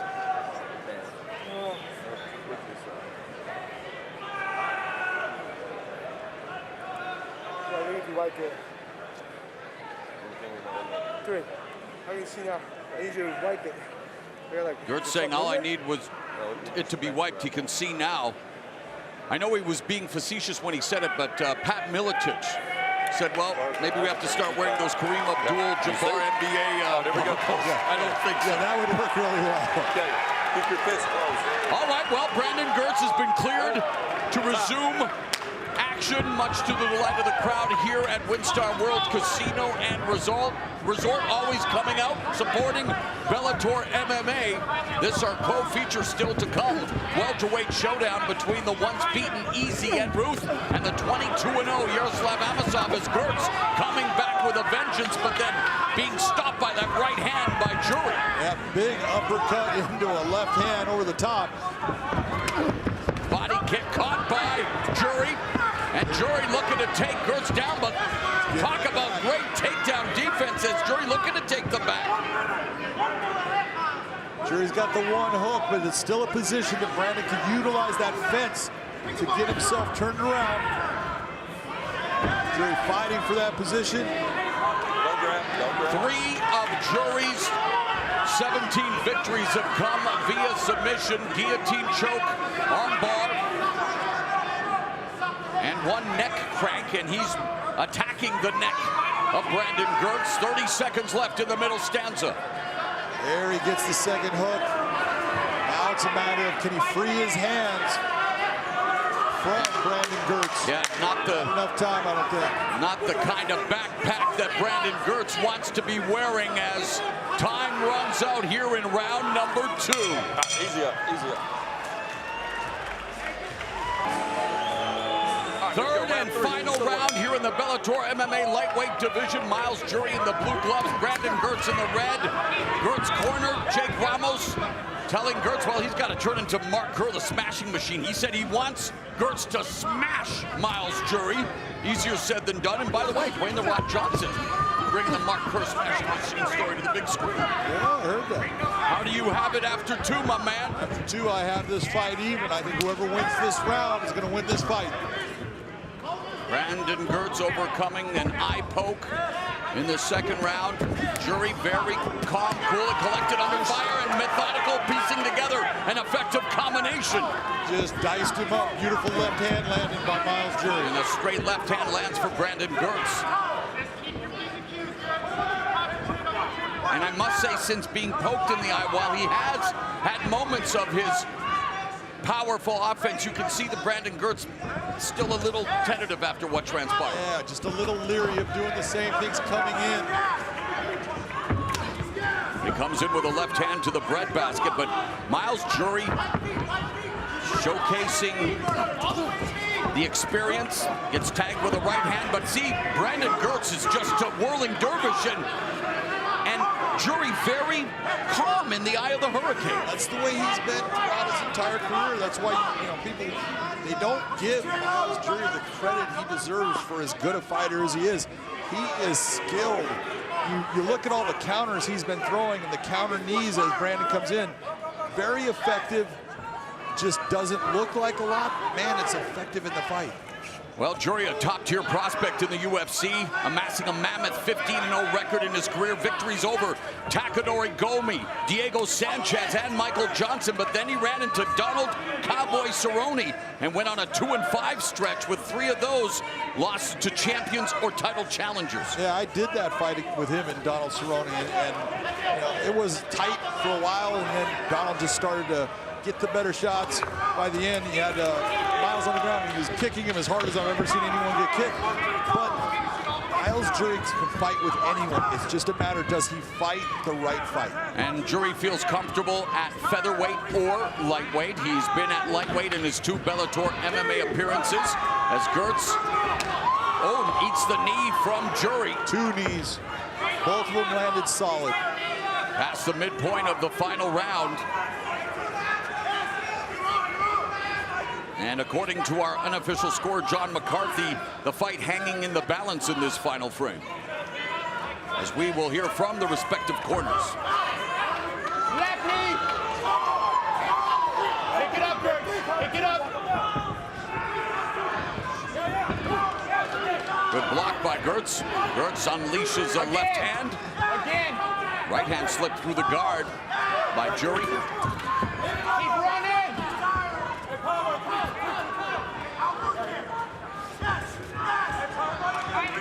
Are those the numbers we got to play at the casino later tonight, John? 3, 2, 3. Girtz throwing with a lot of power, but he's missing. He needs to just settle down, look for that opportunity. Right uppercut by Jury.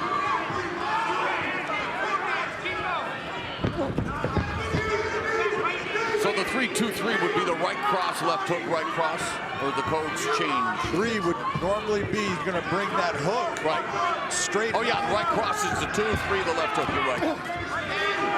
Minute 14 left here in the fight. There's a left hand from Girtz. You would think though they would change the number code each camp, right? It doesn't matter. Everyone knows it. It's a matter of you can hear it. It's just when you throw it. Under a minute left here in the final round, and Jury securing the takedown on Brandon Girtz. Jury needs to lace those legs. If he can get his leg underneath, you see him trying to lace the legs together. He's got one. Nice job by Brandon Girtz to get himself back to his feet.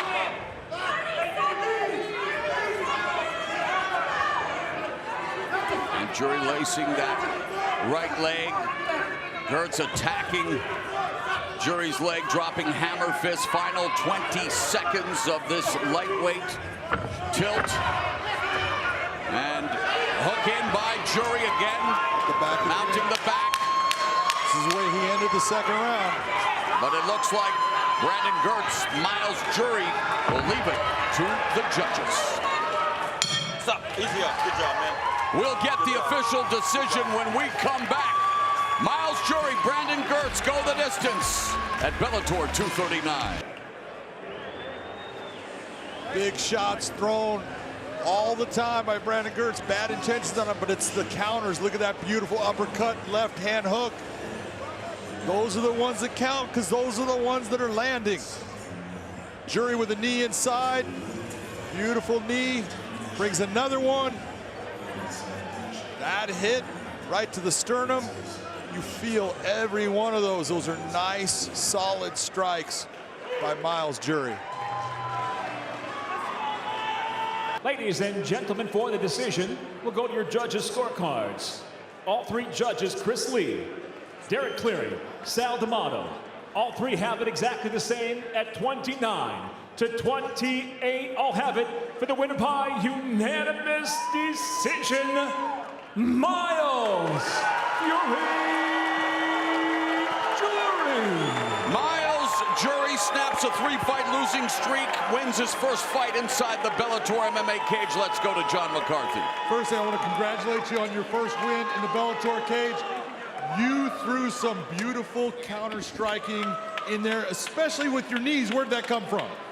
From my training, I'm a good natural counter fighter, but I felt like today I had to really push forward and bring out that dog a little bit because he was throwing bombs and kind of booking it and scoring points, so I had to break him a little bit. Talk about the pressure that Brandon Girtz brought, because he was throwing heat. Everything he threw had bad intentions on it. Yeah, anytime you fight somebody like Brandon, man, it's dangerous just because he chucks bombs and he's athletically gifted and a good wrestler. So, but yeah, enough about him, man. About me. First win finally in Bellator. Big John ain't gonna ask me, but I'll say it. What do I want next? I want a title shot, I want a new contract, and I want a little gig on the side of the booth right here with you, Big John. That's what I want next. I don't blame you for that. Ladies and gentlemen, give it up for Myles Fury Jury. Main event. What more can you say than Ed Ruth almost perfect at 8-1, and Yaroslav Amosov so far completely perfect at 22-0. Here once again is Michael C. Williams.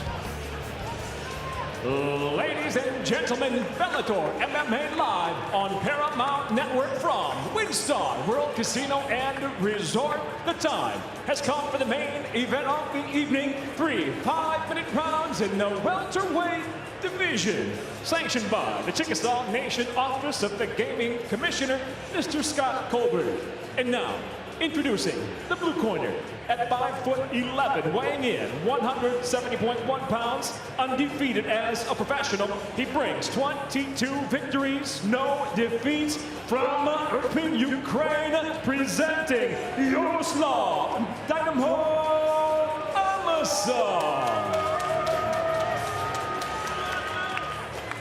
And across the cage, his adversary fighting out of the red corner at 5'11", weighing in 170.9 pounds. As a professional, he's near perfect. 8 victories, just 1 loss. By way of Harrisburg, Pennsylvania, he fights out of San Jose, California. Easy Ed Ruth. In charge of the action, your referee, Jason Herzog.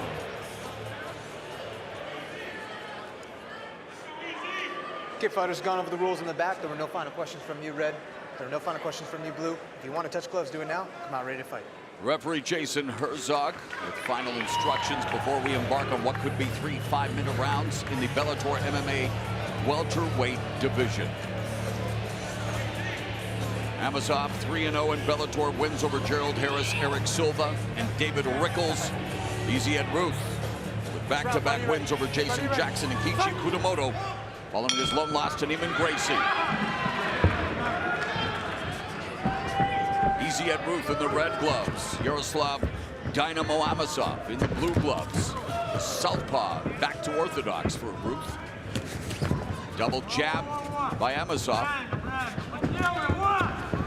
And Amosov with the single leg now. When you talk about Ed Ruth's wrestling credentials, began wrestling at 8 years of age. He thought it was going to be like pro wrestling. Big fan of WWE superstars, Stone Cold Steve Austin and The Rock. His mom said, hey, you stick with it.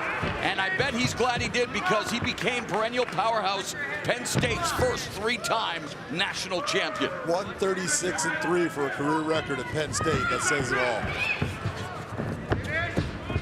Amosov doing a good job of defending the takedown attempt. And when you ask Amosov about Ed Ruth, he says he's just a basic wrestler who fought at a very good level for amateurs, but this is MMA. That's my point right there. You just saw Amosov taking the position. Beautiful throw to get Ed Ruth on the ground. Now the question is, can he keep him there? Well, Amosov says he can take anyone to the canvas, and he doesn't think any of his opponents will take him down. And Ed Ruth trying to do just that, and momentarily succeeds, but not enough to matter. No, as it's just a positional change. Had no effect on the fight.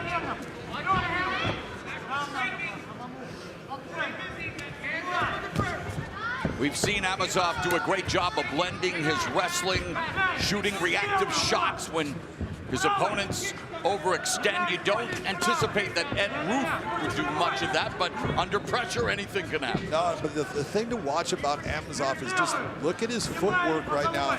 He's light on his feet, he moves well. You're seeing Ed Ruth, like I said before, he's very unconventional. He's got weird steps that he'll take with his feet, but he can do it because he's not worried about being taken down. But you saw that Amosov was saying, oh, you're gonna have to worry because I can do that to you. Amosov started his training in Thailand at Tiger Muay Thai, then moved to Miami to American Top Team.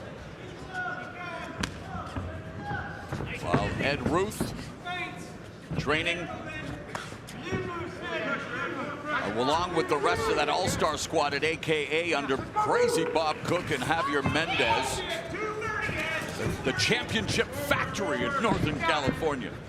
Yeah, and Ed started off kind of with Bob Cook and then went off, and he was at Alliance down in San Diego. That didn't work well for him. That's where he was at when he suffered his first loss, and now has gone back to AKA. And the first training camp he held in the sport was part of the great Jackson Mike Winkeljohn Academy. Jackson Wink in Albuquerque, training with John Jones.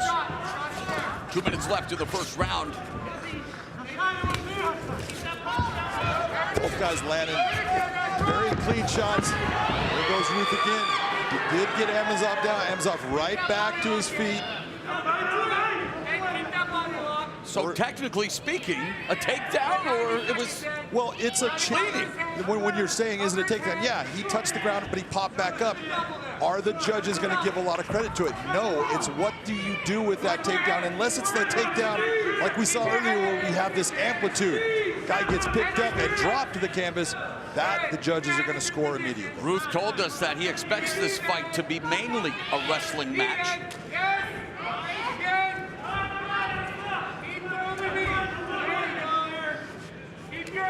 Having said that, 6 of Ed Ruth's 8 victories have come thanks to his striking prowess.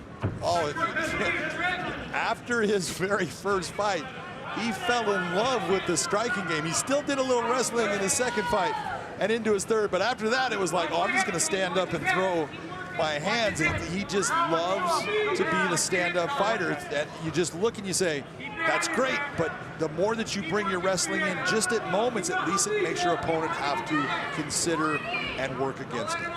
For Amosov, his 22 victories are made up of 8 knockouts and 10 submission wins. 30 seconds left here in the opening round, and Ruth tenaciously looking for the takedown, and there's Amosov looking for a takedown of his own, and now opening up here in the final seconds of the first round.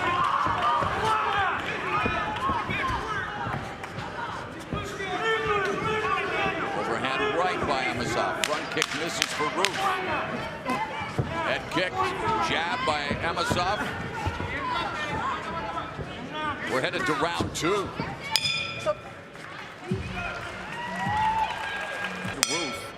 Ruth in the red gloves, Amosov in the blue. And Ruth comes out aggressively, looking to score with his kicks, blocked by Amosov.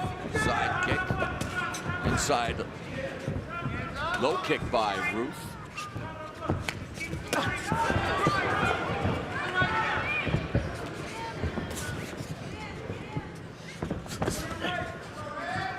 Amosov, Sambo practitioner, longtime fan of the legendary Fedor Emelianenko, and in some ways shares some of the Russian icon's characteristics. He's been known to finish fights early, but here in round 2 against Easy Ed Ruth, and looking for the finish, perhaps lighting up Ruth before clinching. Nice shot he landed against Ruth there.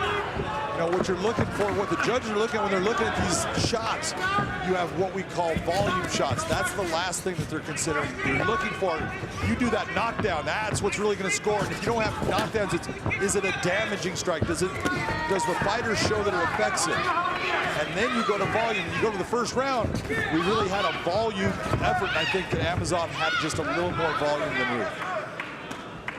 Amosov with some tremendous footwork as well. Knee up the middle. And Easy Ed Ruth returns the favor.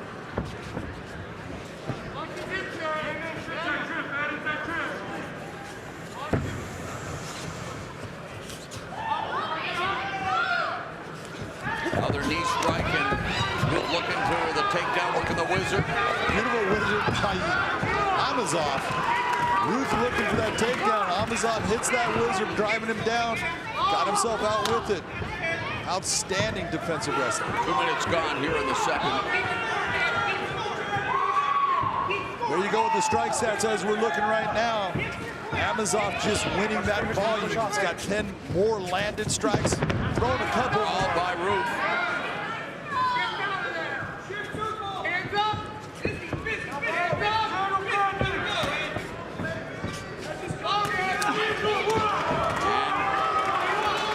It's Amosov with the volume, not all of them scoring, but muting the offense of Ed Ruth. Exactly. This round right now, halfway through, it's still up for grabs for anyone. Right now, I'll tell you, Amosov isn't winning this round at this moment, but Ed Ruth just needs to land one good shot that can switch things completely in his favor. Amosov establishing the pace. Changes levels, looking for the takedown. But Ruth, though, inside control, but well defended by Amosov. Amosov giving up his back. Ruth looking to take advantage of that, Ruth yet to record a submission victory. And this now his 10th professional fight. And this is where Ruth, going back to those wrestling roots, you see, he doesn't put the hooks in. He likes to do that hip right like a wrestler will do. Amosov right now looking towards a roll, towards a knee bar. Doesn't have it at this moment.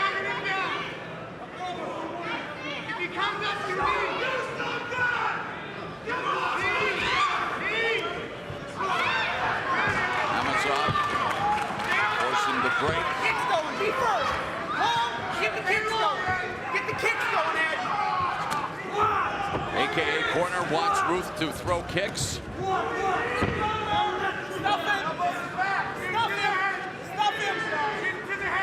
Ruth stuffing the 12 momentarily before Amosov able to sweep Ruth off his feet under 45 seconds left in the second round.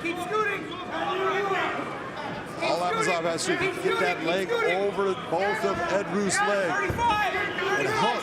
It's going to get him in a much better position because he can get his arm free to come and try to bring it around Ed Ruth's head to bring him flat to the canvas. Ed Ruth just blocking everything he's doing by having his hands in the position they are around the body. It's stopping what Amosov's trying to do. It's amazing to me that you have a guy that has no wrestling background in Yaroslav Amosov able to wrestle the way he does against a guy like Ed Ruth. Against a three-time national wrestling champion for Penn State. Third and final round next. Unofficial scorecard. Unofficially, I have Yaroslav Amosov up 2-0. He's just done a little bit more, landed just a little bit more in the volume category. Nice big right hand by Ed Ruth. In between rounds, Ruth's trainer, Bob Cook, telling him he wants him to either be long and fast or clinch. No brawling, be busy. Right hand lands for Yaroslav. Here's a right cross that lands for Ruth.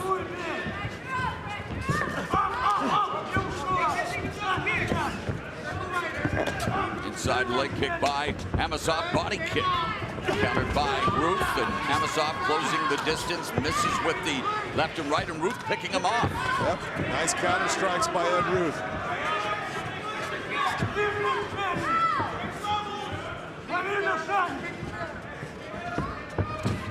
One would think, should Amosov defeat Ed Ruth and move to 23-0, he would have to be seriously considered for an opportunity at the Bellator Welterweight Championship. But first things first, Douglas Lima jumping up to middleweight to face Gegard Mousasi for the vacant middleweight title. Looking at the punch stats. Yeah, I'm looking at that. It's actually more than I even thought as I'm watching this fight. I think Ed Ruth has landed more than that, but it's showing that the volume is being controlled by Yaroslav Amosov. You and Paulie Malignaggi both. Not a big fan of those punch stats. I hate those things. 90 seconds have elapsed here in the third and final round, and it's Amosov walking down Ed Ruth.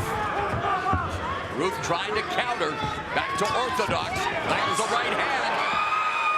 That was a good right hand by Ruth. He tries to bring the kick up. And so far, heeding the advice of his trainer, Bob Cook, being busier, but Amosov trying to bring the fight now, backing up, side to side, gets tagged with the right hand. Ruth avoids the return fire from Amosov. Amosov changing levels, gets the takedown, but Ruth able to get back on his feet, looking to break the waistlock. Nice job of dragging him to the ground. Caught the leg on the outside, tripping him down. But this is that handwork that you're seeing. Ed Ruth, he's going to end up on top. And he does now on his back. 2.5 minutes left in the fight. Ed Ruth on the back door, escaped by Amosov. That's when you look, why are you not getting your hooks in? Hooks would have kept him on Amosov's back. It's so easy to say when you're not tired. You know, but it's just amazing when you get that position and you lose it off of just getting high on the back. Right hand lands for Amosov on the break. Both these guys have worked really hard. There's been a lot of grappling, and you can see it's starting to have its effect on both of their endurance. Ruth circling to his left, which would be in the power alley of Amosov. Amosov delivering a right hand, bouncing off the, just grazing the chin. To the body goes Amosov. Amosov checked that hit.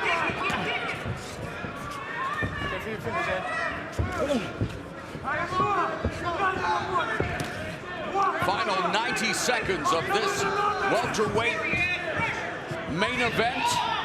Amosov looking to improve to 23-0, while Ed Ruth looks to move to 9-1.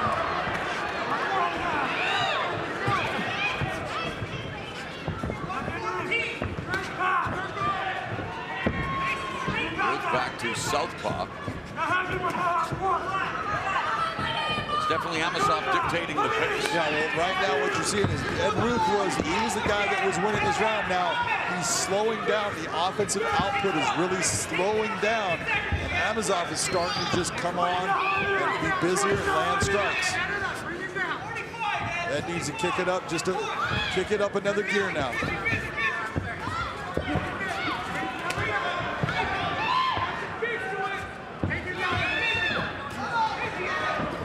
Push kick by Amosov. Final 30 seconds of this fight.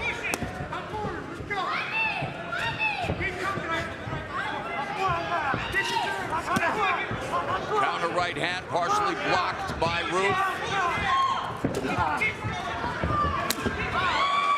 And we are down to the final 10 seconds of tonight's main event.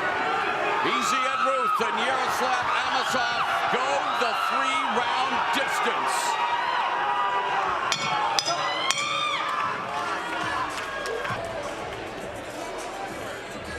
Take a look at this. Beautiful wizard. Slides that leg across. That's a Haragosh. Beautiful throw by Amosov. And it's the strikes that he landed. Just the ability to counter and then landed bigger strikes. Beautiful left hand landing there. Right hand touched him. Touch, but a good shot right there by Ed Ruth. He had his moments where he landed those strikes.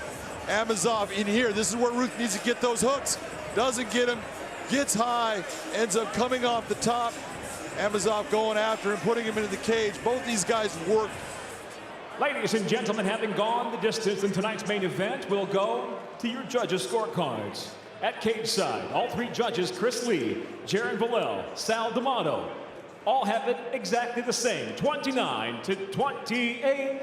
All for the winner by unanimous decision, and still undefeated, Yaroslav Amosov.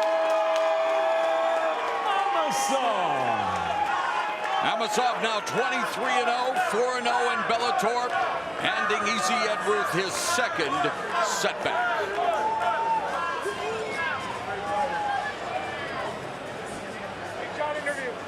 Let's go to Big John McCarthy.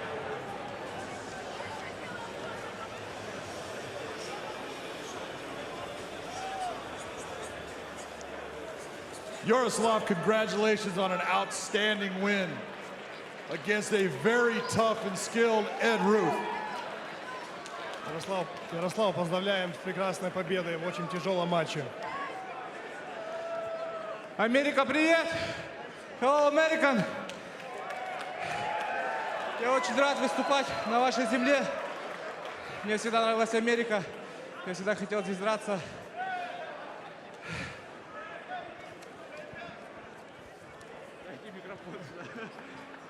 Hey, good evening, America. I'm so happy to fight in America. I always dreamed about this since I was very little.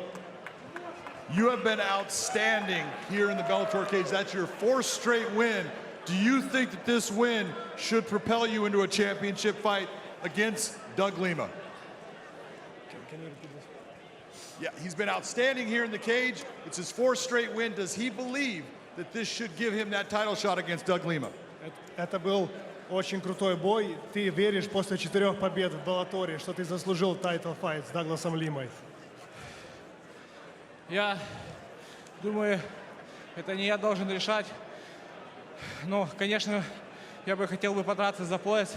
Я сюда пришел, в эту организацию, для того, чтобы доказывать, что я лучше, что я могу. И что все в этой жизни реально. И обычные пацаны могут это сделать.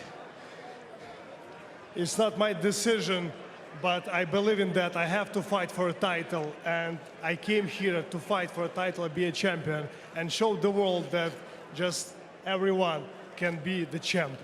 Well, that was an outstanding fight. Congratulations on a big win. Ladies and gentlemen, 23-0, Yaroslav